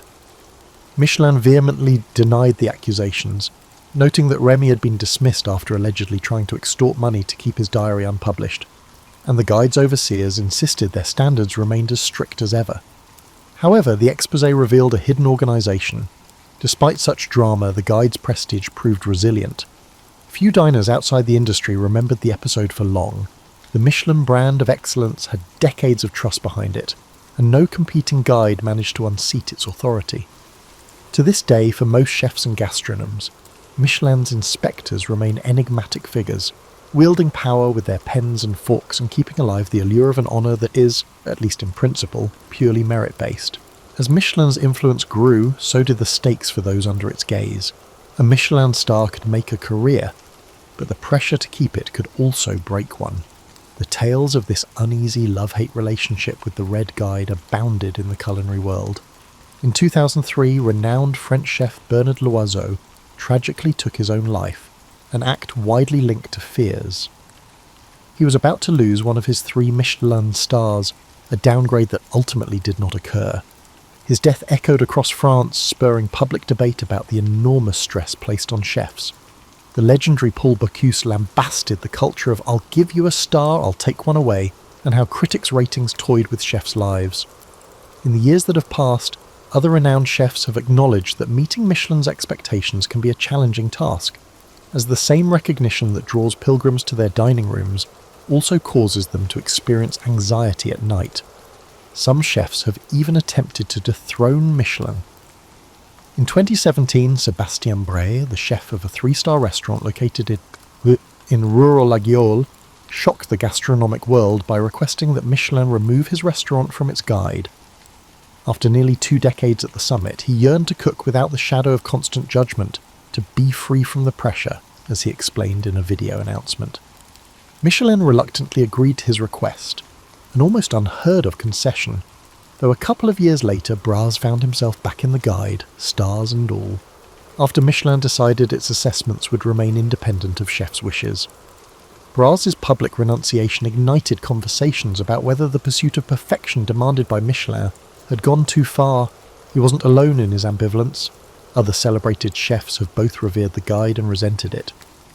In 2019, the eminent French chef Marc Veyrat went so far as to sue Michelin after his restaurant was demoted from 3 stars to 2, claiming the inspectors had made a factual error. The saga was dubbed Cheddargate in the press. The court ultimately threw out his case. Such dramas underscore the intense emotions experienced by those minority chefs. Beyond individual chefs, there are broader cultural critiques. For decades, Michelin was accused of a French and Eurocentric bias, of favouring stiff white tablecloths and classical techniques over more diverse or homey culinary experiences. In the 2000s and 2010s, as gastronomic awareness blossomed globally, Michelin expanded its reach across Asia, the Americas and beyond, seeking to stay relevant. It surprised skeptics by awarding stars to humble street food stalls such as a hawker stand in Singapore known for $2 noodle bowls. This was Michelin's way of saying excellence can be found anywhere, not only in gilded temples of haute cuisine. And yet debates continued. Did Michelin truly understand local food cultures, or was it imposing its standards? Was a starred sushi bar in Tokyo evaluated using the same criteria as a fine dining salon in Paris? Such questions provided endless fodder for food lovers and fuel for Michelin's rivals. What is clear is that a Michelin star creates a profound economic and emotional ripple effect. Restaurants that earn one often see bookings skyrocket overnight, allowing them to raise prices and invest in their craft. Entire regions have bet on the Michelin effect to boost culinary tourism, sometimes even reportedly subsidizing the guide's expansion into their cities. And civic pride is now intertwined with star count. Cities and countries trumpet their Michelin-laureled restaurants to entice travelers, just as chefs trumpet their stars to entice diners. Conversely, losing a star can feel like a public humiliation, and can lead to real financial pain as diners and investors react. The guide has been called a kingmaker, a kingbreaker, a tyrant, and a saviour. To some chefs, it's a benchmark of achievement. To others, a source of unrelenting pressure. In the era of Instagram influencers and crowdsourced review sites, some have speculated that Michelin's old-school approach would lose relevance. But the continued obsession with its verdicts suggests that its star system still holds a unique sway over chefs and diners. A fact as astonishing today as it was a century ago. This tension has only heightened the Michelin Guide's cultural aura. Love it or loathe it, those little stars provoke big emotions. Looking back, the audacity of André Michelin's strategy is astonishing. What began as a clever ploy to sell more tyres evolved into a venture that transformed both travel and gastronomy on a global scale. The Michelin Guide helped turn the act of driving from a novel experiment into a widespread cultural practice, and in doing so it laid foundations for the modern travel industry.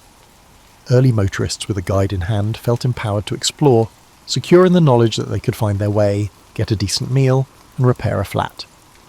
In many ways, Michelin wrote the first draft of the road trip. Over time, that little red book spawned an entire ecosystem of travel aids, road maps, tourist guidebooks, and travel itineraries.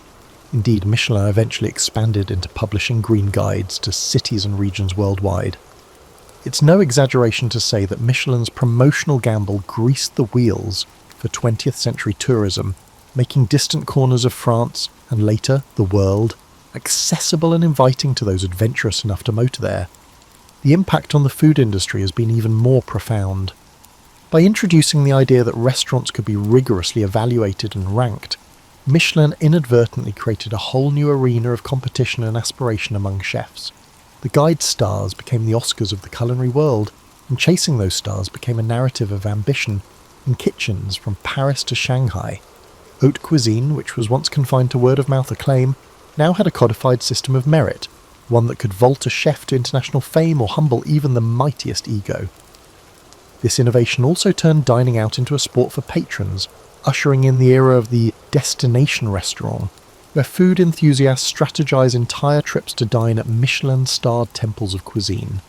A tire maker from Clermont-Ferrand ended up setting trends in the cooking of foie gras, the serving of sushi, and the topping of pizzas, indirectly influencing countless culinary traditions through the power of its ratings. Michelin's own mascot, the tubby tire man Bibendum, became a cultural icon in his own right, named the best logo of the century by the Financial Times in 2000. Perhaps just as significantly, Michelin demonstrated the power of brand extension through content long before that term existed. The company proved that a brand could transcend its original product, rubber tyres, and insert itself into consumers' lives in more intimate experiential ways. Today, when airlines publish travel magazines or beverage companies curate lifestyle blogs, they are following a trail blazed by Michelin in 1900, using useful content to deepen customer engagement. In Michelin's case, the stunt was so successful it eventually outgrew its marketing purpose entirely. The guide established itself as an institution, perhaps even surpassing the fame of Michelin's tyres. By the 21st century, Michelin's verdicts could determine a chef's fortunes, and cities would strive to attract a Michelin guide due to its potential economic benefits. Dozens of would-be imitators, from crowdsourced websites to alternative ranking lists, have tried to replicate Michelin's formula, but none has quite matched the cachet of those stars. All this originates from a scheme dreamt up by two brothers who simply wanted people to drive more. Even in an age of GPS apps and social media, the essence of Michelin's gambit to spark wanderlust and celebrate outstanding cooking, and in so doing create demand for its core business, remains as powerful as ever. In the end, the story of how André Michelin tricked the world is not one of deceit, but of vision. He understood that selling a lifestyle, the thrill of discovery, the promise of adventure, the allure of a perfect meal at journey's end, was the key to selling his product. In nurturing that vision, Michelin changed the way people travel, the way we eat, and even the way businesses court customers. The Michelin Guide's century-plus journey, from freebie pamphlet to global gastronomic gatekeeper, stands as one of the most remarkable chapters in marketing and cultural history. Indeed, it's now a textbook example of content marketing. It's a well-told yet still surprising true story of a business gambit that steered its way into the hearts of millions, leaving tire tracks across the world's roads and indelible stars in the world's kitchens. André Michelin's grand trick of transforming a tire firm into a cultural taste. Depression, we see dust storms and breadlines in sepia. Before we can appreciate the psychological impact of the economic collapse, we must remember the world that was lost. A world of extraordinary optimism and excessive consumerism that few today can imagine. By 1988, Americans believed in endless prosperity almost religiously. The typical manufacturing pay has increased by approximately 40% since the early 1920s. Most new urban homes have indoor plumbing, long a luxury. In less than a decade, car ownership rose from 8 million to 23 million. Perhaps most telling, 40% of American families, not just the wealthy but teachers, clerks and factory workers, invested in the stock market. "We thought we'd discovered economic immortality," said Philadelphia radio salesperson Martin Steinberg. "My customers bought Philcos and RCAs on installment plans with 10% down. I set up their new consoles as they discussed their investments. Milkman gave stock advice. Stock tips were given to the shoeshine boy. Those should have been warning signs, but we were drunk with affluence." Often forgotten is how boom times generated a strange isolation.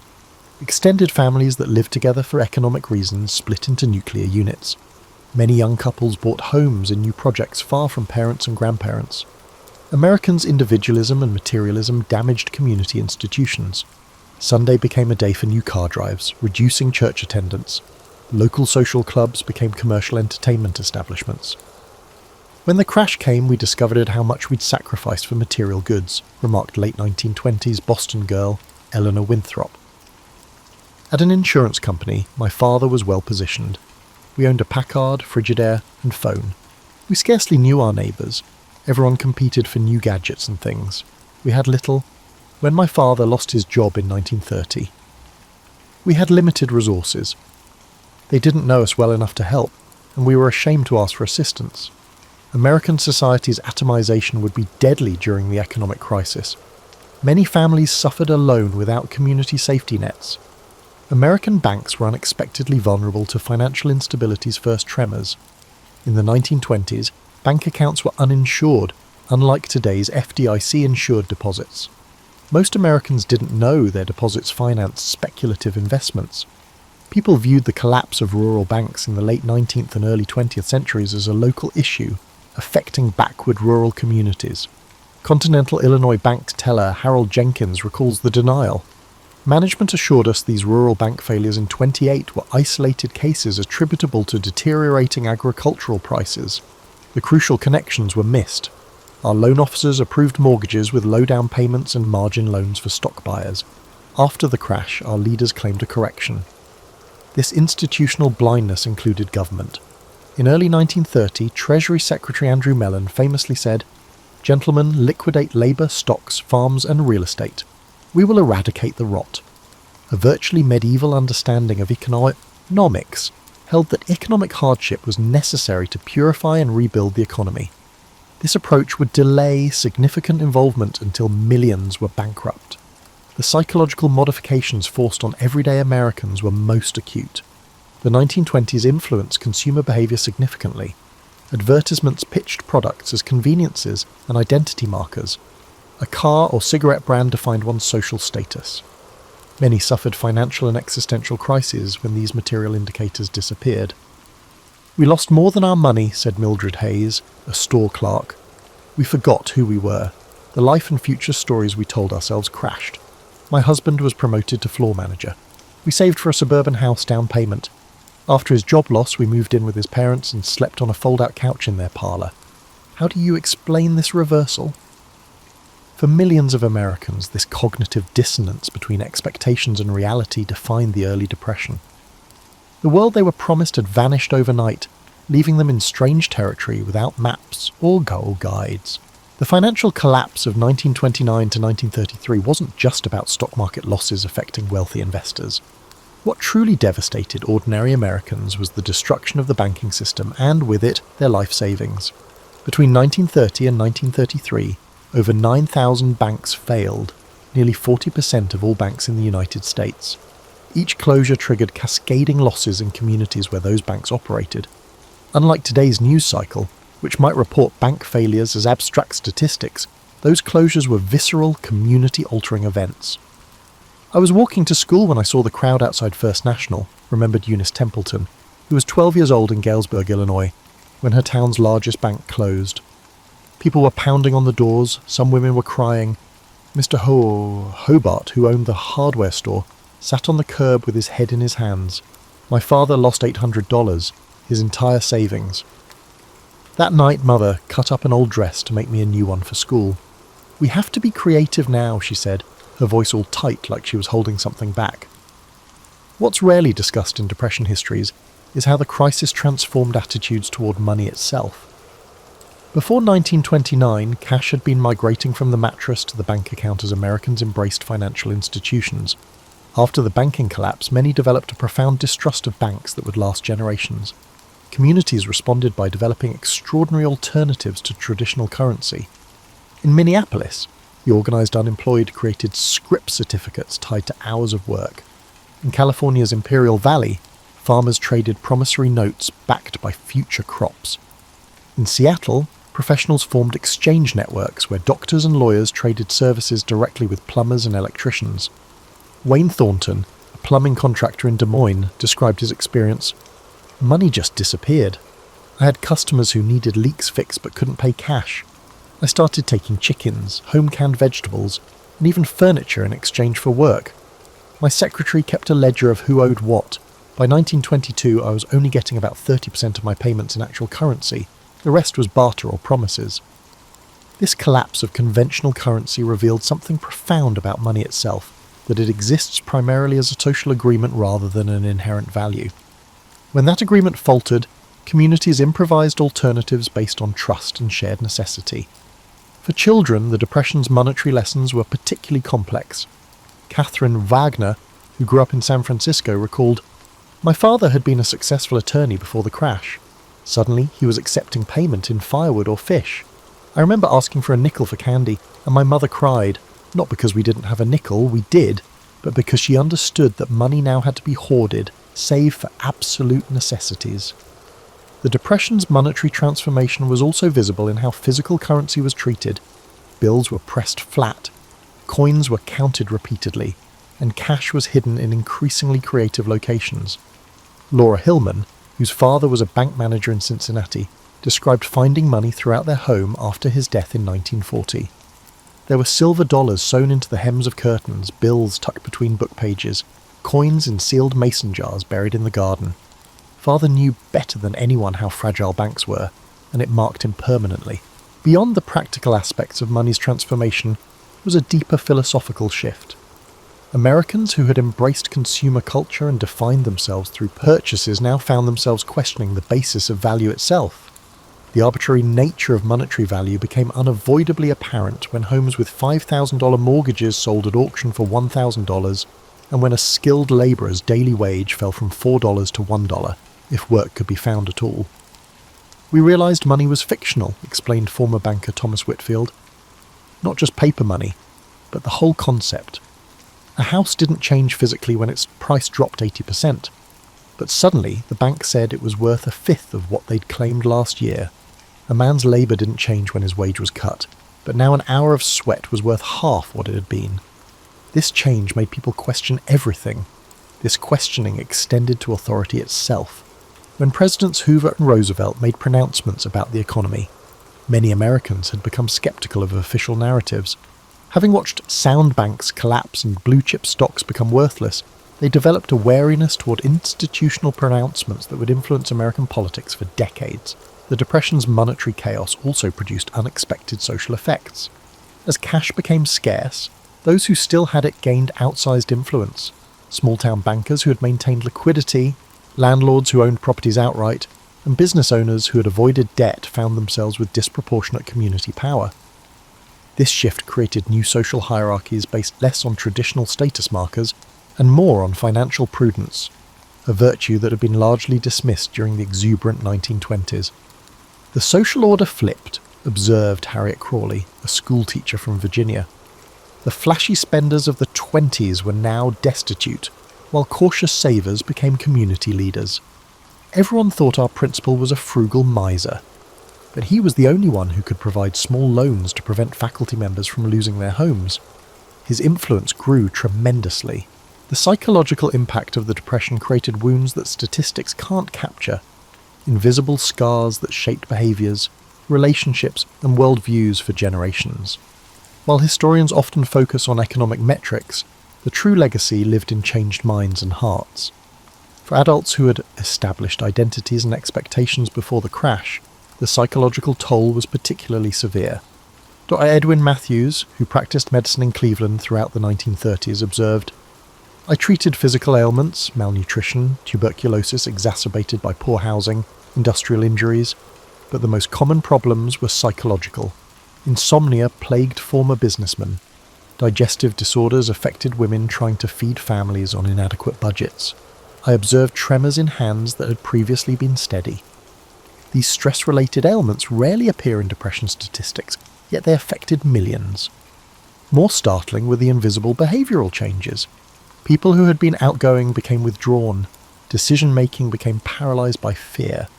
Marriages strained under financial pressure developed communication patterns centred on avoidance rather than confrontation. My mother changed completely," said Richard Neville, who was 10 years old when his father lost his accounting position in 1931. Before, she'd been the neighbourhood social organiser, card parties, community theatre, church events. After we lost our home and moved to a rental across town, she stopped seeing friends entirely. She'd say she was too busy, but I'd find her sitting motionless by the window for hours. The woman, once the heart of our community, became nearly mute. This social withdrawal emerged as a common coping mechanism.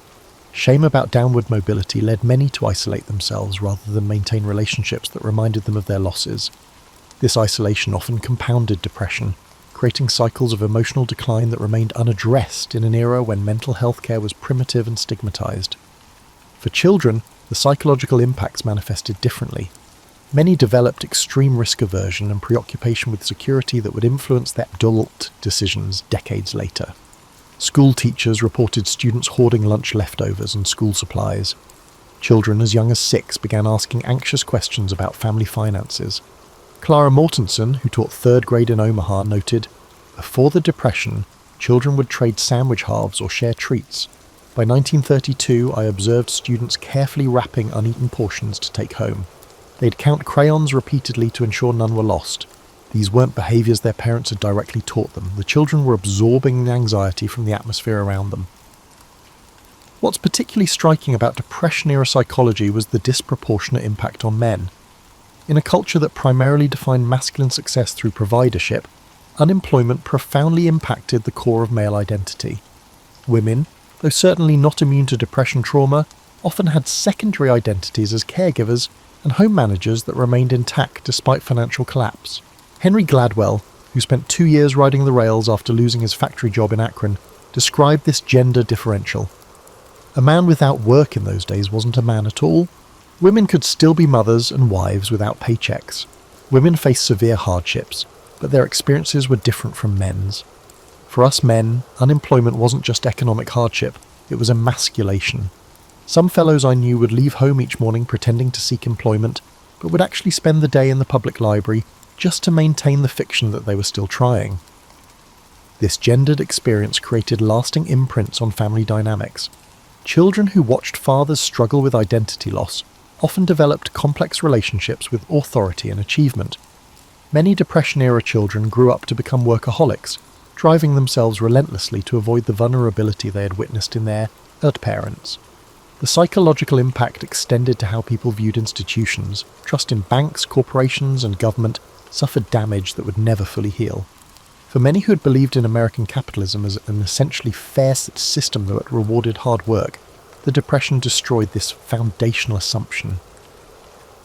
"My father was a true believer in the American dream," explained Catherine Oakes, whose family lost their Michigan farm to foreclosure. "He'd immigrated from Poland, worked 18 hours a day, and saved every penny. When the bank took our farm, something broke in him. Not just sadness. His entire worldview collapsed. He'd believed there was a moral order where virtue was rewarded. After that, he viewed all institutions with suspicion. He wouldn't even trust the post office with packages." This institutional distrust manifested in behaviours that outsiders often found incomprehensible. People who had survived bank failures might divide their modest savings between multiple hiding places. Important documents were kept at home rather than in safe deposit boxes. Government assistance programs were viewed with suspicion, even by those who desperately needed help. Perhaps most profoundly, the Depression altered America's relationship with possibility itself. The assumption that tomorrow would likely be better than today, a quintessentially American outlook, was replaced for many by a persistent expectation of calamity.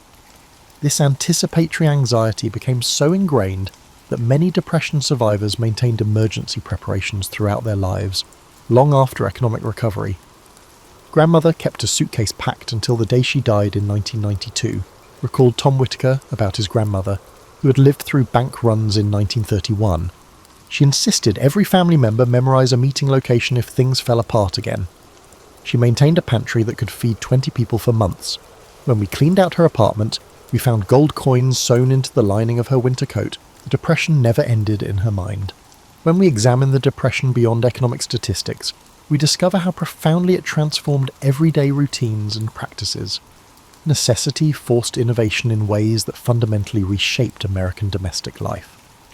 Perhaps the most remarkable transformation happened in kitchens across America. Cooking practices that had been trending toward convenience foods in the 1920s reversed dramatically. Women who had never baked bread found themselves studying their grandmother's recipes. Complex systems for food preservation emerged in urban apartments never designed for such activities. Evelyn Carruthers, who managed a household in Baltimore, described this culinary revolution. "Before 29, I bought baker's bread and canned vegetables without thinking. After my husband's pay was cut by 2/3, I had to relearn everything. I converted our fire escape into a cooling rack for bread. I learned to make 5 different meals from a single chicken. Nothing was wasted. Potato peels became soup stock, and meat bones were boiled repeatedly. We strained the bacon grease and used it for cooking throughout the week." This culinary transformation wasn't merely about frugality, it represented a fundamental change in how Americans related to their food. The direct involvement in food production created new relationships with ingredients and nutrition. Despite financial hardship, many Depression survivors reported that their diets improved in quality as they replaced processed foods with scratch cooking. Home maintenance underwent similar reinvention. The service economy that had begun emerging in the 1920s collapsed as families could no longer afford repairmen, cleaners, or delivery services. This scenario necessitated a massive reskilling of the American population, particularly among middle-class men who had specialized professionally but now needed to become generalists. Robert Thornhill, who had worked as an accountant in Chicago, exemplified this transition. Before the crash, I called professionals for everything: electricians, plumbers, carpenters. After losing my position, I couldn't afford 15 cents for a streetcar fare, let alone dollars for repairs. I traded accounting help to a hardware store owner for tools and manuals. I rewired our lighting, fixed the toilet, and rebuilt our kitchen table. My father had been a farmer who could fix anything, skills I'd dismissed as unnecessary in modern times. The Depression brought me back to his world with humility. This reskilling extended beyond maintenance to a complete reimagining of household objects. Americans developed ingenious systems for repurposing items that would otherwise be discarded. Flour sacks became dresses, car tires became shoe soles, newspapers became insulation, and cardboard was transformed into furniture reinforcement. Martha Simmons, who grew up in Tulsa, recalled her mother's ingenuity. Mum turned old wool coats into children's clothing.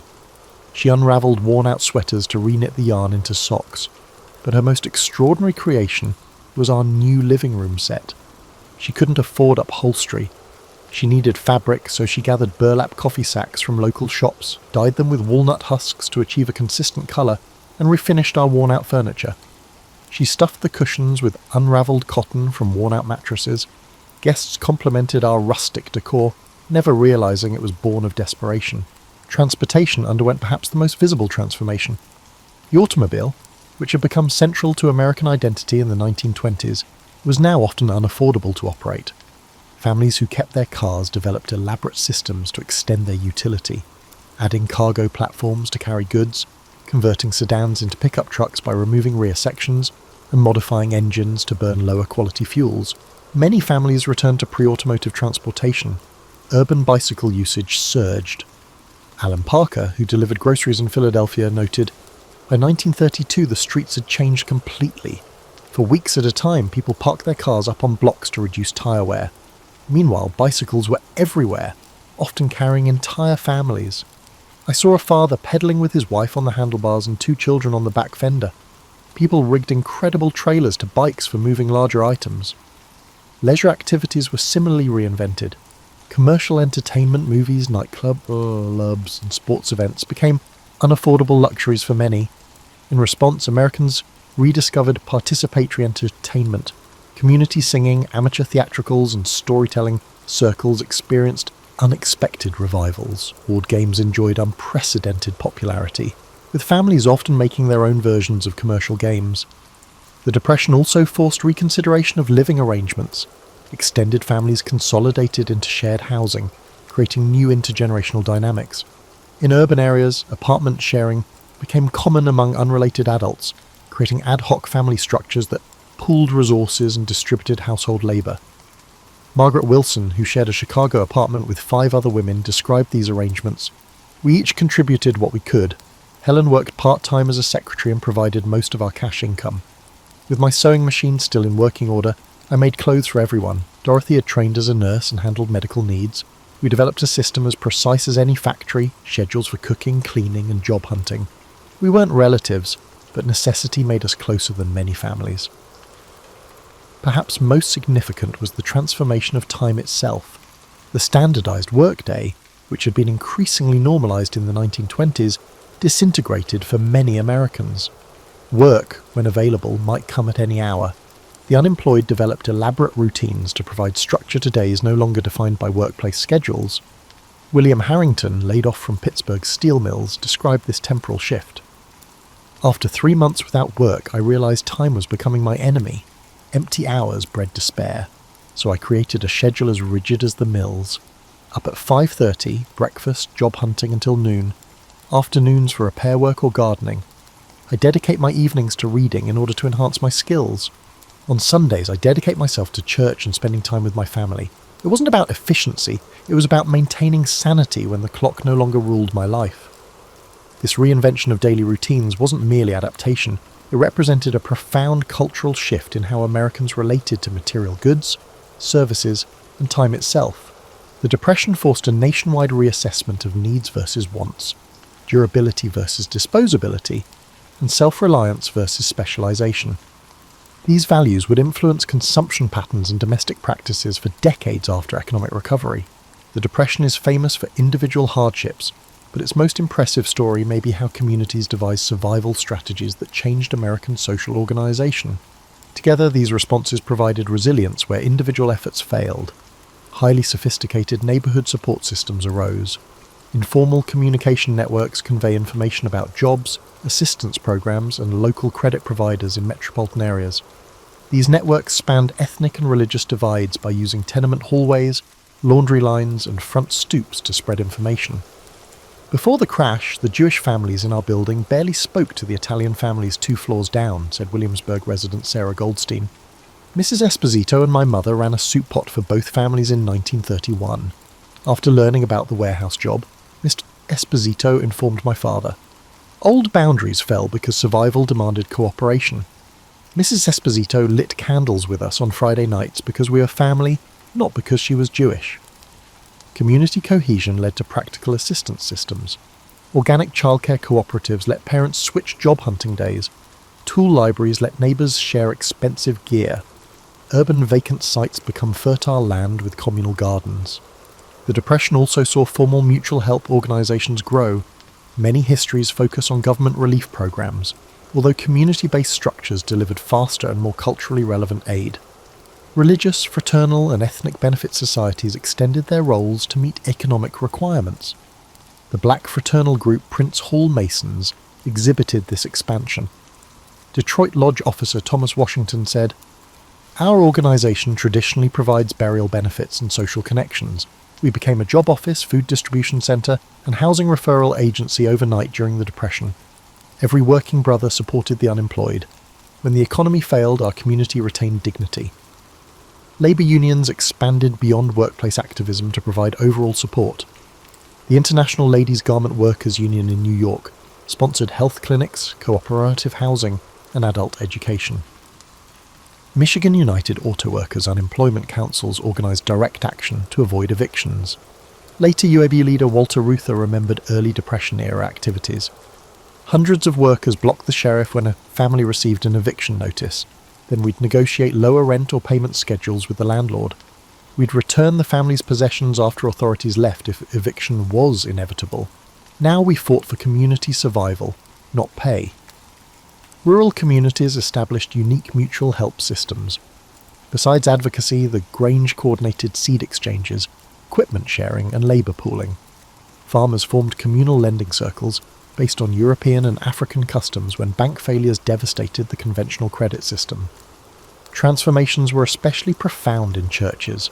Religion became aid distribution, employment and housing coordinators in addition to spiritual assistance. When public education funds fell, church basements became schools. Religious communities that had focused on spirituality now addressed material concerns directly. Before the Depression, charity was a minor part of our ministry, said Dayton First Methodist Church pastor Michael Thompson. We turned our refuge into a nighttime dormitory by 1932. Our Sunday school classes became healthcare clinics with volunteer nurses. We broadened Christian responsibility from spirits to bodies. Theological consequences were huge. We couldn't preach about paradise while neglecting earthly misery. The cross-cutting aspect of these community systems was significant. Organisations that serviced ethnic, religious or occupational groups expanded their reach. The result opened up social relationships across boundaries. Intentional communities planned cooperative living arrangements that pooled resources to foster security grew during the Depression. These included official ventures like West Virginia's Arthurdale community and spontaneous settlements like unemployed workers' cooperative camps outside major towns. According to Joseph Collins, who founded a cooperative camp outside Seattle, 60 families erected shelters from salvaged materials on vacant ground. We had sanitation, education, and food production committees like a little town. Everyone contributed skills. A fired teacher taught kids. Restaurant veterans ran our shared kitchen. We printed labour-backed scrip. It was more than survival. We were developing an alternative to the failed economy. These villages were social and economic innovation labs. Many tried cooperative ownership, labour exchange, and non-monetary economies to replace capitalism. Most of these attempts were absorbed into mainstream economic institutions, but they shaped American community organisation. Community structures generated psychological resilience that individuals couldn't, most notably. Mutual aid participants had lower depression and suicide rates than those who struggled alone. Community responses brought meaning to suffering that may have seemed useless. Chicago settlement houseworker Margaret Wilson said, "Community connections kept spirits alive.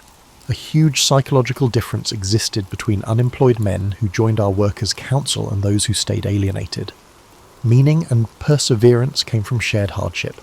The council members endured hunger and pain with friends, not shamefully alone. These collective survival structures challenged American individualism greatly. They showed that interdependence, not self-reliance, determined economic disaster survivability." Long after the Depression, this lesson shaped social policy and community organizing. The Great Depression affected almost all Americans, although some events are forgotten. Black Americans suffered greatly during the Depression, but conventional narratives rarely mention it. Already discriminated against in work, housing, and education, black communities saw the Depression as a worsening of their poverty. Atlanta domestic worker Lillian Thompson characterized this continuity. "Whites discussed the Depression like it ended the world.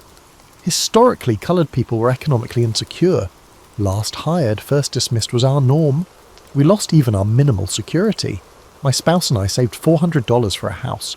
When Citizens Trust Bank failed, that money vanished. No government officials worried about black banks like they did white ones."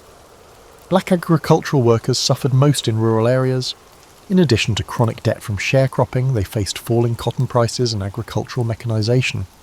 Mechanical cotton pickers eliminated thousands of jobs in the 1930s when alternatives were scarce. This agricultural displacement spurred the great migration of black Americans to northern cities, where housing discrimination forced them into overcrowded, poor dwellings. Many New Deal initiatives helped Americans find housing, but redlining excluded black neighborhoods. Indigenous populations experienced the Depression through a complicated mix of economic breakdown and colonial policy. The failure of the cash economy had less of an impact on traditional subsistence tribes than on non-natives. Those forced into wage labor by previous government legislation were especially vulnerable. Joseph Blackhawk, an Omaha tribal member who worked in Nebraska meatpacking facilities, said, "Government schools and reservation regulations destroyed our grandparents' land-based abilities." Many of us relied on wage work that disappeared during the Depression. The transformation of our hunting grounds into farms and our plant-gathering sites into paved areas prevented us from reverting to our ancient customs. The simultaneous failure of both systems put us between worlds. The 1934 Indian Reorganization Act, despite its promotion as a progressive reform, resulted in increased economic dependency during the Depression. Constitutions that prioritize resource exploitation have reformed tribes, promoting outside interests over indigenous communities. Mexican Americans in the Southwest had particular Depression problems. Large producers slashed wages drastically, but still demanded hard work when crop prices plummeted. Mexican and Mexican-American workers faced violent suppression and deportation due to their organizing efforts. The federal government's repatriation plans demonstrate economic distress and racial targeting. About 60% of the 1 to 2 million Mexican Americans deported or pushed to leave the US between 1929 and 1936 were US citizens. The result was one of the largest forced migrations in American history, frequently without legal procedure. Elena Ramirez, whose family was deported to Mexico in 1932, said, "Immigration agents encircled our Los Angeles neighborhood and loaded everyone onto trucks. The fact that my brother and I were born in California and held American citizenship did not matter. We only had a few hours to pack. My father worked at the same factory for 9 years. Our church, school, and friends vanished overnight. We landed in Mexico as strangers. 20 years after my parents departed, we were considered pochos, neither Mexican nor American." Urban Americans rarely saw the hardship of rural white populations in Appalachia and the Ozarks. Economic deterioration in these areas began before 1929 owing to resource extraction and changing agricultural markets. The Depression sank economically marginalized groups into deep poverty. These regions emphasized the difference between deserving and undeserving poor. New Deal initiatives favored recent middle-class dropouts over multi-generational poor. Such multi-tiered assistance schemes occasionally excluded the most desperate. Disability during Depression is another underestimated pain factor. Family support systems and philanthropic institutions crumbled, putting Americans with disabilities in unparalleled hardship. When demand for disabled American services expanded, financial cuts deteriorated their facilities. A Massachusetts State Psychiatric Hospital's Dr. Margaret Chen observed this decline. We were understaffed and underfunded before the crash. After state budgets fell, circumstances were terrible. Our patient base increased while staff shrank by a third. Food quality plummeted, treatment became confinement. We ran out of resources during acute illness. So many individuals who could have recovered were institutionalized for life. Depression devastated carefully developed support systems for physically challenged Americans living freely. When informal helpers focused on their own survival, disabled people who had retained autonomy through community networks were forced into institutionalization. The Depression produced new disability categories. Childhood malnutrition caused lifelong developmental problems. Safety requirements were abandoned to minimize costs, increasing workplace accidents. Depression-related psychological trauma caused untreated mental health issues. How economic disaster affected youth is often forgotten in depression accounts. Schools in various locations cut academic years or shuttered due to budget limitations. Child labour, which had been falling for decades, rose as families required cash from everyone. Malnutrition at key development had lifelong physical and cognitive damage. Helen Morrison, a rural Kentucky teacher, saw these changes. Planting and harvest attendance was intermittent before the catastrophe. Many children vanished by 1932. I found them working full-time at anything they could find when I visited their homes. Some families had broken up, with children living with relatives or neighbours, while parents looked for jobs. Many of my students lost the idea of infancy as a protected period of development. These forgotten depression scenes show how economic disaster deepened social divisions. While popular narratives highlight shared pain that linked Americans, these forgotten tales show how crises reinforced race, region, aptitude, and age hierarchies. The Great Depression created enduring legacies that shaped American society for generations in ways few could have predicted. These influences transformed behaviours and attitudes that would persist long after economic recovery. The most visible legacy was Americans' relationship with financial risk. Depression survivors developed what marketers later called depression syndrome, financial behaviours that prioritise security over opportunity, even when economically irrational. Millionaires who had survived bank failures maintained multiple modest accounts rather than consolidated ones. Successful professionals refused mortgages despite having ample income. Families stockpiled necessities due to concerns about future shortages. Dorothy Klein, a consumer researcher in the 1950s, noted that conventional advertising could not persuade depression survivors. They evaluated purchases through a trauma lens. I interviewed a doctor who kept 25 pounds of coffee in his pantry. When coffee was rationed during the war, he'd developed anxiety about shortages. 20 years later, despite abundant supplies, he maintained this buffer against a threat that no longer existed. This security-oriented mindset was passed down to children raised by depression survivors. The silent generation and early baby boomers inherited their parents' risk aversion, despite growing up in unprecedented prosperity. This generational transmission of financial trauma influenced banking, housing, and retail sectors for decades, as these sectors unknowingly catered to customers whose decision-making was influenced by psychological patterns formed during the 1930s. The Depression fundamentally altered Americans' relationship with government. Before 1929, most citizens had minimal interaction with federal agencies. By 1940, government had become an everyday presence through relief programs, employment projects, and regulatory frameworks. This created expectations that transcended traditional political divisions. Frank Holloway, who administered WPA projects in Tennessee, noted, "Before the Depression, mentioning I worked for the federal government drew suspicion. By 1936, people welcomed me because I represented jobs and assistance. People who philosophically opposed government interference now expect government solutions. This evolution wasn't about liberal or conservative, it was at a fundamental recalibration of what government was for." Cultural expressions underwent profound transformation.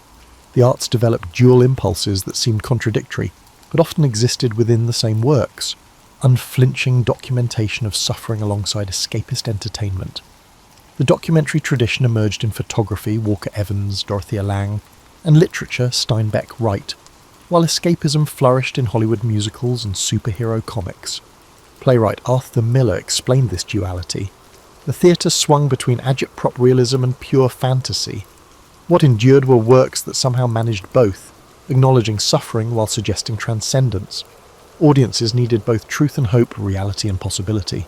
The Depression created a generation that approached community building with deliberate intention.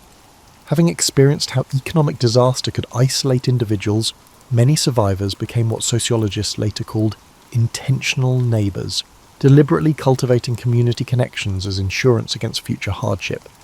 The explosion of civic organisations in post-Depression America, from PTAs to neighbourhood associations, reflected this impulse. While often viewed as expressions of 1950s conformity, these organisations actually represented lessons learned from 1930s isolation. Perhaps most profound was the Depression's impact on Americans' relationship with work itself. Employment became more than an economic necessity, it became psychological validation. The experience of involuntary joblessness created lasting associations between work and identity that influenced retirement patterns for decades. To Samuel Weinstein, who studied aging in the 1970s, found, Depression survivors approached retirement differently than subsequent generations. They often couldn't articulate why continued work felt essential. One successful businessman told me, "I know I don't need the money, but I need to be needed." Their concern wasn't about income, but about avoiding the psychological state of uselessness they had experienced during unemployment decades earlier. Looking back, many aspects of American life we take for granted, from social security to bank deposit insurance, emerged directly from Depression experiences. These institutional responses to catastrophe became so normalised that their origins in crisis were forgotten, their existence seemingly natural rather than a response to specific historical trauma. What remains most remarkable about the Depression's legacy is how it demonstrated both human vulnerability and resilience simultaneously. It revealed how quickly prosperity could vanish and how fragile social structures could prove. Yet it also showed how communities could adapt and societies could reimagine themselves in response to catastrophe. As Depression survivor Eleanor Winthrop reflected, what stayed with me wasn't the hardship itself, but the discovery of what humans could withstand and create from ruins. We lost our innocence about economic security, but gained wisdom about human connection. The disappearance of the money did not diminish the value of the ingenious adaptations, extraordinary kindnesses, and communities forged in struggle that replaced it. The paradox of catastrophe is that it takes with one hand but gives with the other, and sometimes the gifts outlast the losses. Long before Neil Armstrong became the celestial figure of American mythology, he was a boy obsessed with the mechanics of flight. Armstrong's fascination ran deeper than the conventional narrative of an innocent child staring at the sky, dreaming of one day touching the stars. His was a mind enamoured with the intricacies of how things worked. Armstrong was born in 1931 during the peak of aviation advancement, when the design of aircraft was rapidly changing after the First World War. At age 6, he experienced his first airplane ride in a Ford Trimotor, nicknamed the Tin Goose. Unlike the romanticised accounts that pervade most retellings, Armstrong's reaction wasn't one of wide-eyed wonder. Instead, his first flight triggered an analytical curiosity. According to his biographer James Hansen, young Neil spent the flight studying the pilot's movements, watching the control surfaces respond, and trying to decipher the relationship between action and reaction. His bedroom in Wapakoneta, Ohio, wasn't decorated with the typical space posters that would become common in the 1950s. Instead, Armstrong built intricate model airplanes with functional control surfaces, not for display but for testing. He constructed a makeshift wind tunnel in his basement using his mother's vacuum cleaner running in reverse. While other children played baseball, Armstrong conducted aerodynamic experiments, meticulously recording results in notebooks filled with calculations beyond his years. By 16, Armstrong had earned his pilot's license before he could legally drive a car. He didn't pursue flying for the thrill or romance so commonly attributed to early aviators. For him, piloting was the practical application of engineering principles, a way to test theories against reality. This pragmatic approach followed him to Purdue University, where he studied aeronautical engineering. His professors noted that while other students were satisfied with theoretical understanding, Armstrong constantly questioned how principles might manifest in unusual flight conditions. The result wasn't the mindset of a future daredevil, but of a methodical problem solver with an engineer's attention to detail. When the Korean War interrupted his studies, Armstrong flew 78 combat missions. Military records reveal something telling about his approach. While other pilots discussed their experiences in terms of adventure or patriotic duty, Armstrong's flight reports focused on aircraft performance under stress. Armstrong viewed combat flying as an extension of his engineering studies, observing the behaviour of aircraft under extreme pressure. After returning to complete his degree, Armstrong joined the National Advisory Committee for Aeronautics, NACA, NASA's predecessor, as a research test pilot.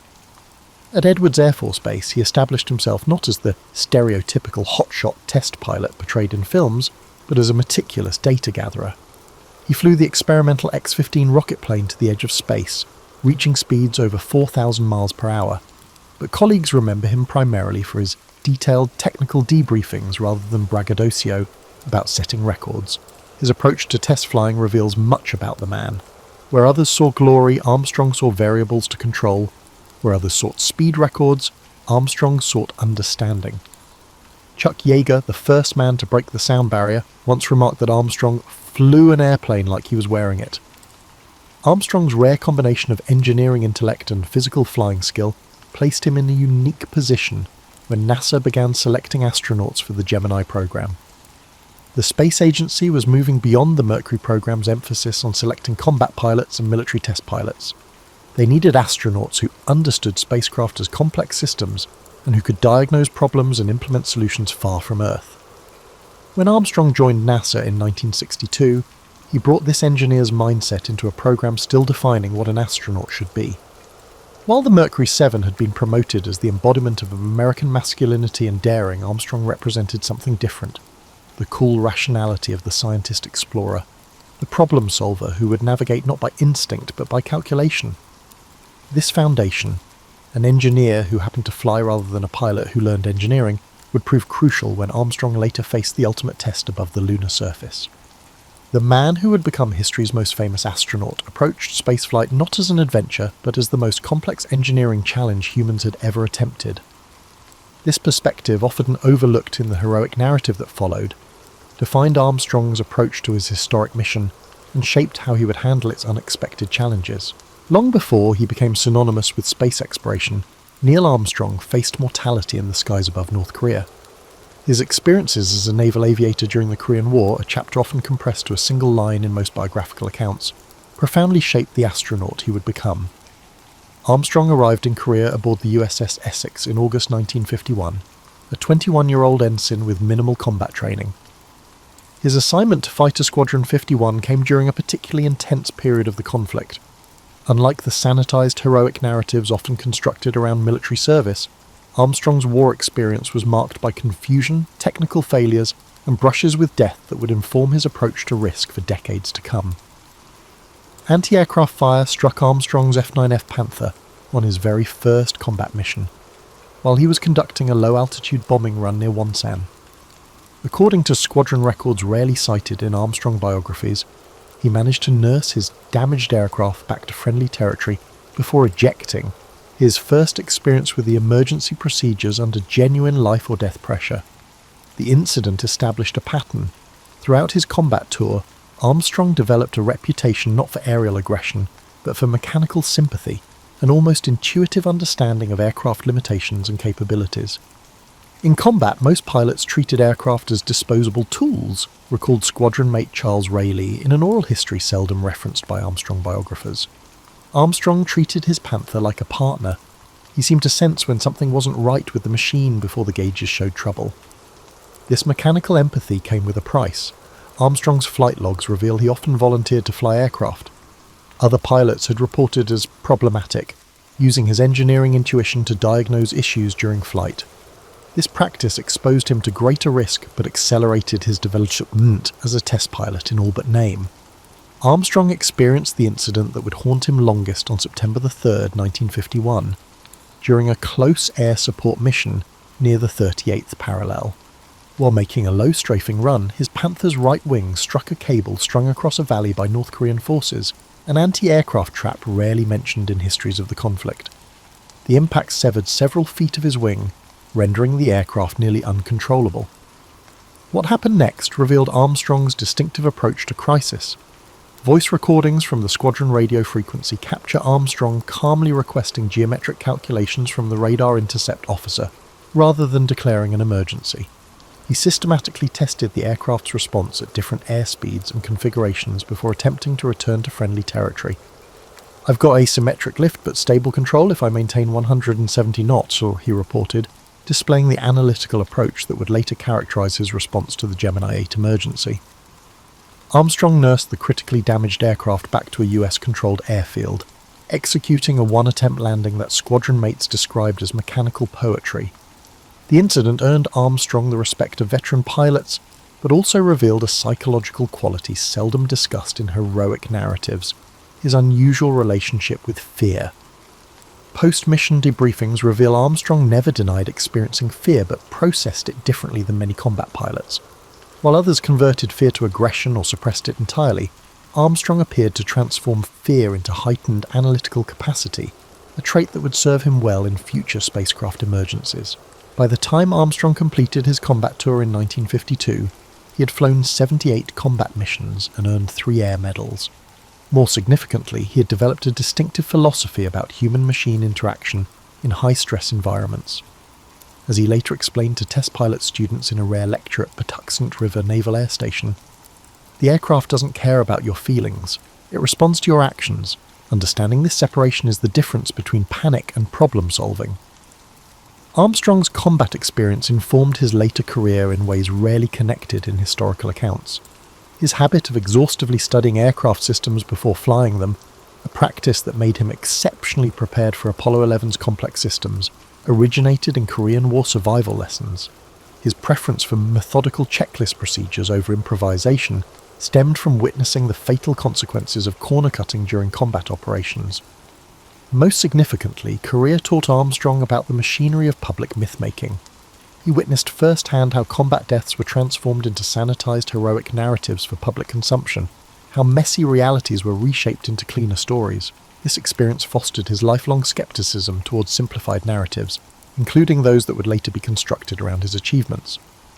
"Korea taught me that complex events resist simple explanations," he told a naval aviators reunion in 1997, in comments rarely quoted in standard biographies. When people wanted to make heroes out of pilots, they overlooked that success often came from luck, and failure wasn't always tied to skill. "I tried to keep this in mind when people attempted to turn my lunar landing into something more mythic than it actually was." Armstrong emerged from the Korean War with technical skills that would prove invaluable in his later career.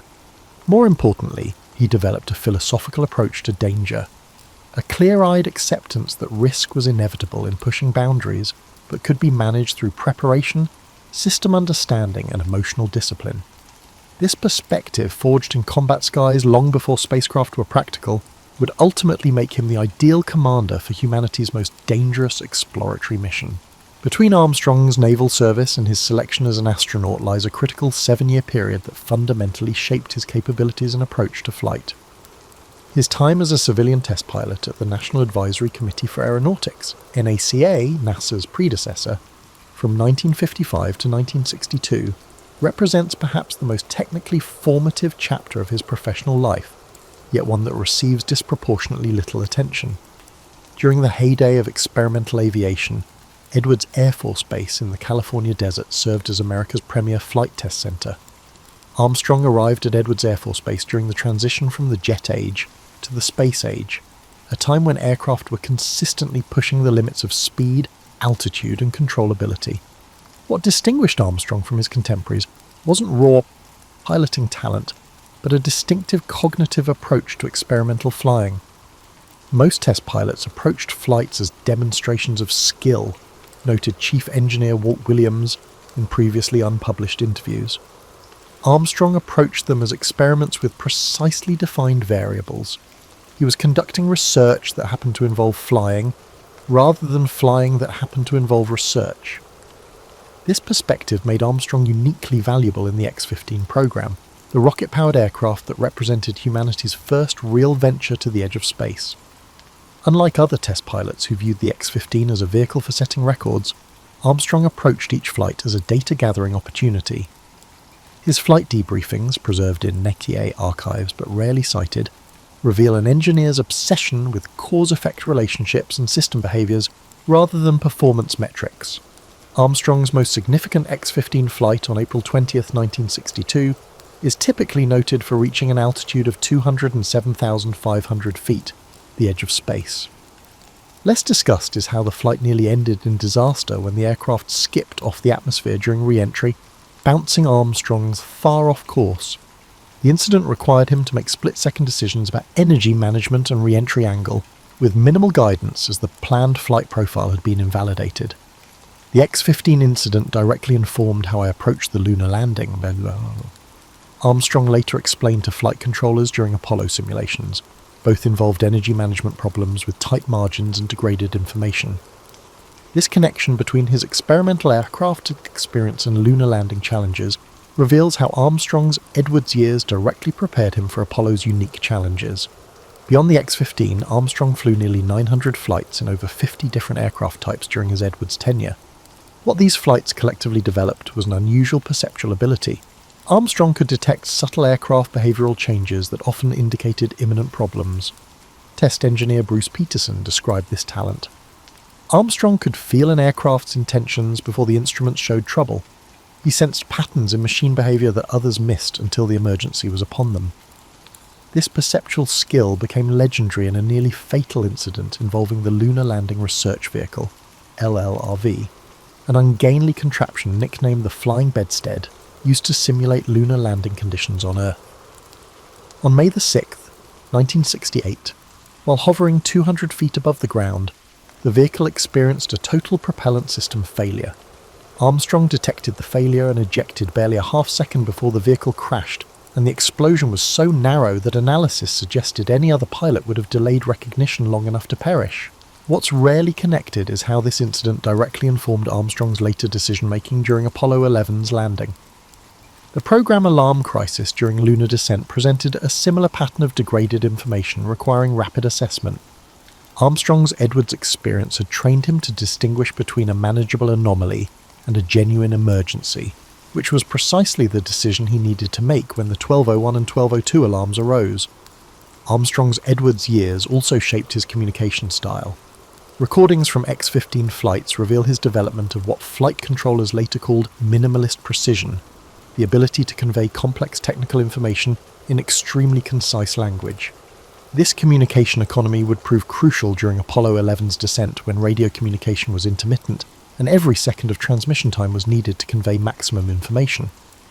Additionally, during the Edwards period, Armstrong gained extensive experience with fly-by-wire control systems, aircraft controlled electronically rather than through direct mechanical linkages. The lunar module represented the ultimate fly-by-wire vehicle, with control responses entirely mediated through computer systems. Armstrong's unusual comfort with these systems originated in his experimental aircraft work, where he had developed what colleagues called digital hands, the ability to adapt control inputs to computer-interpreted commands rather than direct physical feedback.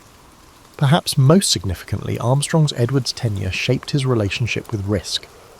Unlike the stereotype of the daredevil test pilot, Armstrong developed what colleagues called calibrated courage, the ability to objectively assess danger without either minimizing or exaggerating it.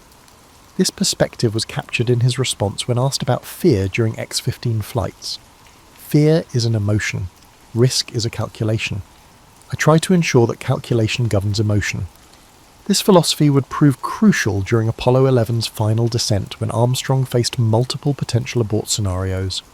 His Edwards experience had developed his ability to distinguish between acceptable and unacceptable risk, to recognize when continuing forward despite problems was justified and when retreat was the only rational option.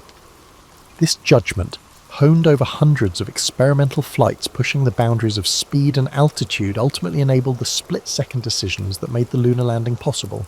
The Gemini program, NASA's critical bridge between the Mercury and Apollo missions, represented Armstrong's transformation from experimental test pilot to operational astronaut. His experiences during this period, particularly commanding Gemini 8, developed specific capabilities that would prove decisive during Apollo 11's lunar landing attempt. Yet this crucial developmental phase is often treated as merely a biographical stepping stone, rather than the essential preparation it truly was. Armstrong joined NASA's astronaut corps in 1962 as part of the New Nine, the second astronaut class selected when the space agency recognized that Mercury's original 7 astronauts wouldn't be sufficient for the ambitious lunar landing program. His selection itself represented a shift in NASA's astronaut requirements. Unlike the Mercury 7, who were exclusively military test pilots, Armstrong had transferred to civilian status after his naval service. This civilian background would give him a distinctive perspective on the militarized culture of early spaceflight. Gemini's objectives focused on developing the capabilities required for lunar missions, rendezvous and docking, spacewalking, and extended duration missions. Armstrong was assigned as commander of Gemini 8, scheduled to perform the program's first docking with another spacecraft, critical capability for the lunar mission architecture. His preparation for this mission revealed cognitive qualities that would later serve him during Apollo 11. Armstrong's approach to mission preparation was distinctive, recalled flight director Gene Kranz in technical debriefings rarely quoted in popular accounts. Where most astronauts focused on mastering planned procedures, Armstrong devoted equal time to imagining failure scenarios beyond what we had formerly simulated. This approach, preparing for the unexpected rather than just the expected, would prove prophetic during his Gemini flight. Gemini 8 launched on March 16, 1966, with Armstrong commanding and David Scott serving as pilot. The crew successfully rendezvoused and docked with an uncrewed Agena target vehicle, the first docking in spaceflight history. What happened next transformed a milestone success into a survival situation that revealed Armstrong's unique capabilities under extreme pressure. Approximately 30 minutes after docking, the joined vehicles began to roll unexpectedly. The rotation accelerated rapidly until the spacecraft was spinning at nearly 1 revolution per second, a rate that threatened to cause structural damage and was approaching the threshold where the astronauts would lose consciousness. Armstrong faced a critical decision with incomplete information. Was the Agena causing the roll, or was it their Gemini spacecraft? The reality, revealed in mission transcripts and technical debriefings, shows something more significant: a systematic troubleshooting process executed under extreme pressure and physiological stress. Armstrong methodically eliminated variables by undocking from the Agena, a complex procedure never practiced under emergency conditions. When the rotation worsened after separation, he correctly deduced the problem must be in the Gemini's orbital attitude and maneuvering system. The critical decision came when Armstrong bypassed standard procedure by shutting down the primary control system entirely and activating the re-entry control system, thrusters meant only for the return to Earth.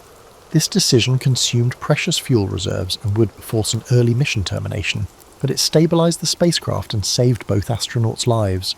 3 aspects of Armstrong's Gemini 8 performance would later prove crucial during Apollo 11.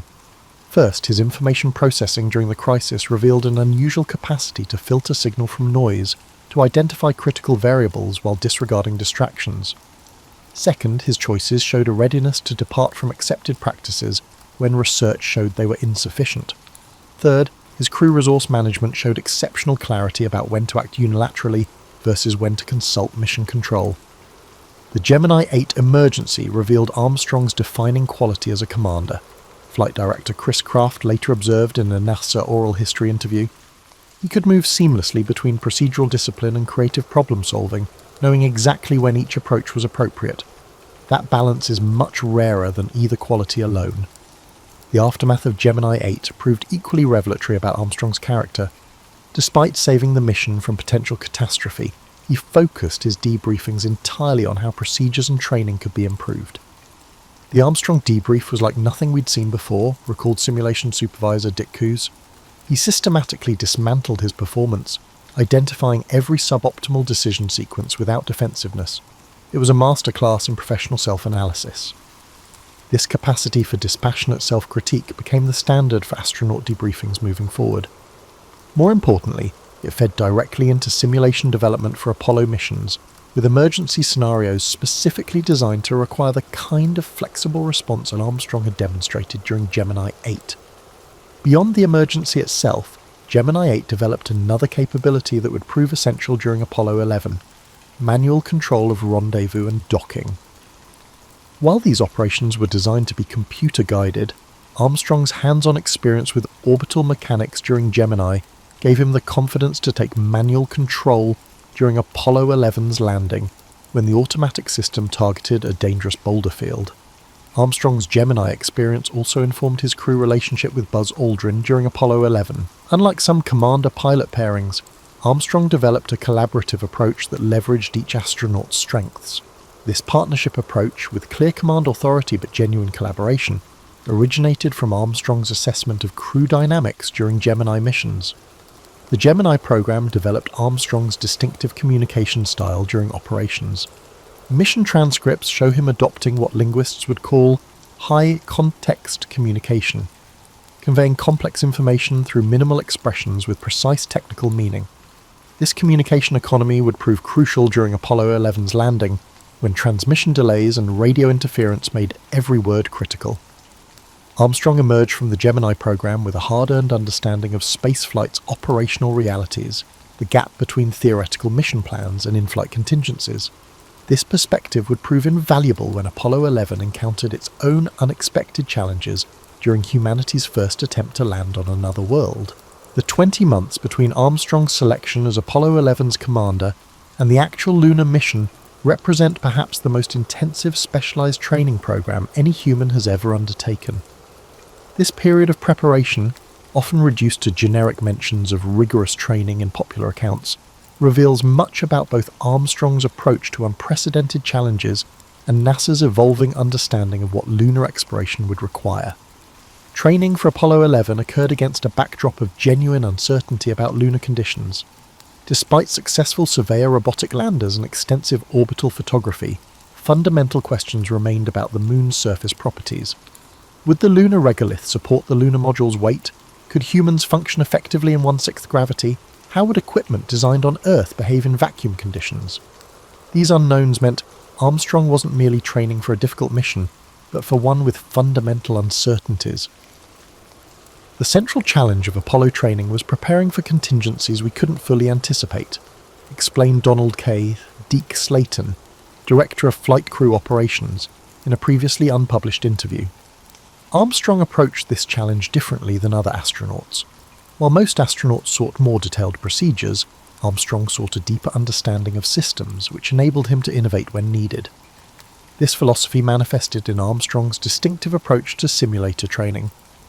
While NASA scheduled approximately 400 hours of formal simulator time for each Apollo crew, Armstrong logged nearly 950 hours, with much of this additional time focused on deliberately inducing system failures beyond planned training scenarios.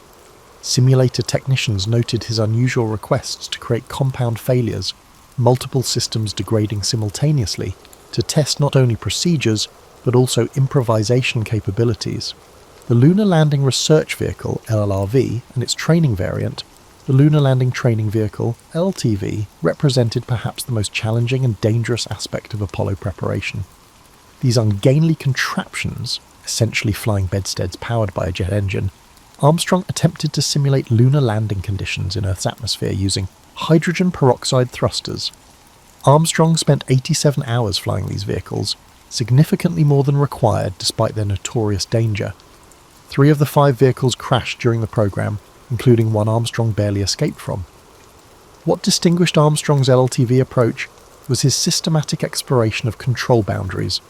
While most astronauts used the vehicles to practice normal landings, Armstrong deliberately induced oscillations and recovery scenarios, testing how the simulated lunar module behaved at the edges of controllability. This boundary exploration would prove crucial during Apollo 11's actual landing, when Armstrong needed to assess whether increasing maneuvers for redesignating the landing site remained within the vehicle's capabilities. The geological training aspect of Apollo preparation reveals another dimension of Armstrong's approach to learning. While some astronauts treated geology field training as secondary to flight preparation, Armstrong immersed himself in understanding lunar formation theories.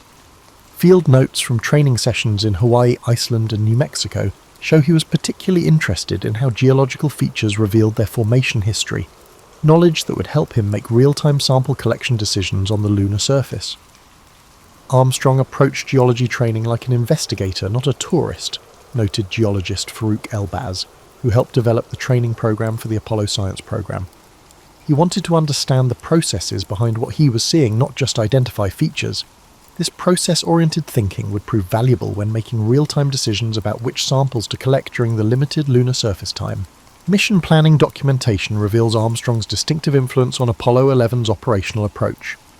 While early landing plans emphasized automated systems with minimal pilot intervention, Armstrong successfully advocated for what he called monitored autonomy, allowing the computer to perform routine operations while maintaining human override capability for critical decisions. This philosophy directly reflected his test pilot background, where he had developed a nuanced understanding of human-machine collaboration, rather than seeing automation and manual control as binary opposites. Armstrong's preparation extended beyond technical aspects to psychological readiness for uncharted territory. Unlike training for previous missions where astronauts could speak with humans who had experienced similar conditions, Apollo 11 represented a journey beyond human experience. Armstrong developed what colleagues called comfortable uncertainty, the ability to prepare thoroughly while acknowledging that complete preparation was impossible. The distinctive quality Armstrong brought to Apollo training was epistemological humility, observed Apollo flight director Glyn Lunny in an oral history interview. He recognized that our models of lunar conditions were approximations at best and maintained intellectual flexibility about what they might actually encounter. This open-minded approach, combined with rigorous preparation, created a unique readiness for genuine unknowns. Communication training revealed another dimension of Armstrong's preparation philosophy. Recognizing that transmission quality between Earth and the Moon would be limited by technology and distance, he developed a distinctive communication economy. Training transcripts show him systematically reducing message length while preserving critical information, a skill that would prove essential during the landing, when every second of communication time was precious. Perhaps most revealing was Armstrong's approach to failure simulation. While most astronauts preferred to focus on successful outcomes with occasional emergencies, Armstrong regularly requested what trainers called cascading failure scenarios, situations where initial problems triggered subsequent complications. This approach reflected his understanding that real emergencies rarely follow textbook patterns, but instead evolve unpredictably as systems interact. Armstrong's training philosophy was captured in a note he wrote to flight controllers before a particularly difficult simulation. Today, let's make the task as hard as possible. On the actual mission, we can only hope it will be easier than what we've practiced. This mindset, preparing beyond worst-case scenarios, created psychological margin that would prove crucial during Apollo 11's actual challenges. By the time Armstrong boarded Apollo 11 in July of 1969, he had developed not just technical proficiency, but a cognitive approach uniquely suited to exploration beyond human experience. His preparation had built not just skills, but a philosophical framework for navigating the unknown, a framework that would guide humanity's first steps onto another world. The 13 minutes between the separation of Apollo 11's lunar module Eagle from the command module and its landing on the Moon may have been its most crucial. Although typically simplified to computer alerts and fuel worries, this brief descent phase entailed a complex cascade of technological problems and human decisions that highlight Apollo's genuine accomplishment and Armstrong's distinctive contributions. Armstrong and Aldrin were actively navigating an unfamiliar environment as Eagle began its powered descent into the lunar surface. The landing course was plotted using lunar orbital photos with low resolution, which left surface conditions unknown. Because of this information gap, the crew had to combine real-time observations with pre-programmed guidance, which was harder than expected. At 4 minutes into the descent, Armstrong realized the lunar module's autonomous guidance system was pointing them toward a landing place that didn't fit pre-mission planning. Voice records show him quietly telling Aldrin, "We're headed for the edge of that crater." Armstrong saw the unanticipated hazards of West Crater, a 180-meter-wide dip ringed by a dangerous boulder field not seen in mission preparation photos. This observation led to the first significant decision: accept the computer's landing area or intervene. Mission transcripts analyzed the problem more deeply than articles. Armstrong methodically assessed surface dangers, fuel margins, landing radar dependability, and position relative to planned landing coordinates. Over 20 crucial system parameters and precise spacecraft attitude were monitored during this multi-dimensional risk assessment. Armstrong had to redo trajectory calculations the MIT-designed guidance computer had spent thousands of CPU cycles on to manually redesignate the landing area. He had to visually select a safe landing zone, estimate its coordinates relative to their position, and evaluate if they had enough fuel. The cognitive test was performed while flying an unstable spacecraft with handling characteristics unlike any aircraft on Earth. The redesignation maneuver wasn't just piloting skill, said David Scott, Armstrong's lunar landing training partner. It required mental modelling of orbital mechanics, propulsion capabilities, and surface topography simultaneously, essentially doing complex engineering calculations in real time while flying the spacecraft. The guidance computer's 1201 and 1202 warnings complicated an already difficult situation. These warnings showed the machine was overloaded, restarting and dropping lower priority functions. Although Mission Control didn't order an abort, these alarms caused Armstrong and Aldrin to adjust for sensor data fluctuations. Popular versions rarely mention that Armstrong managed 3 control modes throughout the descent. He monitored the primary guidance system, was aware of the abort guidance system, which might be employed if the primary system failed, and prepared for human control if both systems failed. His mental tracking of several parallel systems reflected his test pilot years, always being aware of fallback possibilities. Armstrong took over human control in P-66 mode when Eagle plummeted below 500 feet, giving rate of descent commands while the computer maintained attitude. Human-machine collaboration matched Armstrong's balanced automation strategy throughout mission preparation. An experienced test pilot analysing aircraft response uses modest, precise modifications followed by periods of observation in his control inputs throughout this phase. The radio discussion between Armstrong and Aldrin during the final descent shows how optimised communication helps people perform under duress.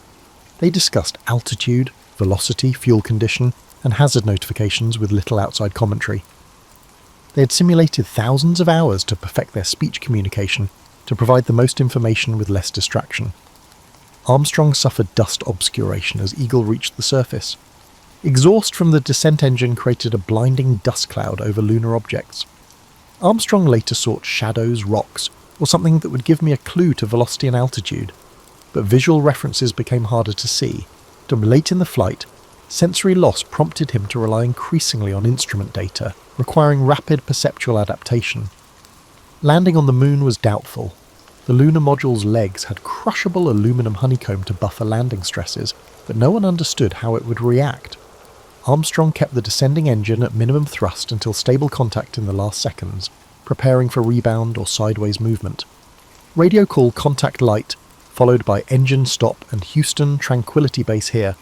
The Eagle has landed, conceals Armstrong and Aldrin's complicated shutdown routine. Within seconds of landing, they had to establish a stable position, shut down the descent engine, switch various systems to surface mode, and prepare for an emergency ascent if surface circumstances were unstable. Armstrong's cognitive bandwidth control during the landing was amazing.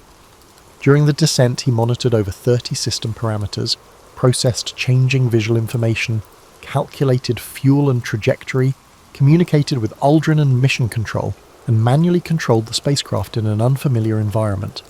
This cognitive multitasking may have been the most difficult operational environment ever. The landing changed humanity's relationship with the universe beyond the technological feat. Armstrong and Aldrin broke a boundary that had defined human existence since our species emerged, being creatures of a single world by going from orbit to Earth.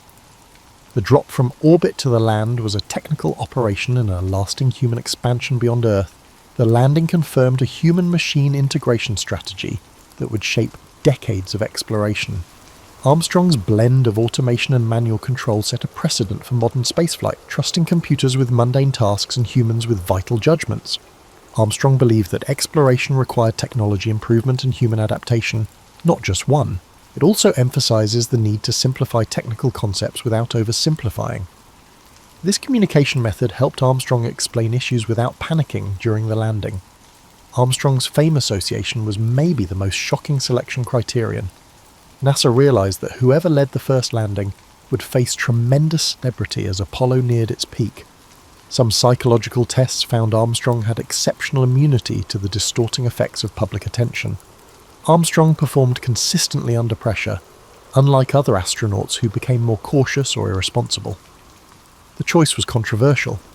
Some NASA employees suggested choosing charismatic astronauts to garner public attention. Others preferred combat-experienced military candidates. Internal papers show disagreement about whether Armstrong's reservedness would reduce the mission's inspiration. The conclusion hinged on judgment under uncertainty, which is hard to quantify. The lunar landing would require maneuvers that Earth cannot replicate. Later, flight director Chris Kraft said, "We needed someone who could make the right decision when there was no right answer." Armstrong showed his courage in real life during the Gemini 8 emergency. When Armstrong, Aldrin and Collins were assigned to Apollo 11 in January 1969, public attention centered on their technical capabilities. Behind closed doors, NASA knew that the first lunar landing required more than piloting skill. It required a commander who could handle history without being crushed. NASA's changing leadership philosophy for space exploration influenced Armstrong's selection. The perfect commander for humanity's first steps on another globe wasn't the best pilot or most authoritative personality, but someone whose identity could fade behind the achievement. NASA found a commander in Armstrong who never let his ego overshadow humanity's success. The opening question, "Did Neil Armstrong actually walk on the moon?" reflects one of the most persistent current conspiracy theories. Exploring moon landing denialism's history reveals Armstrong's legacy and cultural concerns about technology, trust, and American identity. Contrary to popular belief, conspiracy theories about the moon landing began immediately after Apollo 11, not in the US. In 1970, the Soviet-aligned International Organization of Journalists published America's Journey to the Moon, Scientific Feat or Political Bluff, which made the first major charges of fakery. This story demonstrates how Cold War rhetoric, not technology, initially fueled Apollo's battle. People rarely discuss Neil Armstrong's direct interaction with these notions.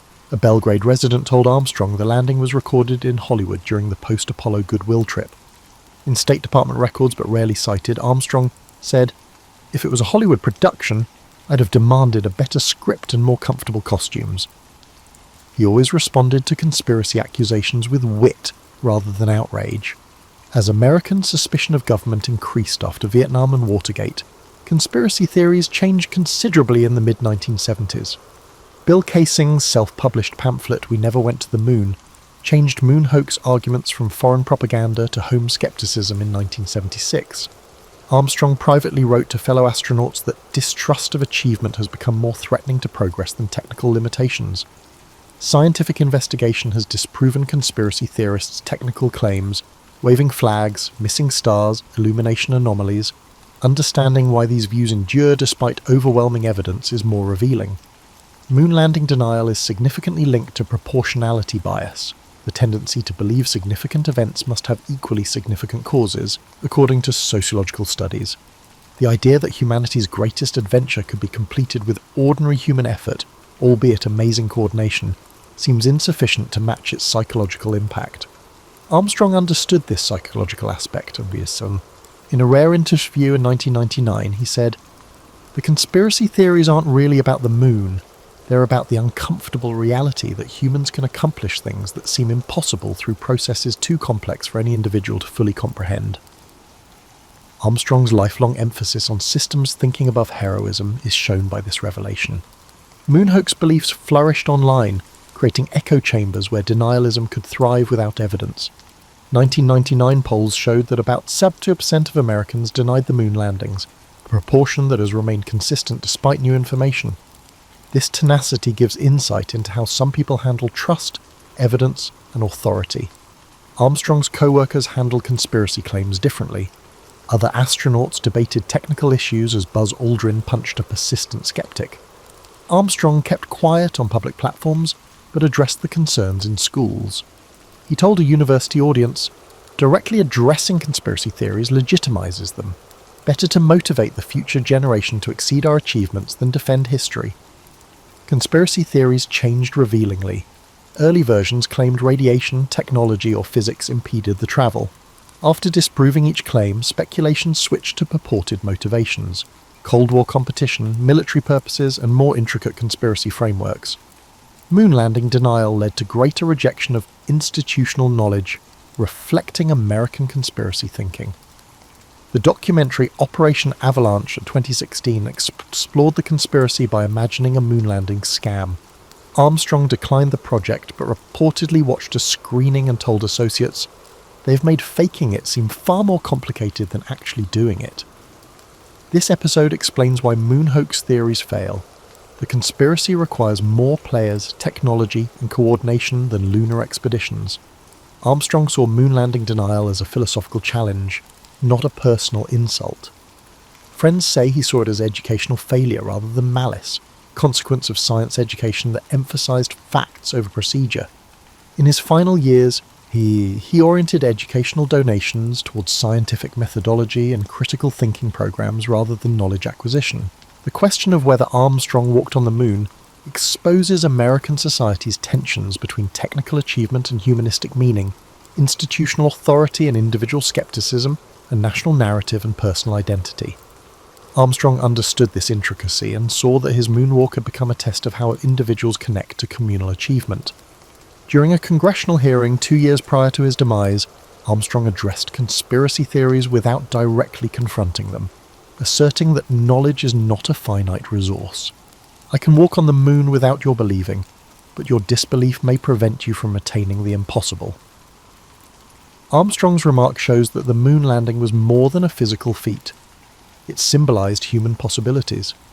Moon landing conspiracy theories persist despite overwhelming evidence from multiple missions, independent verification from other countries' space agencies, and retroreflectors still working on the moon. This says something about historical truth in the modern era. The moon landing is unusual in that it was widely documented, but just a few people witnessed it. Armstrong understood this epistemic issue. He emphasised in private letters with historians that space exploration produced a new category of human knowledge that required collective confidence because it could not be independently validated. This knowledge guided his lifelong focus on education, that taught how to analyse facts and draw conclusions. After July 1969, the topic, "Did Neil Armstrong really walk on the moon?" becomes more about how cultures establish shared reality. Armstrong's legacy may not be lunar dust, but his example of how human success exceeds individual capacity through collaboration and common purpose, a truth no conspiracy theory can change. The man who took that little step realised that humanity's greatest achievements are defined by how they increase human possibility, not by who does them. This means that whether someone believes in the moon landing is less important than if it encourages them to push themselves. In his final public engagement, Armstrong reminded pupils, "Our sight is limited by the horizon. Moving the horizon is progress."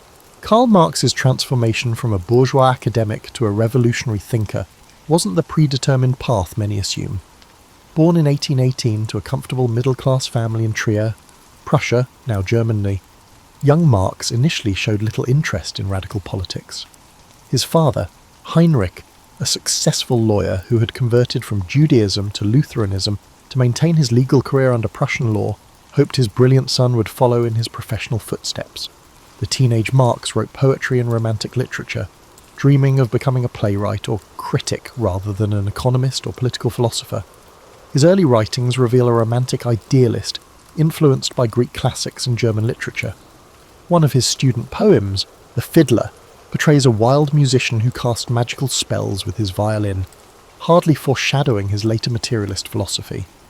Marx's father arranged his education at the prestigious University of Bonn, where the young man quickly became involved in a drinking society, accrued debts, and ended up in jail for disrupting the peace.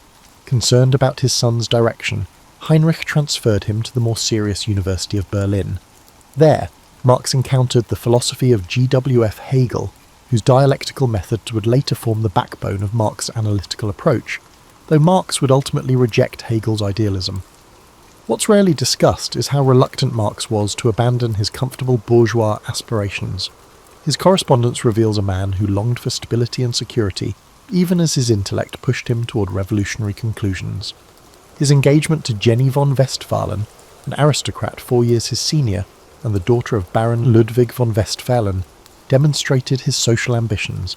The Baron had introduced the young Marx to romantic literature and social criticism, but Marx likely never anticipated how far these intellectual pursuits would take him from conventional success. The pivotal moment occurred when Marx finished his doctoral dissertation on ancient Greek philosophy in 1841. His hopes for an academic career at the University of Bonn collapsed when his mentor Bruno Bauer lost his teaching position due to atheistic views. Without academic prospects, Marx turned to journalism, becoming editor of the liberal newspaper Rheinische Zeitung. Here, reporting on the suffering of Moselle vineyard workers and timber theft laws opened his eyes to economic exploitation. Marx faced a critical decision when Prussian authorities shut down his newspaper in 1843. He was already married to Jenny, who had sacrificed her aristocratic comforts for a life with him. Financial pressures mounted, yet rather than compromising his increasingly radical views for security, Marx chose exile,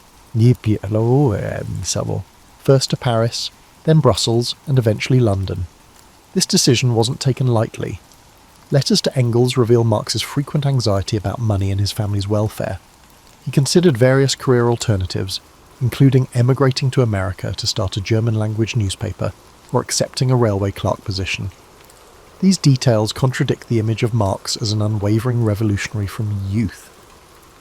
What drove this transformation was Marx's intellectual honesty. Once he began analysing capitalism's mechanisms, he couldn't unsee its contradictions. His evolving critique wasn't the product of inherent radicalism, but of rigorous intellectual investigation that led him to uncomfortable conclusions about the society that had nurtured him. This personal journey explains why Marx's analysis cut so deeply. He understood bourgeois society intimately because he was formed by it and initially embraced its values. His critique came from within rather than without, from someone who might have become a university professor or comfortable professional had circumstances been different. The passionate intensity of his work stems partly from the personal cost of these realizations, as he watched his prospects for conventional success evaporate with each radical conclusion he reached.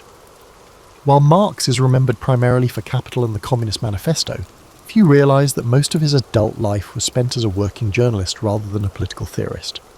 From 1848 to 1862, Marx wrote over 500 articles for the New York Daily Tribune, making him one of the paper's most prolific European correspondents during a transformative period in world history. This aspect of Marx's career reveals a pragmatic professional writer rather than the ivory tower philosopher many imagine. As the Tribune's European correspondent, Marx covered everything from diplomatic crises and wars to financial panics and colonial rebellions. He earned approximately £5 per article, equivalent to several $100s today, providing crucial income for his chronically cash-strapped family. Marx's journalism demonstrates a remarkably prescient understanding of how capitalism was globalizing in the mid-19th century. While covering the 1857 Sepoy Rebellion in India for American readers, he connected British imperial policy to domestic economic interests. His analysis of the American Civil War identified economic contradictions between industrial capitalism and plantation slavery that many contemporary observers missed. What's particularly notable about Marx's journalism is how it contradicts stereotypes about his rigid ideological thinking. His articles show a nuanced geopolitical analyst who could recognize the progressive aspects of capitalism despite its exploitative nature. For example, he supported the Union in the American Civil War, not only because he opposed slavery, but also because he saw northern industrial capitalism as historically progressive compared to southern feudal-like plantation society. Charles Dana, managing editor of the Tribune, valued Marx as a correspondent precisely because his analysis went deeper than most journalists of the era. Marx brought his dialectical approach to news reporting, connecting events across nations and seeing patterns where others saw only isolated incidents. His analysis of the Crimean War, for instance, linked diplomatic maneuvering to financial interests and class politics. The journalism years also reveal Marx's surprising admiration for Abraham Lincoln.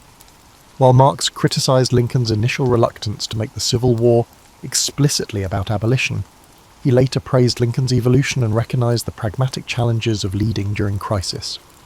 After Lincoln's assassination, Marx drafted a letter of condolence to the American people on behalf of the International Workingmen's Association, calling Lincoln the single-minded son of the working class who had led his country through the epic of its people's rebirth. These journalistic writings expose the limitations of viewing Marx solely as an abstract theorist. He was deeply engaged with the concrete political and economic developments of his time, forming his theories through active observation of global events rather than mere philosophical speculation. Financial documents from this period reveal how Marx prioritized this journalism over his theoretical work out of necessity. With 4 surviving children to support, 4 others died in childhood due to poor living conditions, Marx sometimes complained that his newspaper duties prevented progress on capital, yet these journalistic responsibilities kept him connected to current events in ways that enriched his theoretical perspective. Perhaps most surprising about Marx's journalism is how it anticipated modern global reporting.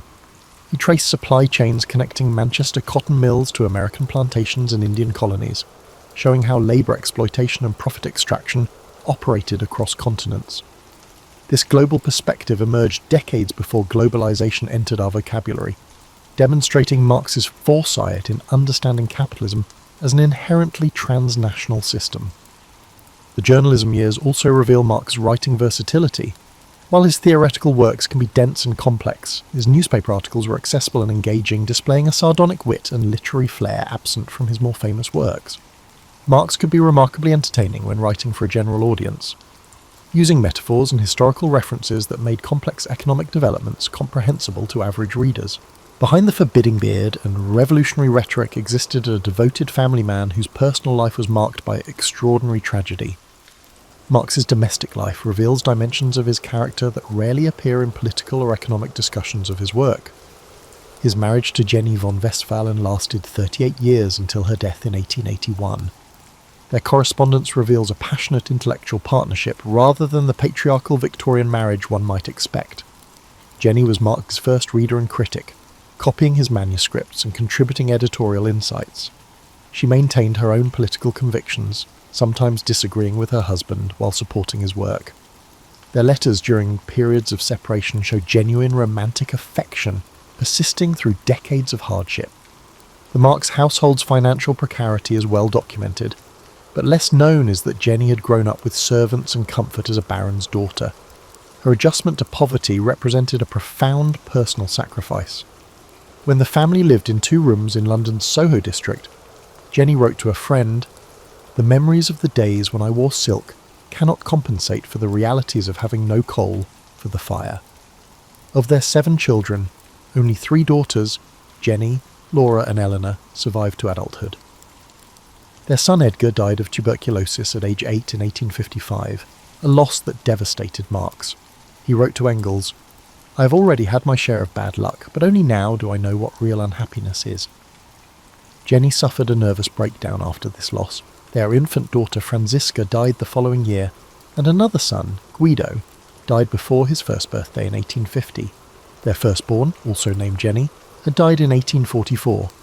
These deaths weren't abstract statistics, but direct consequences of their poverty. The family couldn't afford proper medical care or adequate nutrition.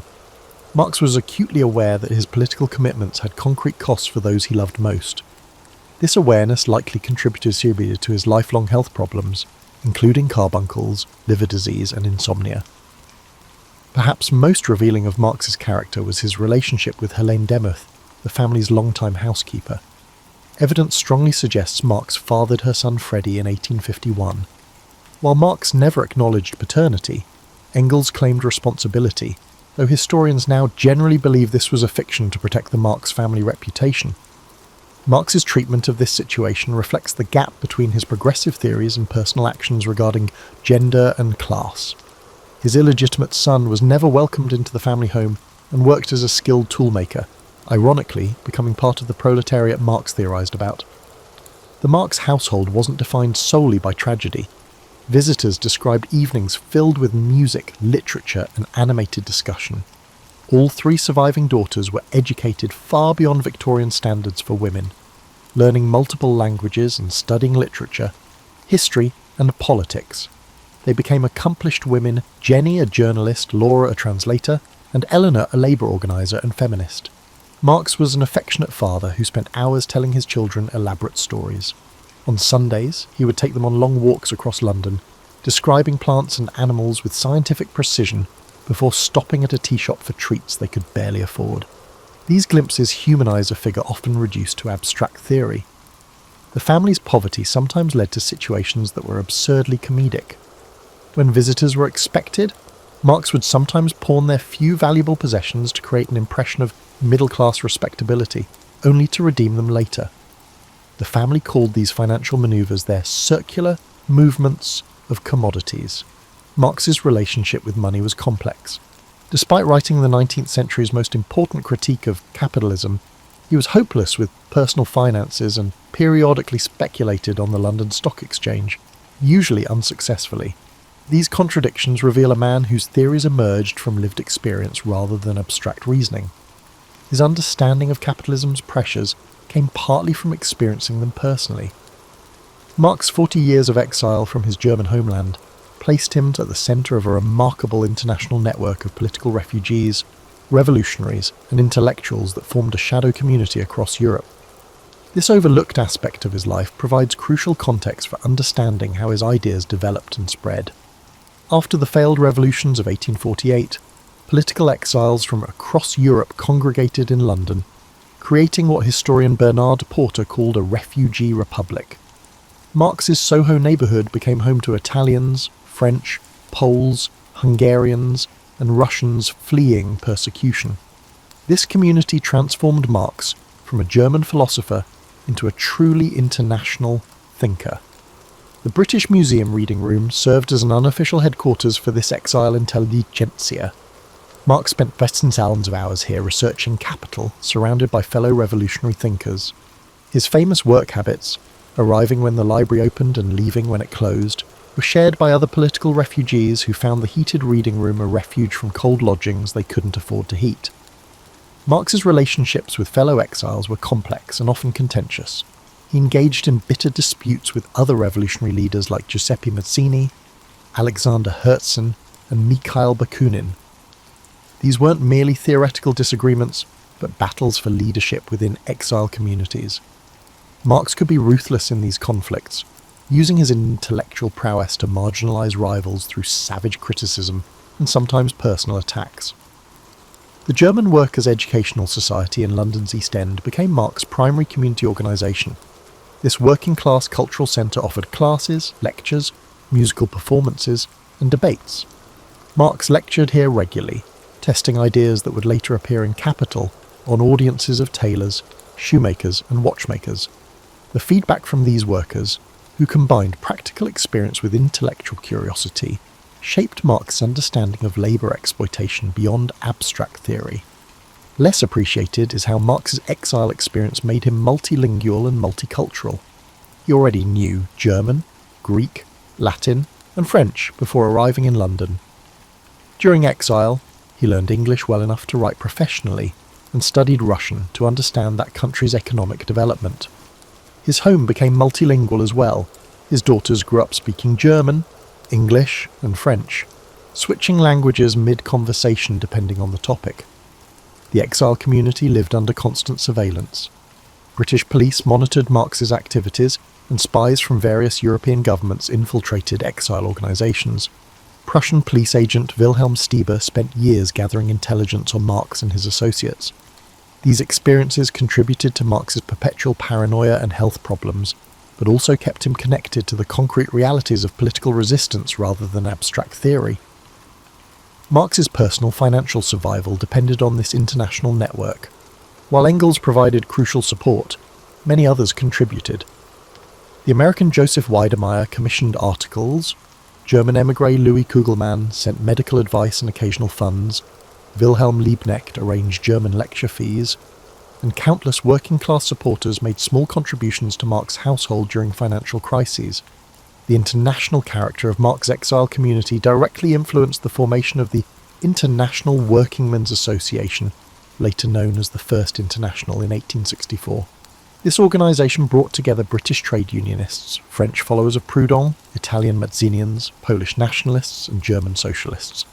Marx's experience navigating the complex politics of exile prepared him to write the International's founding documents in ways that could unite these diverse tendencies. Perhaps most significant about Marx's exile network was how it transformed his understanding of revolutionary change. The failed revolutions of 1848 had shattered romantic notions of spontaneous uprising.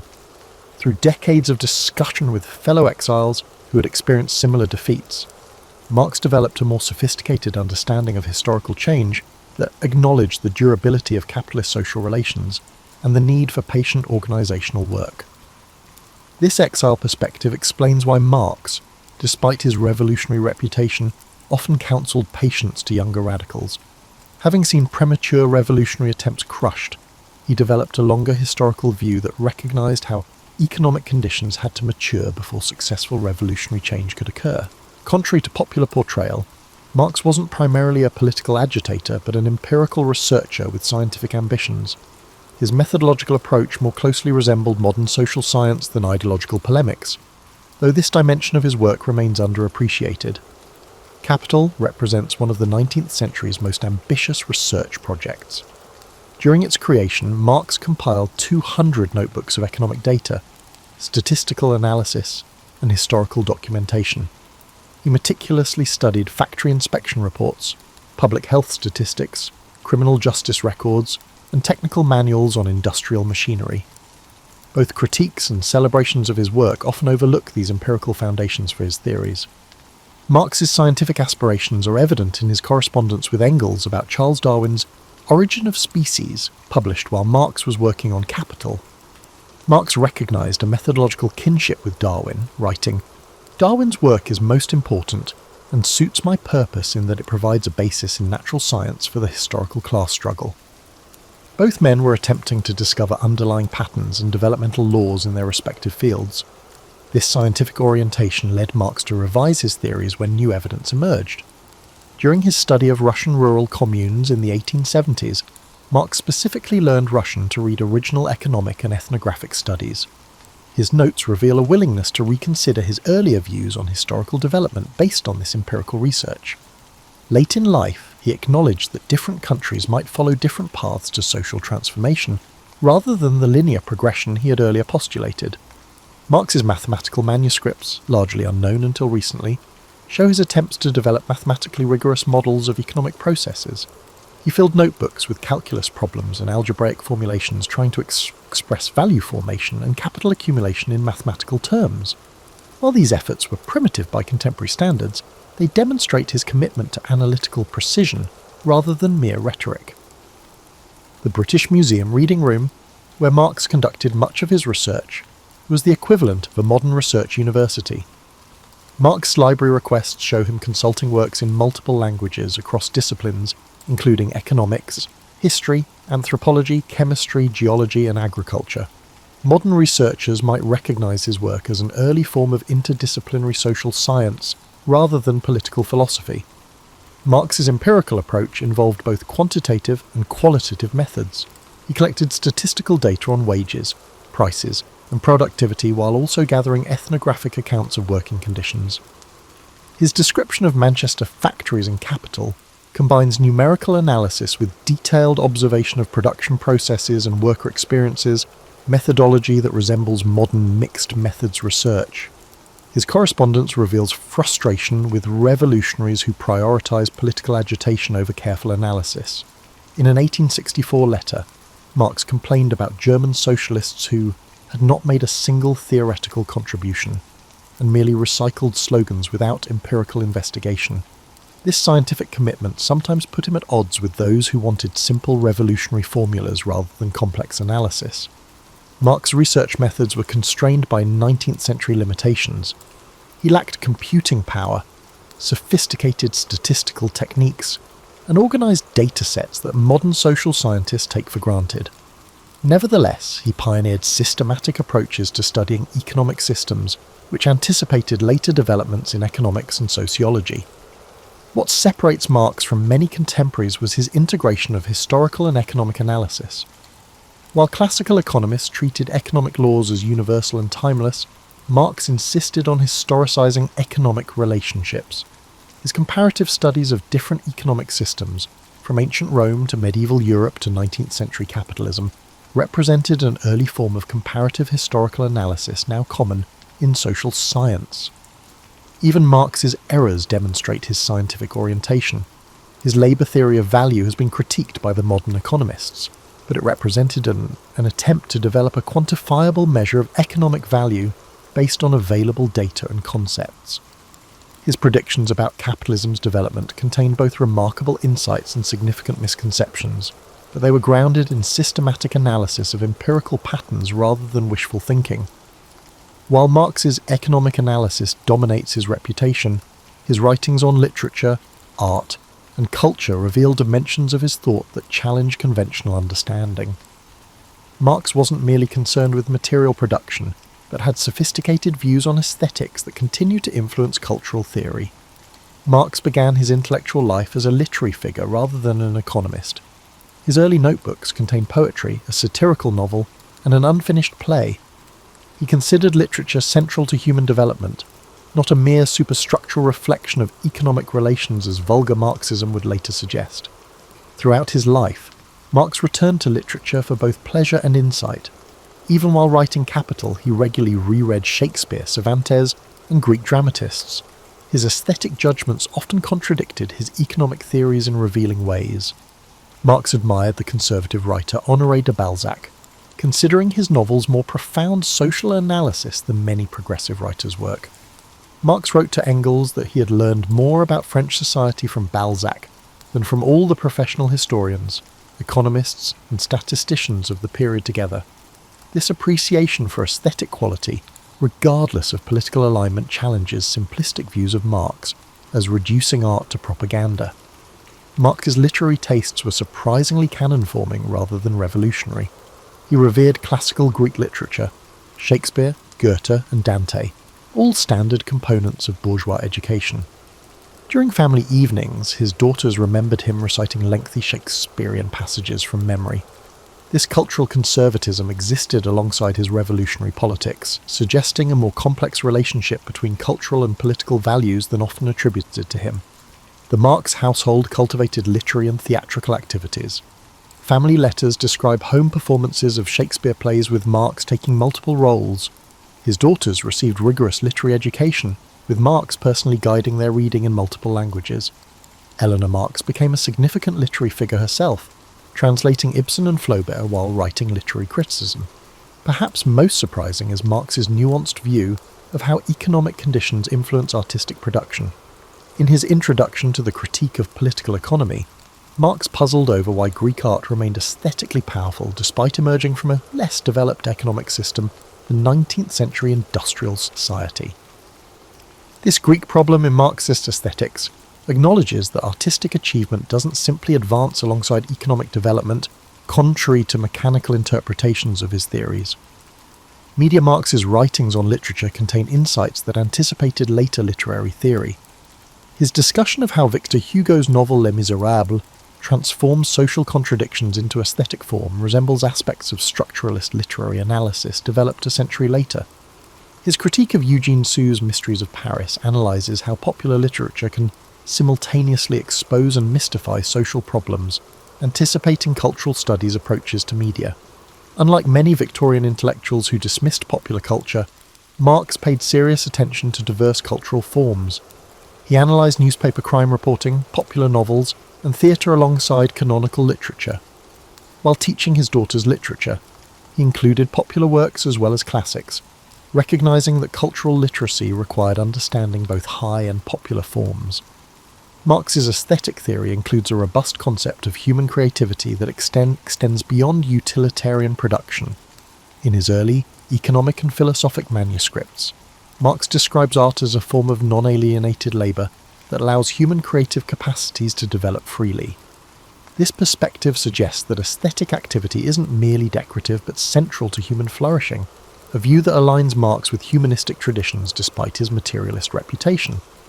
The emancipatory potential of art remained important to Marx throughout his life.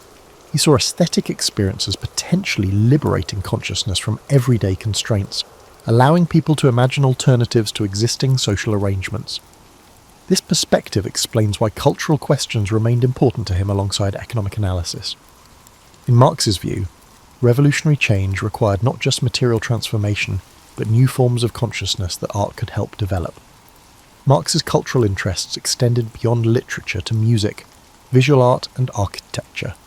He attended opera performances when finances permitted, and closely followed the career of composer Richard Wagner, though expressing ambivalence about Wagner's nationalist tendencies.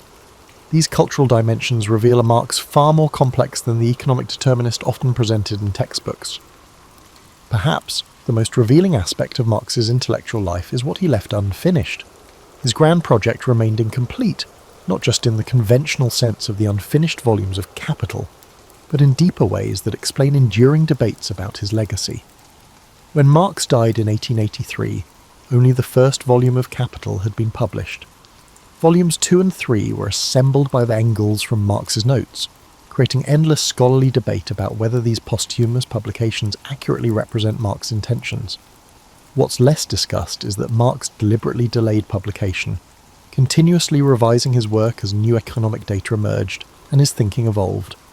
Marx's final years show a thinker moving in unexpected directions rather than solidifying a dogmatic system. His notebooks from the 1870s and early 1880s reveal intensive study of anthropology, particularly Lewis Henry Morgan's work on ancient societies. These investigations led Marx to question unilinear theories of historical development, including some of his own earlier formulations, as he recognised alternative social formations beyond the European pattern. The late Marx showed increasing interest in non-Western societies.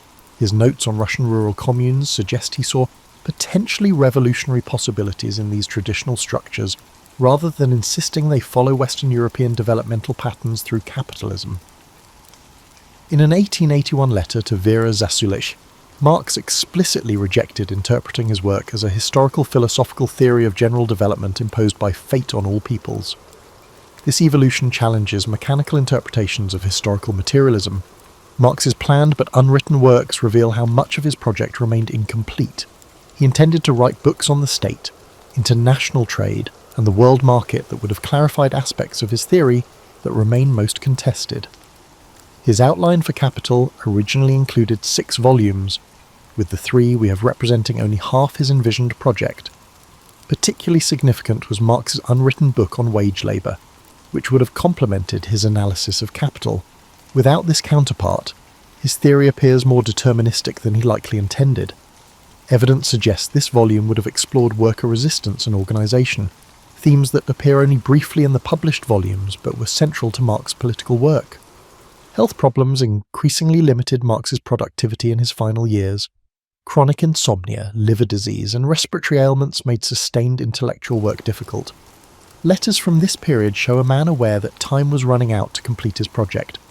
This physical decline partly explains why so much remained unfinished, but also reflects his unwillingness to publish prematurely, a perfectionism that contributed to his work's incompleteness. Marx was perpetually distracted by political obligations that diverted energy from theoretical work. His leadership role in the First International involved writing countless reports, resolutions, and addresses while mediating disputes between factions. He complained to Engels that these responsibilities prevented progress on Capital, but felt obligated to the working class movement despite these intellectual costs. The financial pressures that plagued Marx throughout his life worsened these delays. Journalism and other paid writing took precedence over theoretical work that offered no immediate income. Financial crises repeatedly interrupted Marx's famous working habit in the British Museum, requiring him to write desperate letters to friends for loans. These material conditions of intellectual production aren't merely biographical details, but shape the development and incompleteness of his thought. Perhaps most significant about Marx's unfinished work is how it created space for diverse interpretations. The gaps and ambiguities in his theory allowed later Marxists from Lenin to Luxemburg to Gramsci to creatively develop aspects of his thought in different directions. Had Marx completed a more systematic presentation of his mature views, this theoretical fertility might have been reduced. Marx's final notebook entries show a thinker still evolving rather than reaching definitive conclusions. Unlike philosophers who develop systematic theories, they then defend unchanged. Marx continuously revised his thinking based on new evidence and historical developments. His final notes contain questions rather than answers, suggesting an open intellectual project rather than a closed theoretical system.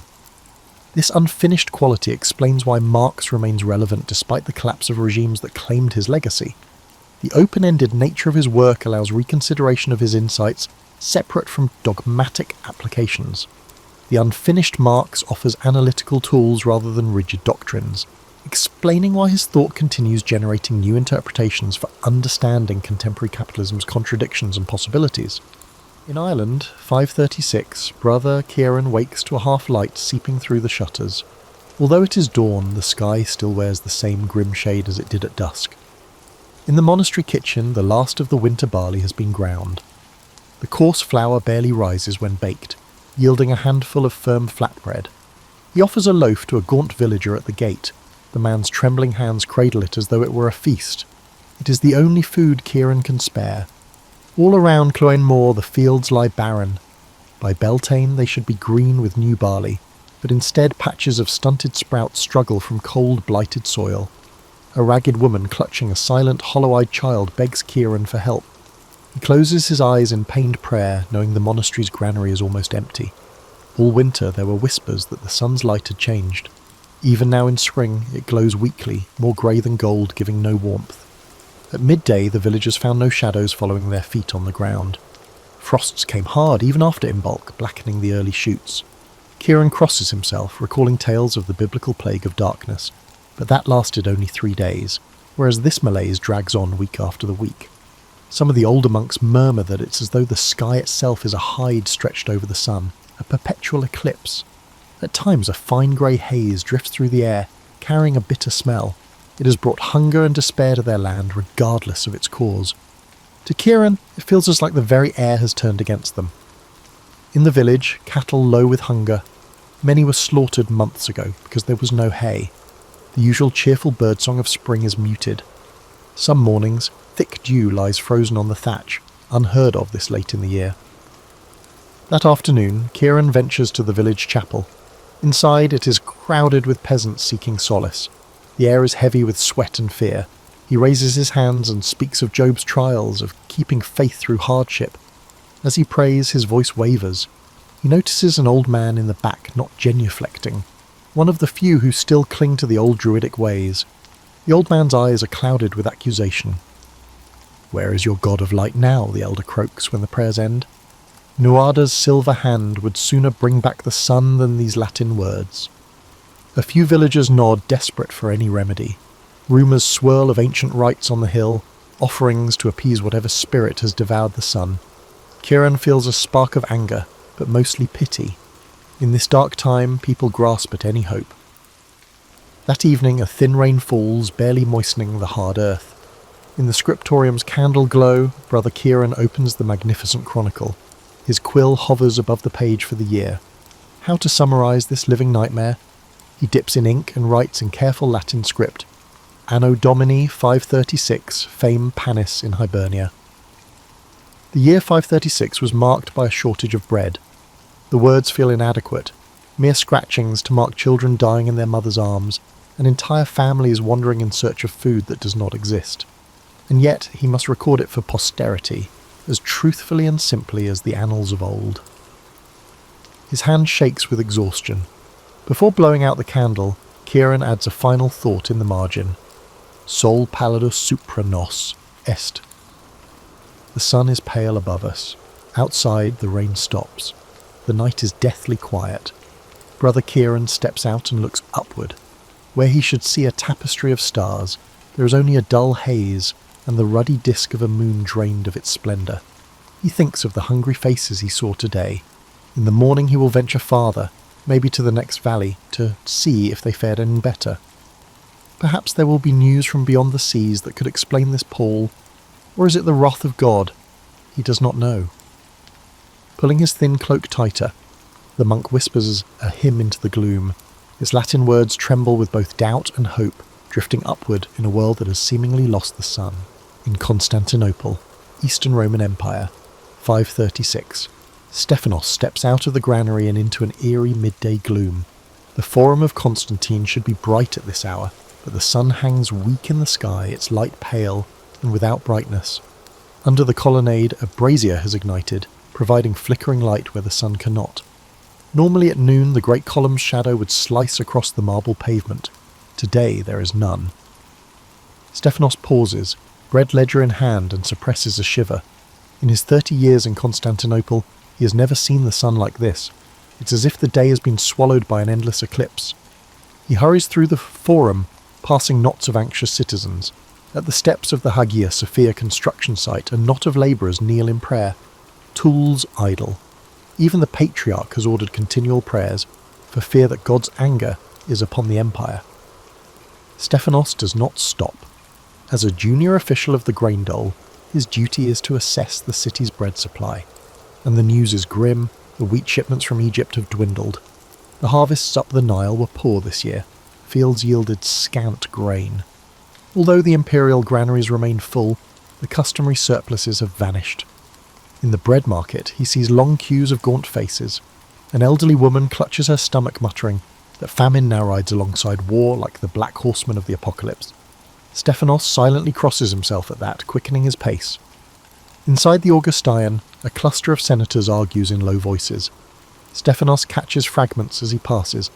One laments that the blighted sun, which began during Consul Belisarius's year, is a dire omen. Another frets that if the produce is destroyed by this bad time, the legions will starve. Men are free neither from war nor pestilence nor any other thing leading to death, an elderly senator concludes. No one disagrees. At the docks on the Golden Horn, grain barges from Alexandria are being unloaded under the dim sun. The usual cacophony of stevedores is hushed. Everyone moves with the worried calm of men who know they carry precious food. Stephanos inspects the offloaded sacks. The wheat kernels are small, shrunken by poor yield. "Is this all?" he asks the harbour master. A shrug. "Afraid so. Even the bread basket of the world struggles now." Stephanos nods and makes a mark on his wax tablet. In the past, Egypt's bounty could feed Constantinople twice over. Now any shortage sends prices climbing. Already he has heard of riots in the poorer quarters at dawn when the meagre bread allotments ran out. He muses grimly about the concept of bread and circuses. Crossing back toward the palace, Stephanos peers up at the sky. The sun's hue is a strange bluish white, and the very air seems thick. A dry, foggy haze hangs high above, dulling the daylight. Some call it an omen, others say it's a natural miasma. One pamphlet circulating in the forum even claimed that a volcano in some far-off land must have vomited ash into the heavens, promptly confiscated by the urban prefect for spreading alarm. Stephanos does not know what to believe. He only knows that the empire lacks experience with simultaneous harvest failures across all regions. In the past, if Syria suffered drought, Egypt might compensate. But now Syria also reports withered crops and empty granaries. An empire that commands the Mediterranean cannot command the skies. That night, the city is preternaturally quiet. By decree, a candle-lit vigil is held in every church. Stephanos stands among a crowd in the great church's half-built nave. The air smells of wax and incense. By day, hundreds of tiny flames flicker where sunlight should stream in. The patriarch leads a solemn chant, beseeching God to restore the light and spare his people. Stephanos bows his head and joins the chorus. His mind wanders to his young daughter at home, who has known constant cough and hunger these past months. The sun gave forth light without brightness, like the moon. He remembers those words from a scholar's chronicle, and they ring true in his bones. He prays for the day he can show his child a bright, warm sun again. Until then, they endure in the half-light of an empire under siege by the very heavens. In the kingdom of Axum, Ethiopia 536, Miriam's sandals are worn thin by the time she and her little brother crest the last hill before Axum. Below them, the city's familiar landmarks rise from the plain, the tall stone stellae of bygone kings casting faint shadows in the ashen daylight, and beyond, the spires of the great stone church where her people have worshipped for generations. She urges her brother onward with a gentle hand. They have walked for 2 days from their village, driven by desperation. At home, the fields of teff and sorghum utterly failed. This year's rains never arrived, and the soil cracked beneath a brazen but feeble sun. Along the road they joined a trickle of other villagers and farmers, all converging toward Axum like streams to a dry riverbed. They strolled past the abandoned ox carcasses by the roadside and the deserted farms with nothing left to harvest. At the city gates, Miriam feels a surge of relief. They have arrived. But the sight before her quickly tempers that hope. Axum's marketplace, usually vibrant with traders from far lands, has been transformed into an open-air soup kitchen. Cook fires gutter under large cauldrons of porridge. Hundreds of people gather in lines, clutching bowls or baskets, their faces gaunt. The smell of thin millet gruel mingles with the acrid scent of despair. Miriam clutches her brother's hand and finds a spot at the end of a line. Overhead, the sky is a flat, dull white, the sun's disk barely visible. A local deacon moves down the line, intoning prayers in Ge'ez. He sprinkles holy water on the crowd from a palm frond. Normally, people save such blessings for festivals, but now they perform them to combat hopelessness. A small caravan arrives with a few camels laden with grain from the coast, but after a brief exchange with officials, most of it turns away. Even the major trade routes bring no food now. In Aksum's markets, one could once buy pepper from India, or wine from Nubia. Now even the humblest barley loaf is a treasure. As the line inches forward, Miriam passes by a group of nobles and priests gathered under an incense tree. She recognises Negus Caleb, King Caleb, among them by the gold-fringed cloth draped over his shoulders and the ornate processional cross he leans upon. Her ears catch an advisor reporting that the Nile's flood was weak, and even across the Red Sea no stores remain. The king's shoulders sag under his embroidered cloak. At last he raises his hands and calls out, "People of Aksum, God is testing us. We will open the last of the royal granaries to feed the hungry, share what you receive, and trust that the Lord will provide." A murmur of gratitude ripples through the throng. Miriam finally reaches the front. A deacon ladles a scoop of watery porridge into her clay bowl. It is not much, barely a few mouthfuls for each of them, but she murmurs, "A mesa gin lahu, thank you," with a deep bow. Her brother swallows his portion greedily, licking the bowl. She forces herself to eat slowly, savouring each drop. Around her, others huddle on the ground in silence, some weeping with relief for this small mercy. At sunset, King Caleb leads a candle-lit procession through the streets. Miriam and her brother stand among the faithful lining the route. The king walks barefoot, carrying the gilded cross, followed by priests bearing icons. Their chants of Kyrie eleison, Lord have mercy, echo off the towering stellae.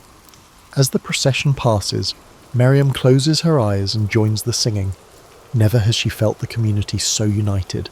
Nobles and peasants, priests and paupers, all imploring heaven for deliverance. In the failing light, the king lifts the cross to bless the entire land. Miriam tightens her arm around her brother. Though hunger gnaws and the darkness endures, in that moment she takes solace in their collective hope. Under the mournful sky of 536, the people of Aksum face the long night together, their faith unbroken even as the world around them withers. Though hardship was far from over, a spark of hope persisted. Like dawn following the longest night, they trusted that better days would come again. In northern China, 536, the sky should have been a brilliant blue above the rice paddies, but today it is the colour of lead. Farmer Liang squints at the field where his family's livelihood lies. It is the 7th month of the year, high summer, yet a bitter wind rattles the stalks. Suddenly one of his sons cries out. Liang looks down in disbelief as snowflakes swirl onto the green rice shoots. Within minutes, a rare summer snowfall dusts the paddies, bending the young rice. The villagers stand helplessly by. Such a thing has never happened in living memory. Autumn brings no relief. The harvest is paltry and stunted, weeks late in ripening. By the 8th month, the famine is undeniable, the granaries are nearly empty. Liang's family begins mixing chaff and acorns into their rice to make it stretch. His youngest daughter stops growing. Her cheeks are sunken and grey. One afternoon, a yellow powder drifts down from the sky, coating the village roofs in a film like ash. Villagers fear it is a curse from heaven. Whatever the cause, the crops are ruined, and hunger stalks the land. In the village temple, the headman burns incense before the altar of the earth god. The air is thick with smoke and the murmured prayers of desperate farmers. "We must appease heaven to now," the headman declares, sweat beading on his brow despite the cold. As night falls, the villagers carry an offering of their last millet and a slaughtered goat to the hill shrine. Liang watches as the small procession winds up the slope with lanterns bobbing. He holds his shivering daughter close. They set the offerings and bow until their foreheads touch the ground, begging for mercy, good weather, a decent harvest, anything. But the night sky offers no reply, only a faint glow where the moon hides behind a strange haze. The offering remains untouched by any deity. Weeks pass and starvation sets in. Liang feeds his children thin congee made from wild herbs and tree bark. His elderly mother quietly refuses her portion, pretending she has eaten so that the little ones might have more. Soon she grows too frail to leave her bed. One cold morning, Liang finds that her breathing has stopped. With shaking hands, he covers her body with a woven mat. There is no energy or grain to spare for proper funeral rites. Before her death, his mother had whispered that perhaps the emperor had lost heaven's mandate. How else to explain the son's betrayal? In grief, Liang wonders if the distant court's sins have brought on heaven's wrath. They hear of hungry folk in nearby provinces attacking granaries, but in Liang's village, though desperation grows, order holds for now. By early winter, bandits roam the countryside, stealing what little remains. One night, a gang of starving young men, once farmers from a nearby hamlet, break into Liang's storehouse, seizing the meagre sack of millet he had hidden. There are scuffles in the dark. His eldest son is struck with a staff while trying to defend their food. The thieves flee into the night, leaving the family bruised and without a single grain of food. When dawn breaks, Liang makes a decision. He gathers his family and tells them they can stay no longer. If they remain in the village, they will surely die. Rumours suggest that the harvests were better further south. Perhaps they could find food and employment there. That day, the family packs what little they have left. Liang hoists his weakened daughter onto his back. He takes one last look at the fields of their ancestors, now barren, dusted with frost. Together, the family joins a small band of neighbours on the road heading south, leaving behind their village to whatever fate the heavens had decreed. As they vanished into the white distance, their footprints were swiftly blanketed by the new snow, one family among countless others on the road that winter, all seeking a land where the sun still shone and grain could be found. It was the second year without a summer in Scandinavia, 536, in a seaside village of what would one day be called Sweden. Jarl Einar stood on the frozen shore at noon and saw no sun above, only a dim glow behind the grey sky. The world felt stuck in twilight. Fishermen had to chip through ice where the bay had frozen solid, hoping to catch a few starved cod. Inland, the fields lay under dirty snow even in what should have been the growing season. Einar's people had slaughtered most of their livestock last autumn. There was no fodder to keep them alive through another barren year. Half the benches in the hall were now empty. The strong had ventured south to gentler climates, and the frail had perished in the first famine winter. Inside the Jarl's longhouse, a small fire flickered weakly. Einar passed a hand over the embers and thought of the sun, once the great fire in the sky, now vanished. His gut clenched with a mix of sorrow and dread. The village's priestess, Volva, had warned that they could be living through Fimbulvetur, the legendary great winter of Norse prophecy. 3 winters with no summer between, a prelude to Ragnarok, the end of the gods. Einar had scoffed at the time, but now he was not so sure. To placate the gods, they had tried everything. The previous fall, they sacrificed their finest ram and a pair of oxen to Freyr at harvest, yet the snows came early and stayed. In the spring, Einar himself cast a gold arm ring into the peat bog as an offering. Many nobles were said to be abandoning their treasures to the earth in hopes of buying back the sun. Still, the gods remained silent, and the sun's chariot did not return. By midwinter of that second sunless year, desperation hung like a fog. The village elders grimly agreed that only a human sacrifice might break the curse. That night, they offered up a captured thrall under the frost-covered ash tree, spilling his blood in Odin's name. But when dawn broke in yet another leaden sky, they knew even that was not enough.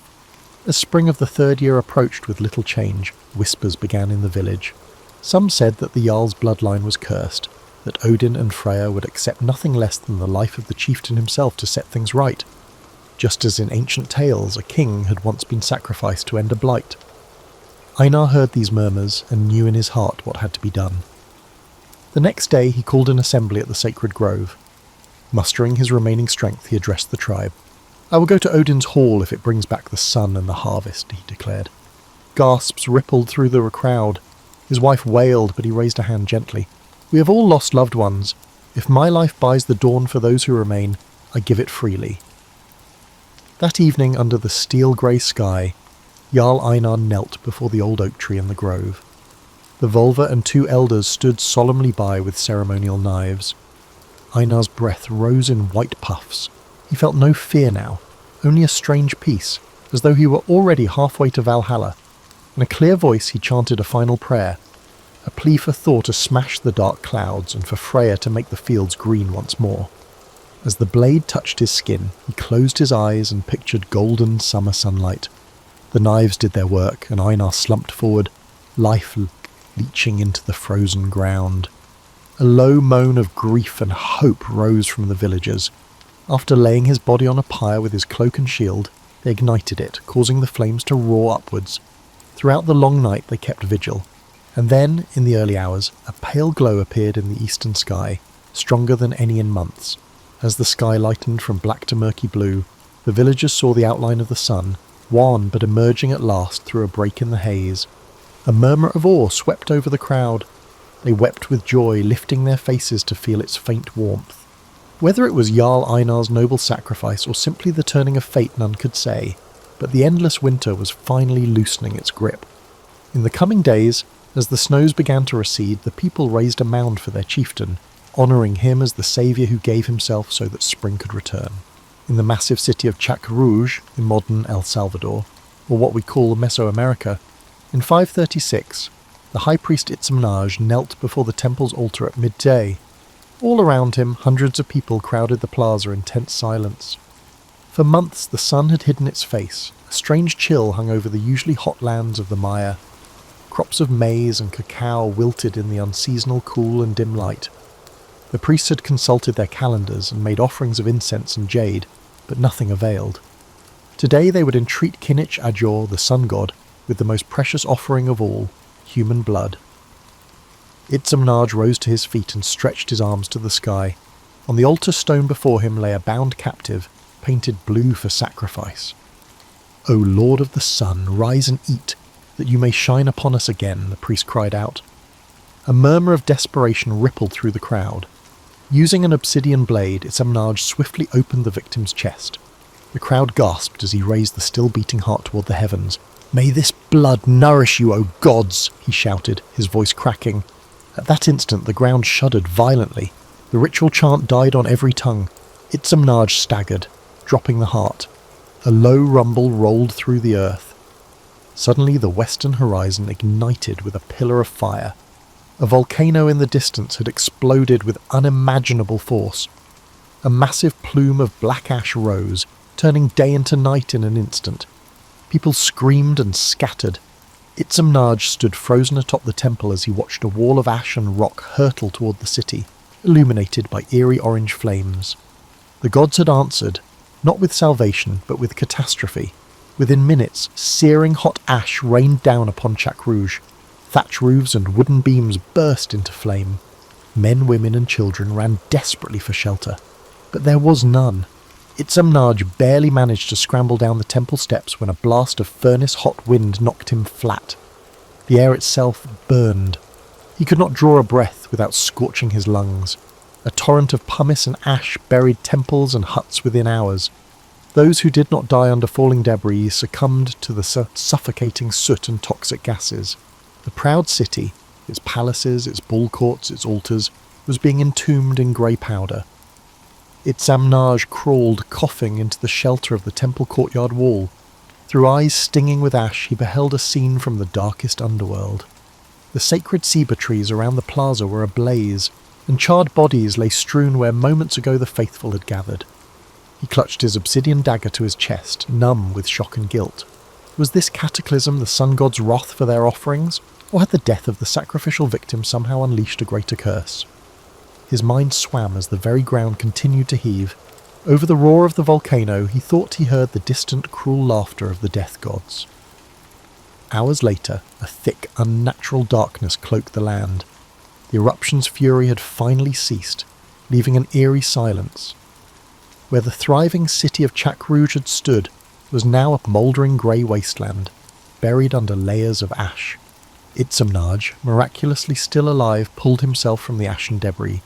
The once clear river ran black with volcanic dust. He limped through the ruins, calling out the names of his wife and son, but heard no answer, only the faint crackle of cooling cinders. His sandals sank into the hot ash covering the plaza. The once grand temple lay in shattered ruins, half-buried corpses strewn everywhere. Overhead, the sky remained as dark as midnight, though it was long past noon. Itzamnaj stumbled to the edge of the city where the fields began. Nothing remained of the maize rows, only a ghostly landscape of ash dunes. The sun was completely veiled, and fine grey particles drifted through the air like deadly snow. The priest sank to his knees and raised trembling hands to the unseen sky. "Why?" he croaked, voice broken. There was no one left to hear his questions. In that moment, it seemed to Itzamnaj that the gods had abandoned the world entirely. He looked up at the churning darkness above, knowing that beyond this poisoned sky the sun still existed, but its light might not return for a long, long time. As the lone survivor began to wail amid the desolation, the suffocating ash cloud spread far beyond, ensuring that 536 would be remembered as a year of unparalleled darkness and sorrow, even in lands far from this doomed city. Across the world, as I have covered, the year 536 left a scar on the human story. In its wake, kingdoms faltered and populations were decimated. Chroniclers from Ireland to China recorded unusual cold summer snow, failed crops and famine. They wrote of a dry fog dimming the sun's light, of skies coloured with ash, and of hunger stalking the land. For 18 long months, much of the earth lay under a pall of gloom. In Europe and the Near East, people looked for divine meaning in the calamity. Christian writers wondered if Revelation's apocalyptic horsemen were unleashed. War, famine, pestilence, and death all seemed present at once. Indeed, the historian Procopius wrote that men were free neither from war nor pestilence nor any other thing leading to death during those dark days. The plague of Justinian, which followed the famine, soon checked Emperor Justinian's ambitions in the Eastern Roman Empire. In the British Isles, Celtic monks noted a failure of bread. Far to the east, Chinese records spoke of great cold and summer frost that ruined the harvest. Northern Europeans were so desperate they offered their riches and kings to appease their gods. And in Central America, the volcano's cataclysmic eruption blanketed the skies with ash, plunging entire regions into darkness. Societies across the globe, separated by vast oceans and unaware of each other, shared the same despair. The sun that year was a feeble ghost above the horizon, a shared anguish in Ireland's green hills, Constantinople's marble streets, Axum's highlands, China's villages, Scandinavia's forests, and Mesoamerica's jungles. Millions perished as famine and disease swept through communities already weakened by crop failure. It was, by all accounts, one of the darkest times in recorded history. Some later scholars would even call 536 the worst year to be alive. And yet not all hope died. In every story of suffering there were those who endured. Parents who shared their last crust with their kids, leaders who died for their people, and communities that prayed and performed rituals to find meaning in the chaos. They adapted in the face of collapse, migrating to new lands, changing their traditions and rebuilding from the ashes. The darkness would slowly lift. From 537 to 538, the sunlight grew stronger as the dust in the sky settled. Fields were sown anew. Children born after the year without sun would grow up under blue skies, hearing the hushed stories of the terrible darkness their elders survived. Looking back, the catastrophe of 536 stands as a testament to human endurance. It was a year of tragedy on a scale almost beyond comprehension, a convergence of natural disasters that humbled empires and small villages alike. But it was also a year that showed the resilience of the human spirit. In Ireland, monks kept the flame of learning alive through the long winter. In Byzantium, officials and neighbours shared what food they could to keep the starving alive. In Axum, faith and charity helped a kingdom pull through its worst famine. In Scandinavia, a people's devotion to their gods, however grim, kept their community united until the sun's return. Despite the loss of the Maya city in our story, other cities in Mesoamerica continued to exist, safeguarding knowledge and culture for future generations. Eventually the sun did return, brighter and warmer, as it always had before. The year 536 passed into history, its horrors softened by time, but those who lived through it would never forget how fragile their world could be. For a year it felt like night had fallen and the gods had abandoned humanity. Why wouldn't you last a day in 536?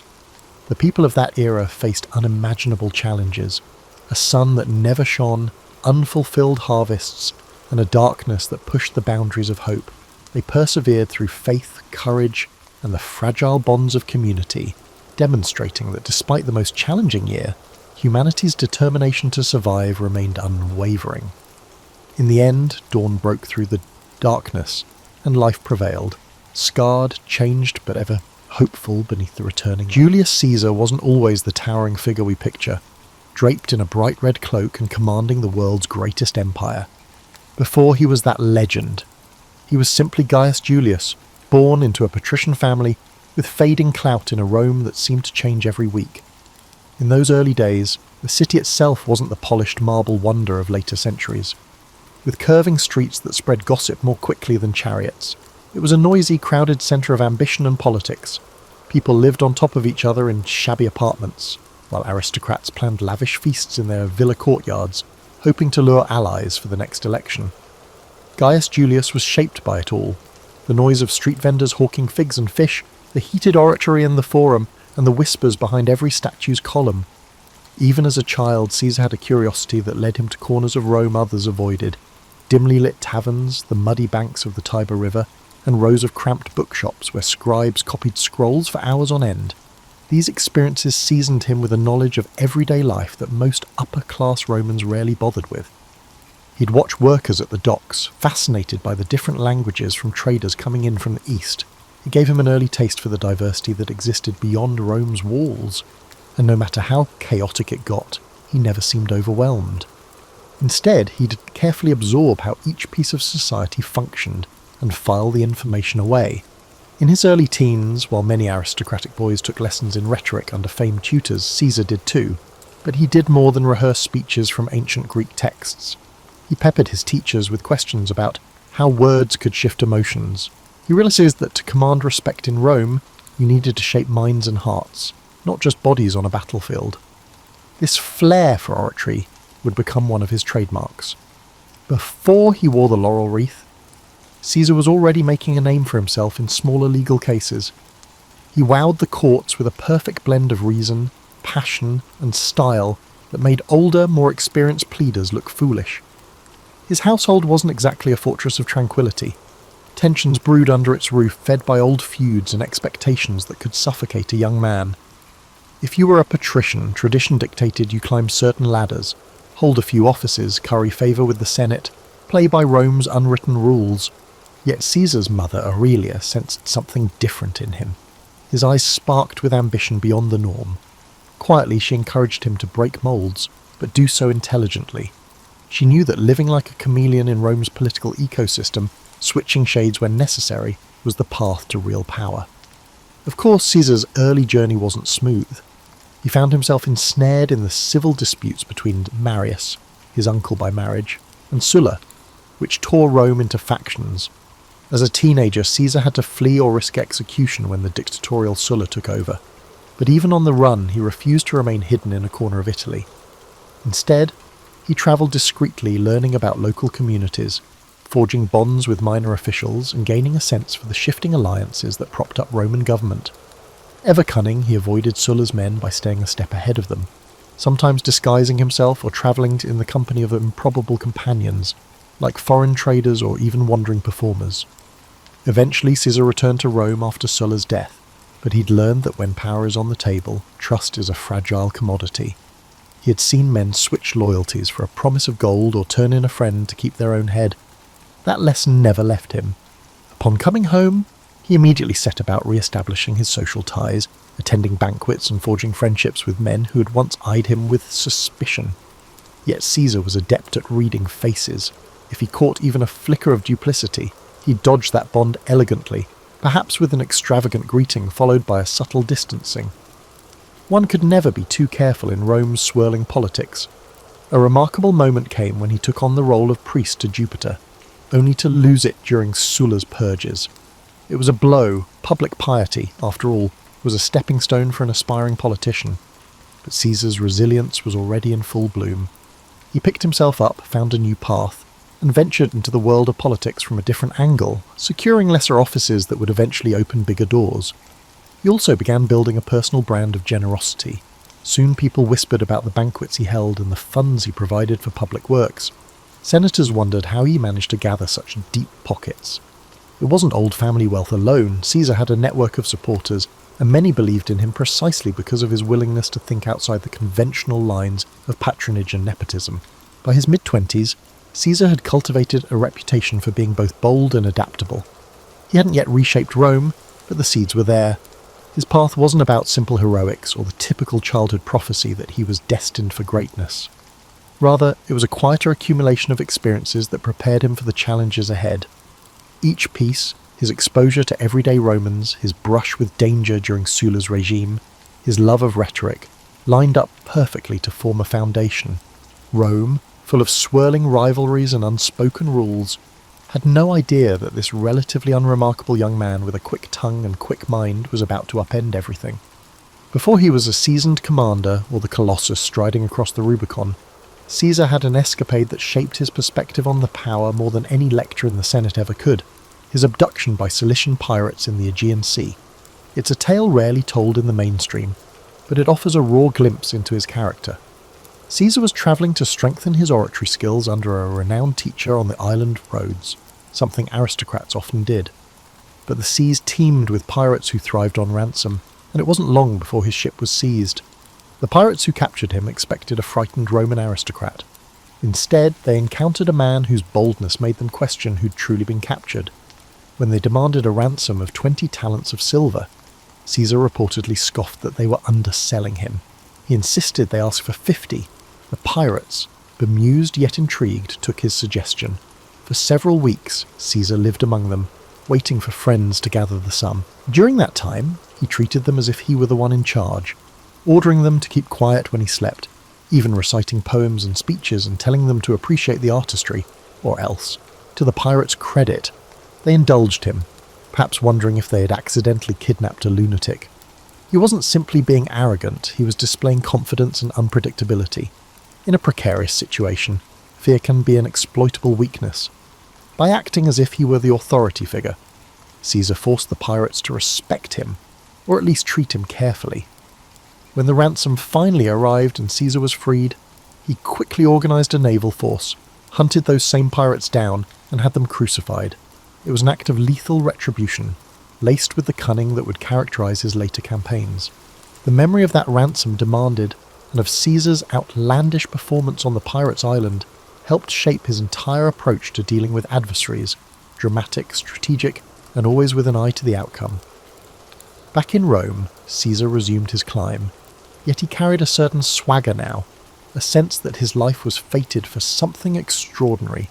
After all, how many young Roman nobles had stared down pirates and lived to spin the tale? At political gatherings, people whispered behind their cups of wine, speculating on whether that story was just Caesar's brand of theatrics or pure truth. But it was undeniable that he managed to secure enough influence to become a military tribune, and soon he was off to gain experience in the provinces, which gave him intimate knowledge of the armies he would one day command. The politics he left in Rome were no less complicated. He forged a delicate pact with Pompey and Crassus, later known as the First Triumvirate. This was not a formal institution, but rather a private handshake that united three men with distinct strengths: Pompey's military prestige, Caesar's wealth, and Caesar's political cunning. People often assume Caesar just lucked into that arrangement, but it was actually the culmination of countless dinners, private agreements, and carefully bartered favours. Caesar knew that if he wanted to climb higher, he needed to bring Rome's big players into his corner, at least temporarily. If that meant moderating his own ambitions in the short run to secure Pompey's trust, he'd do it without blinking. With their support, Caesar aimed for a new goal, a position that would not only confer prestige, but also provide him with the chance to broaden his network and bolster his army with devoted soldiers. The governorship of Hispania Ulterior or Gaul, where fortunes could be made and reputation cemented, seemed ideal. Not only would it allow him to command armies, it would offer a stage to showcase his genius in both administration and warfare. In time, he secured the proconsulship of Gaul. Gaul was vast, populated by diverse tribes, each with its own traditions, alliances and grudges. Where lesser men might see only a frontier to exploit, Caesar saw a chessboard with dozens of moving pieces. He relished the challenge. This was, after all, the man who once calmly dined with kidnappers. Gathering legions known for their discipline and grit, he departed north, determined to do more than just play caretaker. He wanted to knit those tribes into Rome's sphere of influence, forging new roads and alliances while showcasing Roman supremacy. Before he launched significant campaigns, Caesar did his homework. He arranged meetings with tribal chiefs, listening carefully to their rivalries and hearing their pleas for Roman protection. Was it genuine concern or a ploy? Caesar would weigh each statement, reading not just the words but the shifts in tone and eye contact. If he sensed an opportunity, like a tribe longing for revenge on its neighbour, he'd promise support, extracting pledges of loyalty. In many ways, his tactics mirrored the hush-hush political dealings he'd honed back in Rome, only now the stakes were measured in thousands of soldiers and entire territories. Yet, throughout these manoeuvres, Caesar never lost sight of the persona he'd cultivated. He was no mere bureaucrat. He was that daring aristocrat who'd outwitted pirates, the dynamic orator who electrified the courts, and the cunning negotiator who'd found common ground with Pompey and Caesar.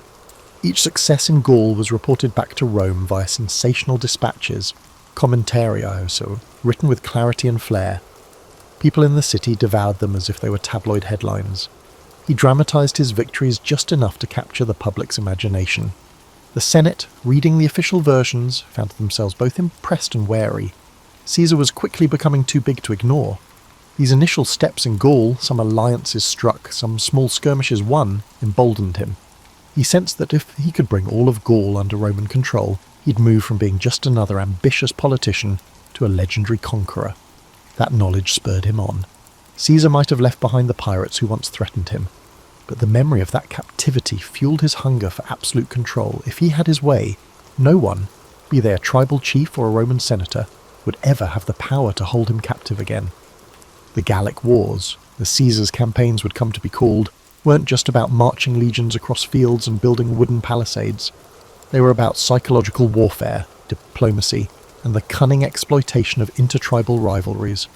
Rome's dominance always hung on its ability to divide and conquer. With Caesar at the helm, that strategy took on fresh nuance. In the early phases, Caesar consolidated Roman gains by constructing a network of roads and fortifications. This was hardly glamorous labour. Roman soldiers would spend weeks hacking through forests and bogs to erect outposts, sometimes under the threat of ambush.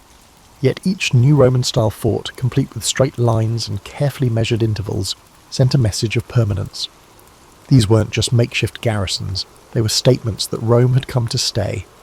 People often remember Caesar's brilliance on the battlefield, but his true strength lay in methodical organisation. He considered logistics as vital as sword and shield. The various Gallic tribes watched uneasily, some rushing to Caesar's side, others forming alliances against him.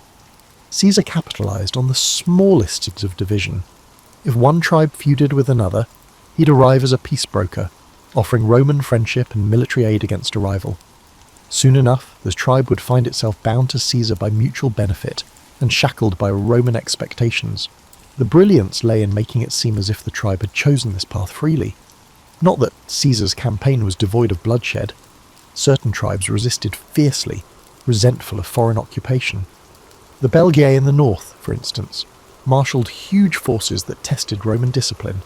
Caesar, never squeamish, deployed tactics to crush resistance decisively, destroying crops, capturing strategic points, and sometimes resorting to brutal reprisals that sent a chill through neighbouring tribes. He didn't revel in cruelty for its own sake, but he understood the Roman tradition of deterrence. Ferocious display could prevent a drawn-out rebellion. This approach, while effective, also laid the seeds for future animosity, especially among fierce defenders of Gallic independence like Vercingetorix. Vercingetorix was an Arvernian chieftain who recognised that the Gallic tribes needed unity more than ever. He wasn't some hot-headed bandit chief. He was methodical, charismatic, and had a strategic mind that could rival Caesar's. While Caesar was off campaigning on another front, Vercingetorix rallied disparate tribes under the banner of Gallic pride. When Caesar got wind of this resistance, he recognised at once that Vercingetorix was no ordinary adversary. The typical trick of exploiting old rivalries might not work here. The confrontation between Caesar and Vercingetorix escalated into one of the defining struggles of the Gallic Wars. Vercingetorix adopted a scorched earth policy, instructing villagers to destroy their own supplies and towns to starve the Roman legions of resources. It was a grim strategy, burning fields and uprooting harvests, but it slowed Caesar's advance, creating logistical nightmares for Roman soldiers accustomed to living off the land. For a man who prided himself on controlling every variable, Caesar found himself confronting the unpredictable factor of a charismatic local leader who matched him in cunning. Still, Caesar was a master of adaptation. Recognizing the challenge, he consolidated his troops and chose to besiege key Gallic strongholds. Most famously, he surrounded the fortress town of Alesia, where Vercingetorix had taken refuge with tens of thousands of warriors. The siege of Alesia would become a testament to Caesar's ability to think in layers. He constructed a ring of fortifications around the city to starve out Vercingetorix's forces, and, anticipating a Gallic relief army, he built another ring facing outwards to protect his legions from an attack from outside. This double fortification was an audacious engineering project, involving miles of ditches, ramparts, and watchtowers, enough to give any modern city planner pause. The days wore on under a relentless sun. The besieged Gauls inside Alesia ran short of food. Women and children were turned out of the fortress, hoping for mercy, only to be left stranded between the city walls and the Roman lines. Meanwhile, a massive relief force of various Gallic tribes arrived, attempting to break Caesar's outer defences. During one critical night, it seemed Rome might collapse under the weight of the onslaught. Caesar himself rallied his men, darting from post to post. He knew if Alesia was relieved, Gaul could unite behind Vercingetorix, and Caesar's entire campaign might unravel. Against formidable odds, the Roman lines held. Exhausted from repeated attacks and lacking a coherent strategy, the relief force finally broke. Inside Alesia, with supplies gone, inns and morale shattered, Vercingetorix surrendered. The sight of this defiant Gallic chieftain handing over his weapons underscored the turning point. Rome had asserted its dominance, and Caesar stood at the pinnacle of victory. Yet for all the glory, the end of the siege left many Gauls embittered. Caesar might have pacified the region, but a smouldering resentment would eventually lurk beneath the official peace treaties. When Caesar returned to Rome, he was hailed as a hero. His campaigns in Gaul had quadrupled Rome's domain and filled the Republic's coffers with wealth from newly conquered territories. The Senate awarded him grand triumphs, parades where caged prisoners walked in chains, and the crowd roared with delight. In these processions, Caesar's name became synonymous with military genius and Roman might. Yet the very success that elevated him threatened to unbalance the precarious political framework in Rome. Men like Pompey and Crassus, once his allies, couldn't help but feel overshadowed by the sheer magnitude of Caesar's achievements. The old guard in the Senate grew uneasy. They murmured that Caesar's ambition was too large for the Republic. Even allies wondered if they could remain relevant while Caesar soaked up the glory. Caesar, for his part, believed he had only just begun. His vision extended beyond the spoils of Gaul. He wanted to transform Rome itself, to carve out a position where no single faction or rival could stifle him again. This set the stage for an inevitable clash. Caesar's manoeuvres in Gaul, while triumphant, had also sown suspicion and envy. And suspicion and envy in Rome often led to civil war, assassinations, and chaos. But if Caesar was worried, he hardly showed it. Fresh from the greatest victory of his career, he was welcomed like a conquering hero. He stepped onto the marble streets of Rome with a confidence forged in the crucible of countless battles, the final. The uneasy alliance of Pompey, Crassus, and Caesar, often called the First Triumvirate, had always been a marriage of convenience. Each man saw it as a tool to secure power, but once Caesar's Gallic conquests made him the darling of the masses, resentment began to simmer. Pompey, Rome's previous superstar general, noticed public attention drifting from him to Caesar. Crassus, meanwhile, met a tragic end in an ill-advised campaign against the Parthians, leaving Caesar and Pompey as the two principal contenders for the heart of Rome. An undercurrent of tension now pulsed through the city. Senators whispered in corridors, choosing sides. Pompey cozied up to conservative factions in the Senate who viewed Caesar as a threat to the old republican system. Caesar, still away in Gaul, understood he would need to solidify his position back home soon. The term of his governorship was drawing to a close, and if he returned to Rome merely as a private citizen, his enemies could bring him to trial for various alleged misdeeds and effectively end his political career. His solution? He demanded to run for consul in absentia, seeking an extension of the immunity and power he held as proconsul. The Senate refused, with Pompey supporting that refusal. This was the point of no return. Caesar stood at the banks of the Rubicon River, the boundary beyond which lay Italy proper. Roman law was crystal clear. No general was allowed to bring his army into Italy. To do so amounted to a declaration of war. On a winter's night in 49 BCE, Caesar made his choice. He marched across the Rubicon, uttering the phrase, "Alea iacta est," the die is cast, if the anecdotes hold any truth. Overnight, Rome's system of alliances shattered. The civil war had begun. Pompey and many senators fled Rome to gather forces in the east, confident they'd muster armies far greater than Caesar's. They had the backing of traditional elites, wealthy provinces, and, they believed, time on their side. Caesar, however, wasn't known for cautious delay. He pressed forward at breakneck speed. Towns and cities along the way opened their gates, some out of admiration for Caesar, others out of fear. The unstoppable momentum took Pompey by surprise, forcing him to evacuate Italy altogether. Caesar entered Rome unopposed. But taking Rome was just the beginning. The real challenge was confronting Pompey's legions, which were regrouping in Greece. Caesar, leaving a minimal garrison behind, sailed across the Adriatic to chase down his rival. It was a frantic race, both men vying for resources and key strategic points. Caesar's forces were often outnumbered. Pompey's alliances spanned vast portions of the Republic. Yet Caesar leveraged speed, surprise, and the loyalty he'd earned from legions who'd fought alongside him in Gaul. Battles erupted across multiple theatres: Spain, Africa, and ultimately the plains of Pharsalus in Greece. The Battle of Pharsalus in 48 BCE became a defining moment. Pompey, confident in his superior numbers, formed a traditional line, anticipating a swift victory. Caesar, outmanned, arranged a reserve line of cohorts behind his cavalry on the right flank, anticipating Pompey's horsemen would try to envelop him. When the cavalry clash began, Caesar's hidden cohorts surged forward, routing Pompey's cavalry. This triggered a domino effect. Pompey's infantry, once they saw the cavalry in flight, lost cohesion. Caesar's legions, hardened by years of frontier warfare, exploited every gap. It was a massacre. Pompey escaped, but the psychological damage was done. Men who had once sworn loyalty to Pompey began to slip away or switch sides, sensing the tides of fate had turned. Pompey fled to Egypt, hoping to regroup, but the Ptolemaic officials, keen to appease Caesar, betrayed him. On his arrival, Pompey was assassinated. His head presented to Caesar as a perverse gift. Caesar was horrified. Despite their rivalry, Pompey had once been his son-in-law. Caesar's daughter Julia had been married to Pompey.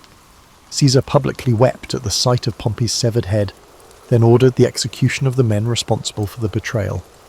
This act conveyed a message. Caesar might be ruthless, but he upheld the dignity of Roman nobility and detested dishonour. Egypt, however, offered its own labyrinth of politics. Cleopatra and her brother Ptolemy were locked in a power struggle. Caesar, now the most influential Roman in the region, found himself arbitrating their dispute. Cleopatra saw an opportunity. She smuggled herself into Caesar's presence, wrapped in a carpet, so the story goes, and charmed him with her intellect, wit, and grand vision for Egypt. Caesar, never one to resist audacity or intelligence, sided with Cleopatra. The pair consolidated power in Alexandria, defeating Ptolemy's forces and installing Cleopatra as queen.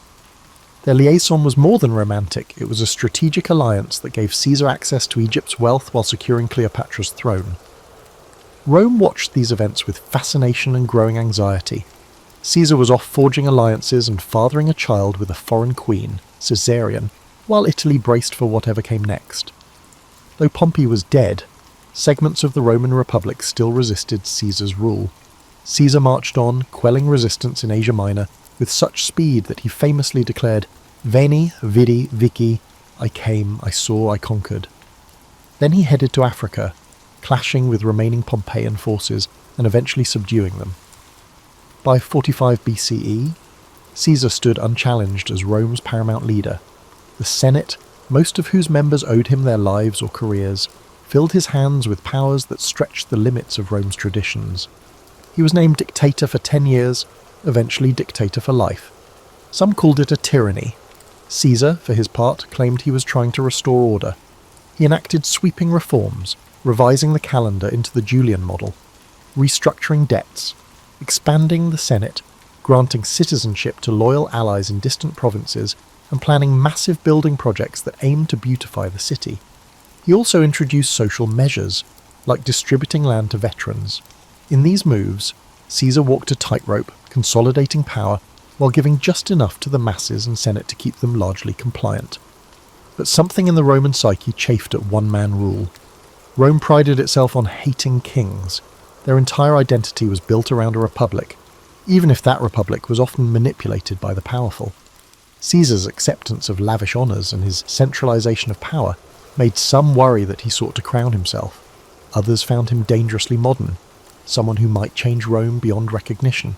And behind Caesar's unstoppable force lay a silent question. Was the Republic just a stage for one man's ambition, or could it endure? When Caesar finally returned to Rome in triumph, the city was abuzz with rumours and festivals. Though war still simmered in the distant corners of the Republic, Caesar's personal magnetism and the promise of stability temporarily silenced most discontent. He orchestrated spectacular public games and feasts, showering the populace with free grain. Statues and monuments sprang up in his honour. Yet beneath the gleaming facade, the core of Roman tradition, those unwritten rules guarding the Republic from monarchy, felt under siege. One example of Caesar's larger-than-life persona was his attempt to reshape the calendar, which was no small matter in Rome. The old lunar calendar had become hopelessly misaligned with the seasons, creating confusion in festivals and civic life. Caesar, advised by astronomers including Sosigenes of Alexandria, introduced the Julian calendar, a solar-based system with a leap year cycle. This was a major administrative reform that didn't just tidy up dates. It demonstrated Caesar's willingness to override centuries of practice if he believed he had a better way. People marvelled at the clarity the new calendar offered, but they also sensed that if Caesar could reorder time itself, what else might he feel entitled to reorder? He poured money into construction. Under Caesar's direction, new buildings, temples, and public spaces sprouted, symbolising a Rome reborn. The Forum grew more magnificent. He commissioned grand projects that not only beautified the city but gave work to thousands of labourers, elevating Caesar's popularity among the common folk. At the same time, he expanded the Senate from roughly 600 to as many as 900 members, adding allies from the provinces and diluting the power of the old aristocratic families. Some saw this as an inclusive move broadening representation within the Roman state. Others viewed it as an egregious power play, a way for Caesar to stack the Senate with loyalists who owed their positions to him alone. All these changes stirred the question, was Caesar still just a leading citizen, or was he inching toward kingship? Rome had a cultural aversion to the very word rex, king. Generations were taught that their ancestors had exiled the last Roman king and vowed never to kneel before another. So when statues of Caesar began appearing in public places, crowned with diadems, some citizens felt a chill. Caesar claimed these were tokens of respect from admirers, not declarations of monarchy, but doubts lingered. At a public festival, Marcus Antonius, a favoured lieutenant, attempted to place a diadem on Caesar's head. Caesar dramatically refused, stating, "Only Jupiter is king of the Romans." But the crowd's reaction was mixed. Some cheered his refusal, others suspected a theatrical performance designed to test public opinion on a monarchy. The dissonance grew sharper as Caesar took on the title dictator for life. In theory, a dictator in Roman history was an emergency measure, appointed for 6 months in times of dire threat, and then required to relinquish power. By extending this temporary position indefinitely, Caesar strained the very definitions of Roman governance. His supporters insisted Rome needed strong leadership given all the unrest, but his critics argued that Caesar was snuffing out the Republican flame. The seeds of conspiracy began to sprout. Senators who longed for a return to the old order, such as Gaius Cassius Longinus and Marcus Junius Brutus, started meeting discreetly. Brutus stood out. He descended from Lucius Junius Brutus, the fabled founder of the Republic who drove out the ancient kings. Caesar had shown Brutus remarkable favour, even rumoured to have paternal affection for him. Yet this complicated bond didn't stifle Brutus's conviction that Caesar's power threatened the Republic's core values. Cassius, a cunning figure with a far darker edge, fanned the flames, reminding Brutus of his ancestors' legacy and the sacred duty to protect Rome from a tyrant. Meanwhile, Caesar seemed to sense an undercurrent of danger. He went about with guards, but he also believed that living in constant fear would diminish his stature. On the surface, he continued orchestrating elaborate plans.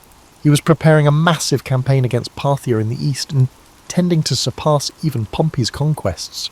Returning to Rome from that victory, Caesar likely envisioned a final consolidation of power, an unassailable legacy. His mind overflowed with new ideas for governance, law codes and expansions of citizen rights.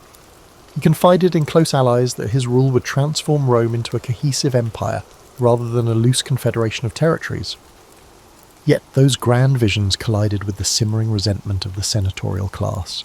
Many of them had gone along with Caesar out of pragmatism, biding their time, waiting for a chance to assert the old ways. They resented how Caesar's reforms undermined their prestige, how his populist measures made the people less reliant on senatorial patrons. Some conspirators hoped to reinstate a pure republic with limited terms of office and carefully balanced powers. Others simply wanted Caesar gone, viewing him as an existential threat to their personal standing. So as Caesar walked the marble floors of the Curia, conferring with senators, not all who greeted him warmly were true allies. The facade of unity was just that, a facade. Whispers circulated about the Ides of March, a date the conspirators had marked as pivotal. Caesar, distracted by preparations for upcoming campaigns, either dismissed or downplayed the signs of looming treachery. He was, after all, Julius Caesar, the man who escaped pirates, conquered Gaul, and overcame Pompey. To him, fear was a cage he refused to live in. To the conspirators, his confidence was both an insult and an opportunity. The stage was set, and all of Rome felt the tension in the air. The days leading up to the Ides of March had a strange energy in Rome. Senators bustled about with forced smiles, while scribes noted a flurry of edicts and proposals Caesar aimed to finalise before departing on campaign. Craftsmen laboured on newly commissioned statues and inscriptions praising Caesar's achievements. Meanwhile, anxious whispers seeped through the city, swirling in the smoky corners of taverns and the hush of aristocratic dinner parties. Caesar himself oscillated between excitement for his Parthian expedition and vague apprehension. Omens were a big deal in Roman society, and several odd occurrences had stoked superstitions, reports of strange lights in the sky, or a soothsayer who warned Caesar to beware the Ides of March. Caesar, rational yet not entirely dismissive of common auguries, seemed torn between curiosity and disbelief. He joked about the warnings, telling friends the Ides of March had arrived and nothing had happened yet. But behind the levity, hints of caution surfaced. He was known to have shared concerns with Calpurnia, his wife, who begged him on to be vigilant. The conspiracy gained momentum. Cassius worked tirelessly, approaching senators who felt displaced by Caesar's sweeping reforms or who bore personal grudges. Persuading Brutus had been the linchpin. Brutus's moral standing and family legacy offered a veneer of honour to what might otherwise look like a naked power grab. With Brutus on board, recruiting others became easier. Each conspirator had different reasons. Some claimed to fight for the Republic's freedom, others sought personal gain or revenge, yet they united under a single, dramatic resolution: Caesar must be removed. One version of their plan involved attacking Caesar during a Senate session, when he would be relatively unguarded.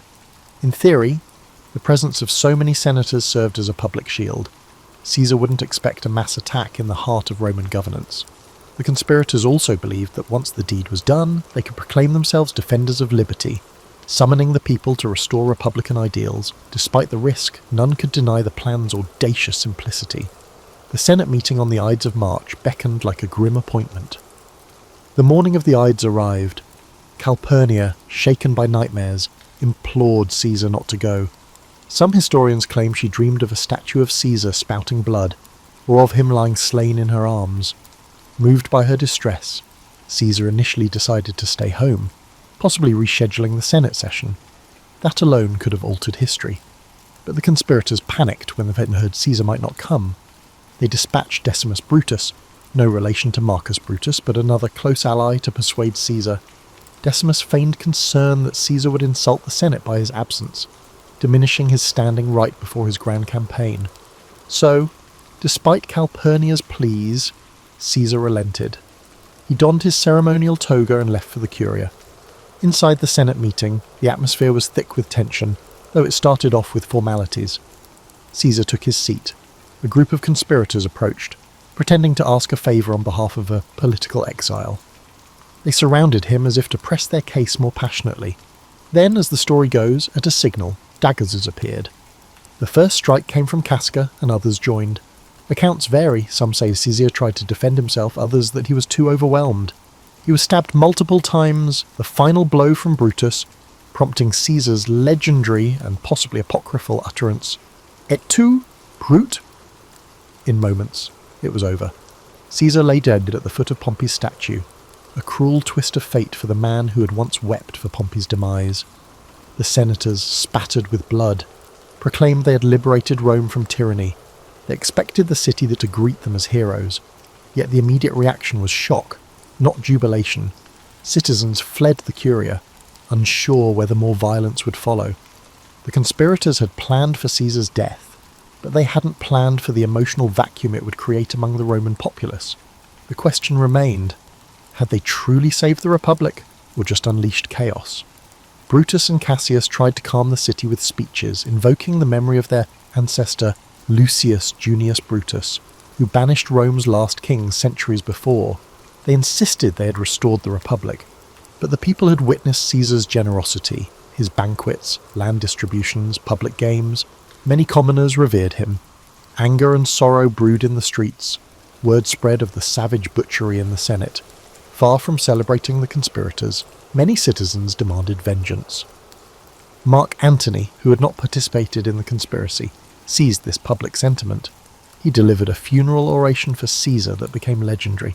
Antony spoke with passion, displaying Caesar's blood-stained toga, stirring the crowd into a frenzy against the conspirators. Some historians say Caesar's body was burned in the forum itself, with the flames fed by citizens who tossed in furniture and items as offerings. The conspirators, realizing the tide had turned, fled the city. Outrage soared, and the once proud Senate found itself overshadowed by the populist fury that Caesar had so skillfully harnessed in life. Thus, the killing that was intended to save the Republic actually accelerated its decline. Power soon consolidated not around a restored Senate, but around new strongmen, Mark Antony, Octavian, Caesar's young heir and adopted son, and others who would jockey for command in the following years. In death, Caesar had transcended mortality to become an icon, some would say a martyr, while the vision of a renewed republic, ironically, slipped further away. The aftermath of Caesar's assassination was as turbulent as any period Rome had ever seen. The city, already tense from years of civil conflict, discovered that removing one towering figure didn't automatically restore the old republic. Instead, a new power vacuum emerged, quickly filled by those with the ambition and resources to claim it. Mark Antony, Caesar's closest lieutenant, was first on the scene, leveraging his connection to the slain dictator to rally the masses. But Caesar had named a surprise heir in his will, Gaius Octavius, better known as Octavian, his grandnephew. Only 19 years old, Octavian carried Caesar's name, and soon enough, Caesar's legions would rally around him too. Brutus and Cassius fled Rome, hoping to raise armies in the eastern provinces. They published declarations defending the assassination as an act of patriotic duty, but the events in Rome worked against them. The funeral oration by Antony had painted them as traitors to Caesar, and, by extension, enemies of the Roman people. Legions loyal to Caesar scorned the conspirators. Lines hardened. Another round of civil wars seemed inevitable, as one man's ambition had morphed into a generational crisis of identity for Rome. Though Antony and Octavian initially eyed each other with suspicion, they realized they stood a better chance against the conspirators if they cooperated. Along with Marcus Lepidus, a trusted commander, they formed the Second Triumvirate. Unlike Caesar's informal arrangement, this triumvirate was legally sanctioned, granting the three men near absolute power to reorganize the state. And reorganize it they did. Prescriptions, lists of enemies of the state, were published. Men of wealth and influence found themselves outlawed. The triumvirate seized property and executed opponents, echoing the grim days of Sulla's dictatorship. The conspirators, meanwhile, mustered forces in the east, culminating in the climactic Battle of Philippi in 42 BCE. Brutus and Cassius were defeated, and they chose suicide over capture. If Caesar's murderers hoped for a renaissance of republican ideals, they had gravely miscalculated. Rome was now torn between competing strongmen. After Philippi, tensions rose between Antony and Octavian. Antony headed east, forming an alliance, and famously a romance, with Cleopatra in Egypt. Octavian solidified his base in Rome, ensuring the Senate recognized him as the principal heir to Caesar's legacy. By 31 BCE, the rivalry exploded into another civil war, culminating in the naval Battle of Actium. Octavian prevailed. Antony and Cleopatra fled and later took their own lives, and the stage was set for Octavian to become Augustus, the first Roman emperor. The Republic, in its old form, was gone. And what of Caesar's legacy? His name, Caesar, would become synonymous with rulership itself. From Kaiser in German to Caesar in Russian, leaders in distant lands would adopt the moniker as a badge of imperial might. His reforms, especially the Julian calendar, outlived him by centuries, influencing how millions of people mark time. His writings, particularly the commentaries on the Gallic and Civil Wars, remained essential reading for generations of statesmen and generals, admired for their clarity and rhetorical brilliance. In a strange twist, the Senate that once feared him voted to deify Caesar after his death, proclaiming him Divus Iulius. Shrines and temples to the divine Julius sprang up, turning him into a figure of worship. This posthumous deification gave Octavian an added aura of legitimacy. He was now Divi Filius, the son of a god. One might argue it was the final irony. The same institution that bristled at his ambition now raised him to divine status. This transformation reflected the contradictory nature of Roman politics, practical to the core, yet steeped in superstition and reverence for signs and wonders. Public memory of Caesar remained divided. Many admired him for championing the lower classes, taking decisive action to end Rome's internal strife, and extending Roman influence abroad. Others condemned him as the man who shattered the Republic's checks and balances, making a single-man rule inevitable.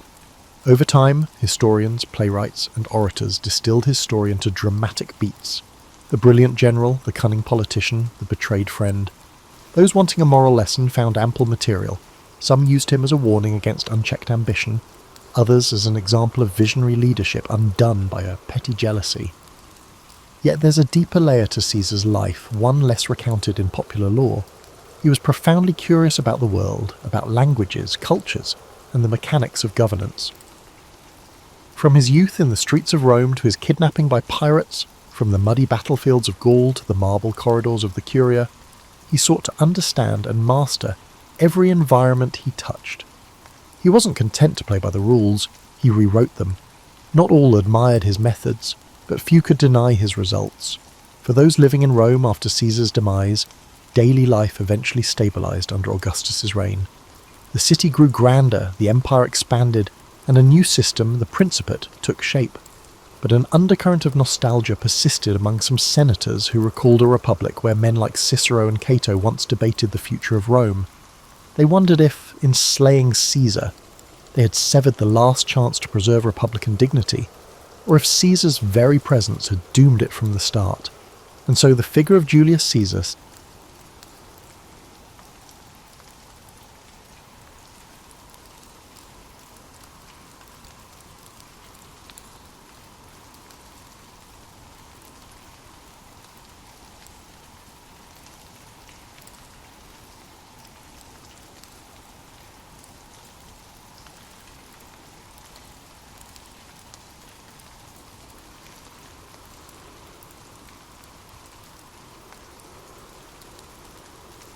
Born in the port city of Genoa, Christopher Columbus entered the world under a roof that smelled of salt air and fish scales.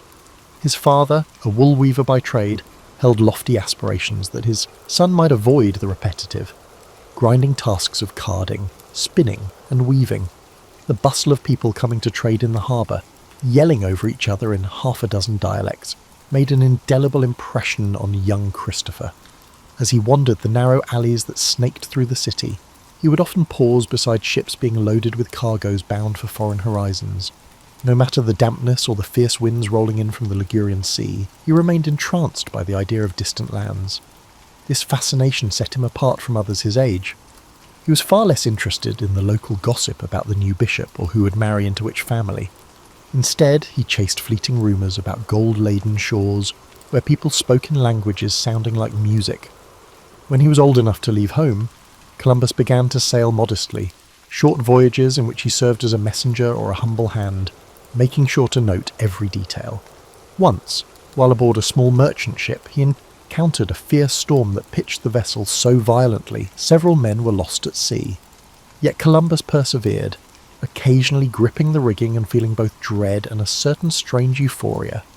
He later recalled this episode as the exact moment he realised that fortune favoured risk-takers. The wind stung his face, but he felt alive in a way that overshadowed the fear. At that time, the known world for most Europeans was bracketed by misunderstandings about what lay beyond the horizon. Maps were often imaginative, featuring sea monsters, swirling vortexes, or vast empty spaces labelled terra incognita. Columbus devoured any chart or ragged bit of parchment he could find.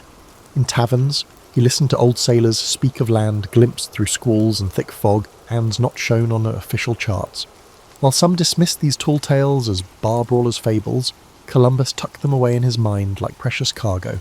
He made sure to learn from the best navigational minds available. By day, he subjected himself to the strict discipline of mathematics, angles, distances, how to track the sun and stars.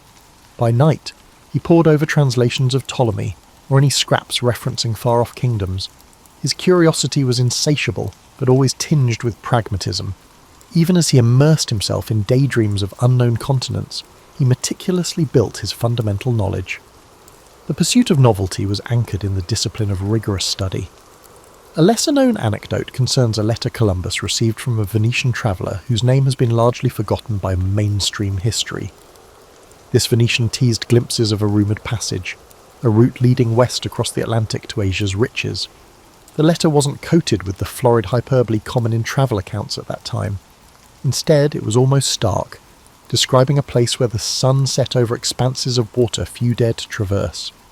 Columbus cherished that letter, convinced it held the kernel of a secret known only to a handful of traders or explorers who lacked the means to follow up on it. The Venetian might never have expected his words to incite one of the most daring voyages of the age. Yet for Columbus, that letter represented a subtle push, a sign that the improbable might be real. In the decades leading up to his famed expeditions, Europe wrestled with power shifts. Italy's city-states squabbled with each other. The Ottoman Empire flexed control over trade routes, and Portugal angled for maritime dominance.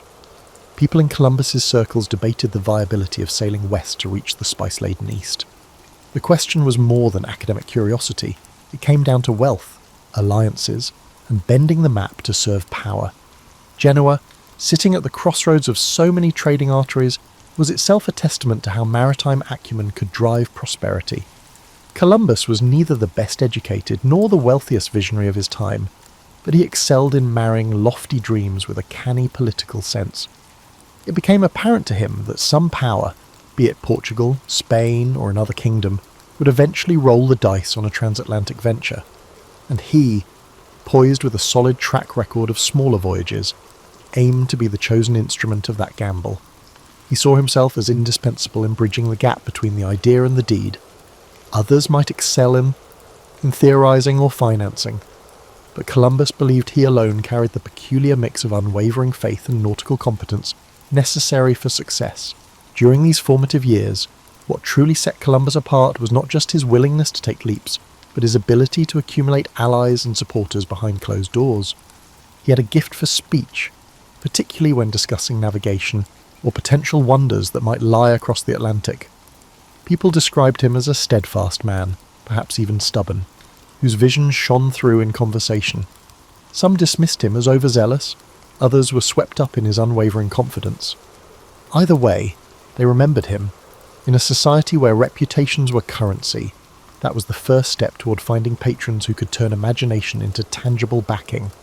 Stories about Columbus often skip from his boyhood in Genoa straight to his lobbying at the Spanish court. Yet these in-between years, during which he sharpened his craft, cultivated friendships, and scoured every port for whispered tales, were pivotal. They formed a crucible in which the idea of sailing west to reach what Europe called the Indies hardened into a driving obsession. By the time he embarked on the journeys that would etch his name into history, he was already a seasoned navigator with connections in multiple courts. Many might have possessed theoretical knowledge or raw courage, but Columbus combined them with a strategic sense of timing and persuasion. Ultimately, the sum of these experiences, the near-death storms, the midnight confessions of old sailors, the letters penned by obscure travellers, wove together. Columbus stood as a man on the cusp of forging something vast. He was ready to propose a radical plan to whichever monarchy had the audacity to endorse him. And that moment was inching closer every time he set foot on a dock, every time he gathered new bits of intelligence, and every time he closed his eyes at night, visions of uncharted coasts dancing just beyond the darkness. Spain in the late 15th century was an agitated tapestry of ambition, religious devotion, and a desire to surpass other emerging European powers. After the Reconquista and the unification under the Catholic monarchs, King Ferdinand and Queen Isabella sought new ways to cement their place in the world. While Portugal was establishing itself along the African coast, using caravels to probe new waters, Spain faced the possibility of being left behind. Columbus perceived this anxiety like a cat sniffing out opportunity. He had tried pitching his westward plan to the Portuguese crown previously, but was met with hesitation, some say scorn. His proposition sounded suspiciously like gambling with the unknown.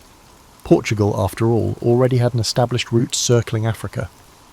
But the Spanish court was more impressionable, perhaps because they were eager to leapfrog over rivals in the exploration race.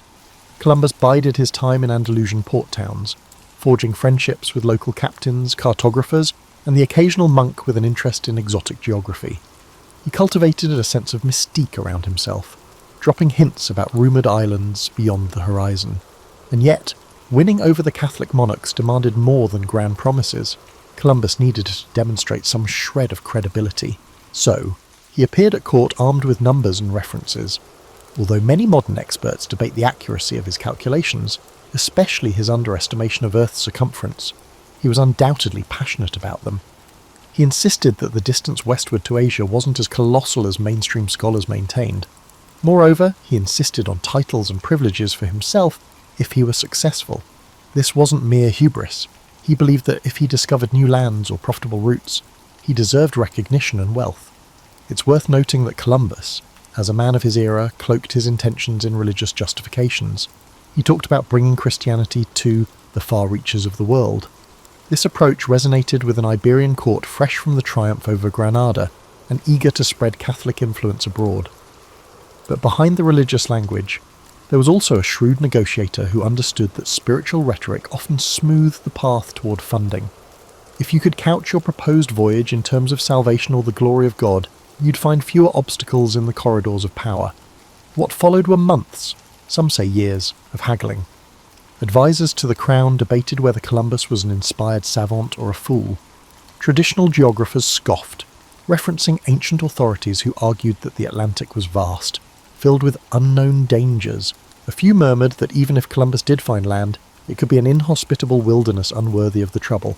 Columbus, however, radiated a calm sense of certainty. He occasionally flashed a map, though how detailed these charts were remains a mystery. Scholars have speculated for centuries about the source of his unwavering assurance. Some posit hidden documents or secret knowledge gleaned from seafarers who stumbled upon unknown islets. Others assume it was sheer stubbornness, an unshakable conviction that a western sea route must exist. Eventually, the Catholic monarchs took a calculated risk. They granted Columbus the funds for 3 ships, a modest investment from their perspective. The arrangement was that if he found nothing, the loss would be brushed aside by the Spanish treasury, but if he succeeded, Spain would catapult ahead in the scramble for new lands and trading routes. The recollection of Portugal's prosperity from gold and spices weighed heavily on their minds. Nobody wanted to miss out on the next wave of riches. Columbus, exultant with the royal nod, hurried to assemble a crew. People often overlook the question of how Columbus gathered those men. It's true many were from modest backgrounds, with some rumoured to be on the run from the law, hoping to escape their past in the expanse of the ocean. But it wasn't just desperados who signed up. Skilled navigators from Palos, Huelva, and beyond joined, intrigued by the potential for fortune. The ships, commonly referred to in simplified form as the Nina, the Pinta, and the Santa Maria, were repurposed commercial vessels, not the grand, specialised craft of some modern imagination. In those final days before departure, Columbus prayed publicly at small monasteries and confided in a handful of confidants. The air crackled with anticipation. Coastal communities whispered about the boldness of it all. Some saw it as an act of madness or vanity. Others felt the giddiness of perhaps witnessing the dawn of a new era. though they likely didn't phrase it that way. For his part, Columbus maintained a controlled composure, but one can imagine the swirl of thoughts in his head. What if the critics were right, and Asia lay much farther than he had predicted? What if the currents were too treacherous, or the men mutinied out of fear? Despite the swirling uncertainty, Columbus pressed on. In the context of the times, caution often yielded smaller gains, while boldness, especially in exploration, could reshape kingdoms and redefine maps. And so, in August of 1492, with the last fleeting gusts of summer wind, he led his ragtag armada out of Palos de la Frontera. Spain's coastline faded behind them under a brilliant sky, and all that remained was the emptiness of the Atlantic. No one aboard those 3 ships fully grasped the magnitude of what they were about to set in motion. Columbus was convinced that on the other side of that endless horizon lay a gateway to Asia. What he actually found would ripple through history in ways neither he nor his patrons could have envisaged. Yet that departure day, so often depicted in simplified paintings, was anything but routine. The tension on deck, the unspoken prayers of the men, the spectre of turning back if storms threatened, it all brewed a potent mix of hope and dread. Columbus, unwavering, stood near the ship's helm, mentally rehearsing his route, likely feeling the weight of his deal with Spain's monarchy on his shoulders. But as a faint breeze pushed them out to open sea, he also might have felt an intoxicating rush of possibility. Sailing into the unknown demanded more than bravado. It demanded an unspoken agreement among the crew that they would trust Columbus's instincts, for better or worse. For weeks, the men heard nothing but the wind snapping the sails and the hull creaking under the pressure of the open sea. Fears of sea monsters and bottomless whirlpools circulated in hushed conversations. Each day, Columbus measured the sun's position with the astrolabe, jotting figures in a logbook he kept hidden from prying eyes. Rumour has it he maintained 2 sets of records, one genuine, one skewed to soothe anxious sailors. As time wore on, their diet, initially bread, onions, salted meat, became stale and monotonous. Water turned brackish, tempers flared as frustrations boiled over. The sense of distance from any known shore was paralysing for some. A few men muttered that they should force Columbus to reverse course. Yet each evening, Columbus delivered a kind of pep talk, reminding them of the wealth rumoured to be waiting just beyond the horizon, of the possibility that each day's sail brought them closer to Asia's spice markets. From a modern perspective, such promises might seem manipulative, but within their historical context, Columbus was playing the necessary role of morale builder. Along the voyage, certain signs stirred fleeting moments of optimism: floating clusters of seaweed, stray birds overhead, even the faint smell of unfamiliar vegetation on the breeze. Sailors latched onto these clues like lifelines, interpreting them as evidence that land must be near. Some historians argue that these were the crucial threads holding the expedition together when minds threatened to unravel. Columbus, however, rarely displayed his own doubts. His journals hint at the internal turmoil he felt when days stretched into weeks and no solid coastline materialized. But to the men, he projected unwavering determination. Then came a fateful night in October, when the cry of "Tierra, Tierra" finally broke the silence. The men scrambled to the sides of the ship, eyes scanning the dark horizon. Shrouded in moonlight was a low, dark outline that could only be land. Relief, excitement, and a twinge of disbelief shot through the crew. They had survived the dreaded emptiness. When morning came, they saw a lush island, beaches gleaming under the sun. Columbus, convinced he was near Asia, unfurled the Spanish flag and claimed the land for the crown. In his diary, he described the island's inhabitants as friendly, curious, and naive about European ways, though he likely wrote with the tinted lens of an outsider imposing his own worldview. The early interactions between Columbus and the indigenous people, often referred to as the Taino, began with gestures of goodwill. Small gifts of glass beads and trinkets were exchanged for parrots, cotton, and rudimentary gold ornaments. Columbus interpreted these gestures in a context shaped by centuries of European feudal and mercantile culture. He wrote excitedly about the potential for future riches and the ease with which Spain might extend its reach across these lands.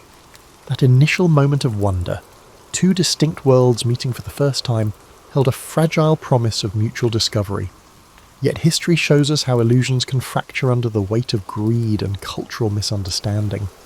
Columbus recorded that some of the islanders directed him farther to the south and west, mentioning places with greater wealth. So, he pressed on, navigating among the islands of what we now call the Caribbean. The further he travelled, the more he convinced himself that the Grand Khan's palaces might lie just around the next coastline. He heard stories, interpreted them through his own lens, and wrote letters back to Spain brimming with excitement. However, the land was not the Asia of silks and spices he had imagined. The mistake was largely geographical. The world was far bigger than he had presumed. Unwittingly, Columbus had stumbled upon a separate continent that was new only to Europeans, though not to the millions who already lived there. The seeds of future conflict were sown in these early encounters. The Spanish crown's policy was expansionist, steeped in an ideology of superiority, and Columbus's reports about malleable islanders only fueled the monarch's ambitions. He built a makeshift fort on Hispaniola, leaving some men behind while he returned to Spain with captured islanders as evidence of his discoveries. In modern eyes, that action signals a grim foreshadowing of how the New World's inhabitants would be treated, as curiosities, labour sources, or impediments to colonial aims. But in Columbus's time, such manoeuvres were considered strategic. He wanted to ensure further funding by demonstrating tangible results. Returning with natives, though entirely unethical by contemporary standards, served as proof that he wasn't just spinning tall tales. As he sailed back, Columbus already envisioned subsequent expeditions, likely anticipated wealth, honours, and a permanent place in the aristocracy. He had entered the islands as an emissary of a new empire in the making. Much like a businessman presenting a prototype to investors, he came back with enough evidence to secure additional patronage from Spain. Royal receptions greeted him upon his return, and he responded by describing the islands as paradises brimming with potential for Christian conversion and resource extraction. The tale of first contact is often romanticised, but the reality was more complex and ominous. Suspicion lurked beneath the surface, both from the Spanish who found less gold than rumoured, and from the indigenous peoples who now witnessed the arrival of more foreigners seeking land and labour. Columbus's navigational victory had unknowingly unlocked a door that would soon see waves of conquistadors. Missionaries and fortune-seekers flood these shores. For now, though, in the immediate aftermath of that first voyage, Europe saw Columbus as a triumphant discoverer who validated the westward route. The next chapters would unveil the consequences of that discovery.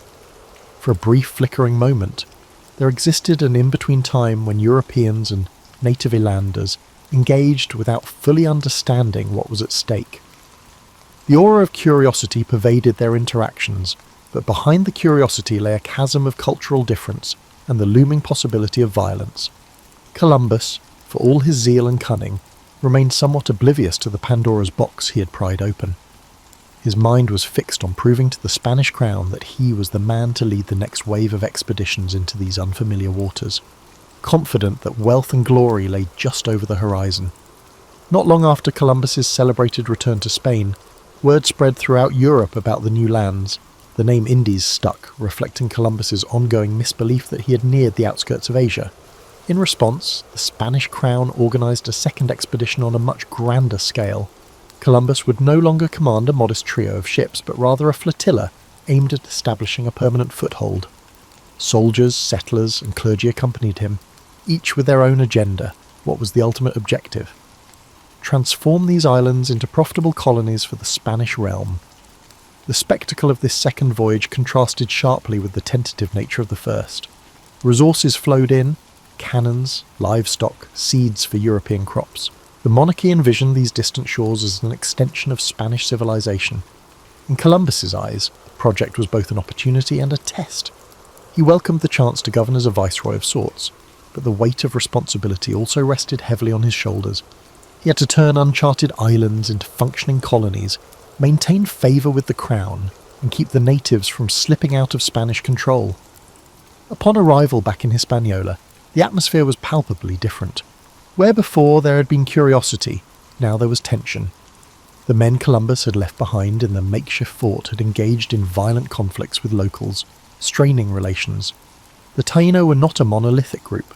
They had their own leadership, alliances, and internal politics, but collectively, they recognised that these foreigners sought to claim land and resources as their own. ignoring existing structures. Discontent and confusion spread on both sides, often fueled by the language gap. Columbus tried to govern, but the role required more than just navigation skills. Administering a settlement demanded diplomacy, patience, and foresight. Pressed by the Spanish crown for gold, he imposed demands on the Taino for tribute. This policy alienated them, transforming a guarded tolerance into outright hostility. Rebellions flared, and the Spanish met them with harsh reprisals. Columbus found himself caught between his promise to Spain that these territories would yield wealth, and the reality that extracting riches from these communities required force or, at the very least, intimidation. Meanwhile, friction also arose among the Spanish settlers themselves. Not everyone respected Columbus. Aristocrats resented taking orders from a Genoese outsider. Soldiers chafed under what they viewed as incompetent leadership. A swirl of accusations circulated: mismanagement of supplies, favouritism, and even cruelty toward both settlers and mid-Dawn natives. Columbus strove to maintain a grip on the situation, but as ships came and went, they carried back to Spain letters and rumours that cast him in a questionable light. People who once heralded him as a visionary began to wonder if he was a tyrant. And yet, Columbus managed to launch further exploration from these colonial footholds. He navigated around Cuba, ventured into Jamaica, and glimpsed more of the Caribbean's island chain. Each landfall brought new interactions with indigenous populations. Some initial encounters seemed peaceful enough, featuring small exchanges of goods or gestures of amity. But as Spanish ambitions grew, tensions invariably escalated into conflict. Even so, Columbus's spirit for exploration never truly dimmed. He continued sketching rough maps, confiding in his journals about how these islands might connect to the broader Asian continent. One underappreciated dimension of Columbus's second voyage was the attempt to introduce European agriculture and husbandry to the New World. Horses, pigs, and cattle unloaded from Spanish ships trotted across Caribbean shores for the first time. Wheat and sugarcane seeds were planted with the hope that they would thrive. These experiments would eventually reshape local ecosystems, though Columbus and his contemporaries didn't foresee how foreign plants and animals could disrupt native habitats. They also didn't foresee the profound demographic collapse that would befall the Taino due to disease, forced labour, and armed confrontation. Amid the daily swirl of colonial administration, Columbus also wrestled with personal disappointment. Precious metals seemed less abundant than he had hinted in his early letters. The dream of easy gold faded, forcing him to tighten the screws on both colonists and native populations to meet Spain's expectations. This pressure fueled further discontent. Some settlers plotted against him, drafting scathing reports to royal officials. Columbus responded with imprisonments and strict measures, hoping to maintain order and prove he could handle the responsibilities vested in him. He was not entirely oblivious to the unravelling situation. Letters he penned to the Spanish crown reveal a weary individual, pleading for more support, complaining that rebellious colonists undermined his policies, and defending his harsh treatment of natives as necessary under the circumstances. Historians continue to debate whether these pleas stemmed from genuine concern or a desperate attempt to preserve his authority. Possibly it was both. By this stage, Columbus was no longer just the triumphant mariner who had revealed unknown islands to Europe. He was an embattled governor, pinned between colonial demands, rebellious factions, and indigenous resistance. Eventually, the tensions reached a point where the Spanish crown could no longer ignore the colonial chaos. The Spanish crown dispatched officials across the Atlantic to conduct an investigation. Columbus's name, once applauded in royal halls, started to be whispered with skepticism. The monarchy needed order and profit, not unending complaints and allegations of brutality. Columbus, for his part, insisted he remained steadfast in his loyalty, that his measures were misrepresented, that others were sowing discord against him. But the drumbeat of criticism was relentless. These were pivotal years in which the promise of new lands collided with the practical realities of conquest. The idea of finding a paradise was replaced by the harsh realities of colonization. Columbus's navigational achievements could not shield him from the complexities of trying to rule a far-flung colony under the watchful, profit-hungry eyes of the skull of the Spanish crown, and so, amid fractious settlers and indigenous communities on the brink, the stage was set for a reckoning. The once celebrated admiral, whose unwavering conviction had brought him so far, found himself ensnared in the bureaucracy and violence of empire building, an empire that demanded more than a dreamer's spirit could easily deliver. When people talk about Christopher Columbus today, they often reduce him to a single act, that of discovering America. In that narrative, the nuance of his multiple voyages and the complexities of his tenure as a colonial administrator often vanish. Yet it's precisely in the aftermath of these voyages that the full dimensions of his influence and his failures come into stark relief. As Columbus initiated further journeys, some leading him toward the coasts of Central and South America, he found himself increasingly marginalized by Spanish bureaucracy. This shift manifested most dramatically in the arrival of Francisco de Bobadilla, a royal commissioner tasked with investigating complaints about Columbus's governorship. The new bureaucrat, carrying the weight of royal authority, wasted little time in gathering testimony. Both Spaniards and local islanders recounted episodes of cruelty, nepotism, and questionable decisions. Bobadilla was apparently so appalled that he arrested Columbus and his brothers, sending them back to Spain in chains. Legend has it that Columbus wore his shackles defiantly, even when given the chance to remove them on the ship. He saw them as a symbol of injustice, proof that his loyalty and service were being repaid with humiliation. It was a potent image for someone who once stood triumphant before the same crown that now authorized his imprisonment. The question of guilt remains tangled in historical debate. Some accounts suggest that Columbus, overwhelmed by the labyrinth of colonial politics and the pressure for gold, resorted to extreme measures. Others argue Bobadilla's actions were also politically motivated, using Columbus as a scapegoat to appease the crown's dissatisfaction with the colony's performance. Upon returning to Spain in disgrace, Columbus managed to secure an audience with Queen Isabella. Accounts from the time suggest that he pleaded his case with tears in his eyes, lamenting how he had been treated. The Queen, who once supported him so fervently, was moved enough to release him. However, his authority over the New World territories would never be fully restored. The monarchy recognised his contributions as an explorer, but deemed his administrative methods unacceptable, or at least too fraught with controversy to continue under his leadership. Despite these setbacks, Columbus managed to mount a fourth voyage, albeit with far fewer resources and a more modest mission, to find a passage to the Indian Ocean. He skirted the coasts of Central America, enduring hurricanes, shipwrecks, and near mutinies. This journey carried a distinct sense of desperation.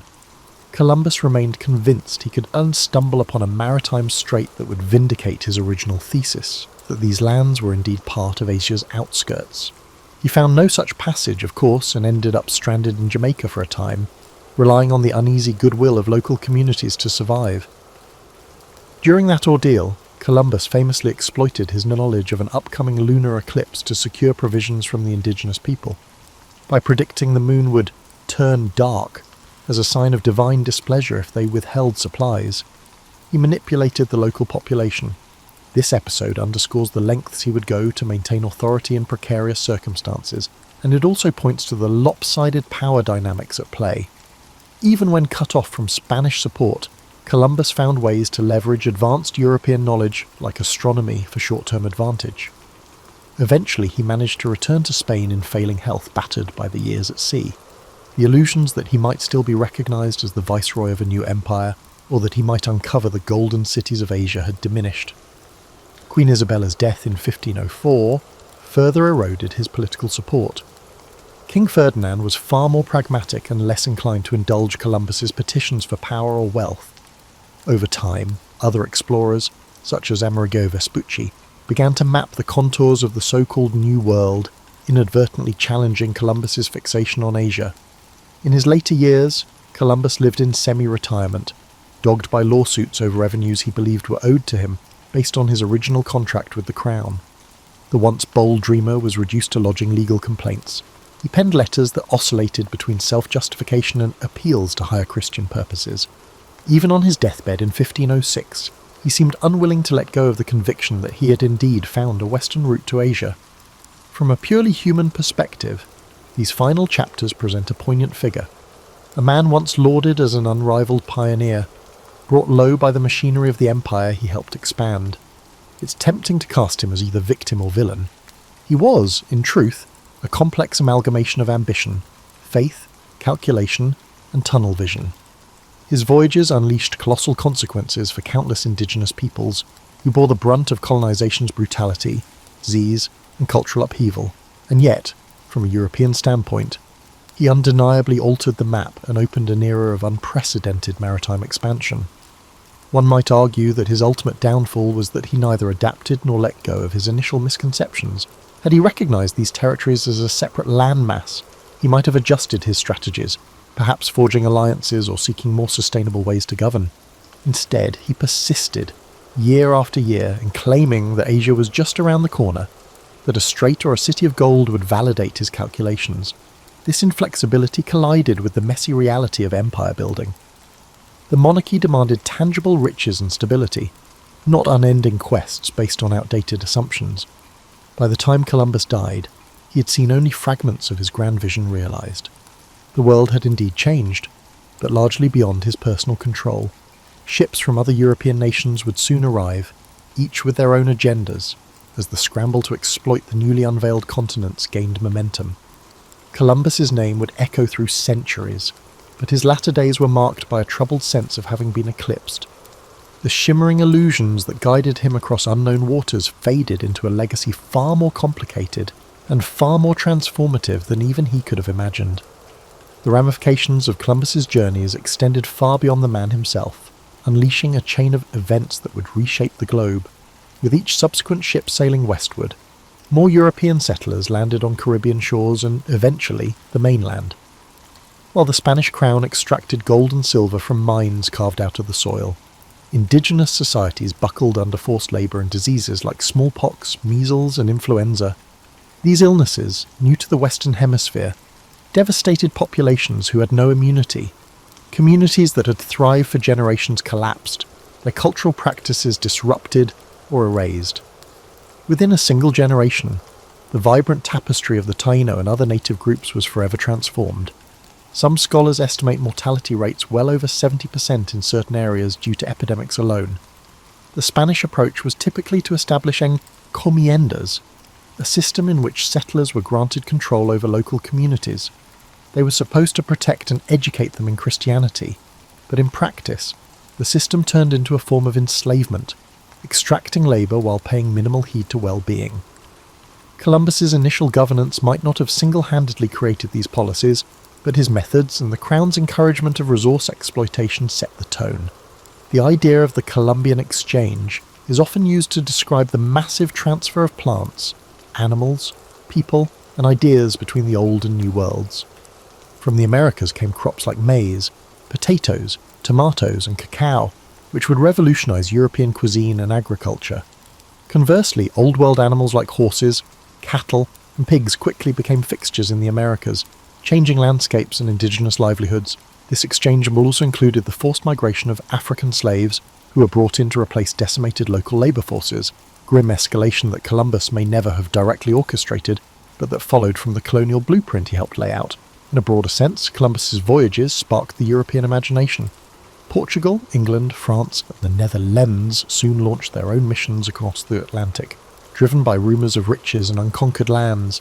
Competing claims ignited conflicts over territory, opening a new age of imperial rivalry. The lines on maps were redrawn countless times, each iteration leaving a trail of treaties, wars, and boundary disputes. And so, the impetus that began with Columbus's belief in a westward path to Asia spiraled into a global upheaval that reached far beyond the Caribbean. As these powers jostled for control, indigenous nations across two continents faced waves of new arrivals. Some groups formed alliances with Europeans, leveraging firearms and trade relationships to gain regional advantages. Others resisted colonization with every means at their disposal, whether through warfare or diplomatic negotiation. In that unfolding drama, Columbus's role was recast, overshadowed by conquerors like Cortés and Pizarro, whose direct subjugation of massive civilizations, Aztec and Inca, dwarfed the smaller-scale conquests of the first islands. Yet the initial spark, the template for claiming land under royal charters, traced back to Columbus's insistence that these lands belonged to Spain. Over the centuries, his reputation waxed and waned. In Spain, he was intermittently lionized as a national hero, though he was Italian-born. In the emerging United States, Columbus was mythologized as an emblem of pioneering spirit, particularly during the 19th century, when a young nation sought founding myths disconnected from British colonial rule. Monuments sprouted in his name. Poets and chroniclers polished away the unseemly details, painting him as a visionary chosen by fate. But as the modern era approached, historians began to piece together the darker facets: the enslavement of native peoples, the ruthless tactics to extract tribute, and the catastrophic demographic collapse that accompanied European arrival. Within academic circles, Columbus's identity has been dissected with increasing rigour. Was he a brilliant, if flawed, mariner caught in the unstoppable tide of empire? A cunning opportunist who used royal favour to pursue his quest for personal glory? Or a tragic figure who stumbled into a continent he never understood, living long enough to see his illusion crumble? The man's diaries, the letters he exchanged with monarchs, and the records of those who travelled with him reveal contradictions and complexities that defy easy categorization. Social movements in the late 20th and early 21st centuries further heightened scrutiny.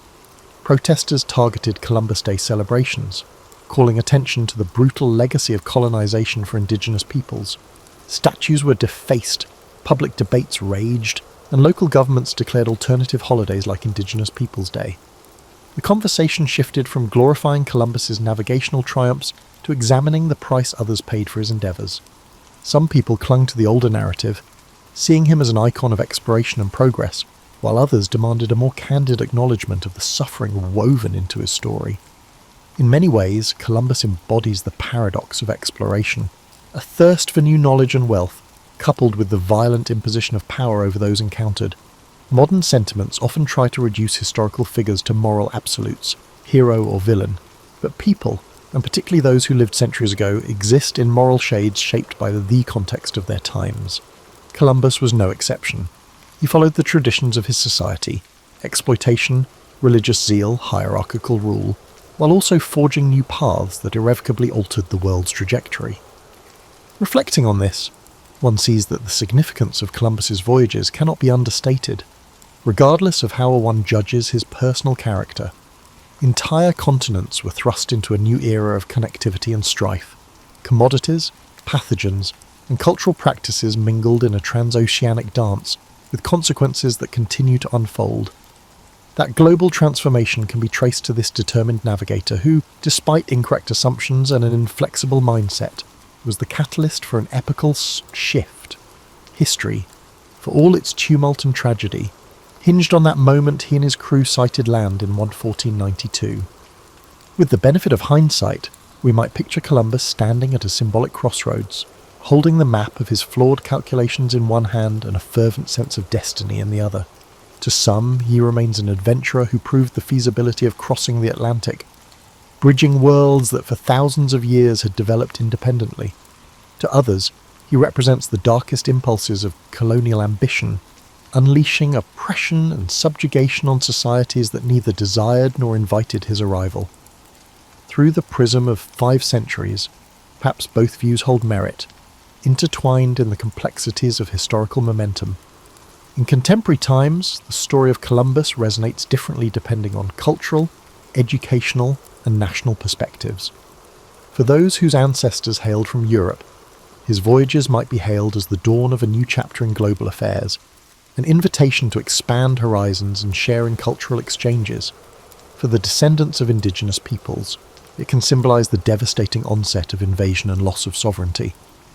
And for countless African families, Columbus's breakthroughs in navigation would pave the way for a transatlantic slave trade, forcibly uprooting millions from their homelands to labor in plantations across the Americas. If we peel away the mythic layers, we find a man both guided and blinded by the convictions of his era. Columbus believed in a cosmology that insisted Earth's size was smaller than many experts claimed.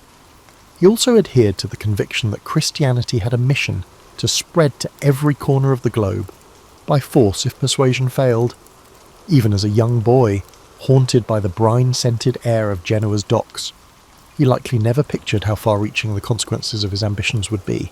If anything, his early dream was to find a direct route to Asia's wealth, not to become the instigator of a massive reordering of human societies. His navigational prowess remains undeniable. Crossing the Atlantic in those small vessels demanded skill, courage, and an uncanny ability to rally terrified crews. He navigated with rudimentary tools under harsh conditions, forging routes that would later become standard passages for ships of exploration, trade, and conquest. Indeed, the staying power of his story rests partly on the maritime accomplishment itself, proving that a transoceanic crossing could be repeated and systematized. Yet the same willpower that made him persist in the face of skepticism also fueled his unwillingness to abandon his original assertion that he was in Asia. This insistence might appear almost comical, given our modern knowledge, but in his time,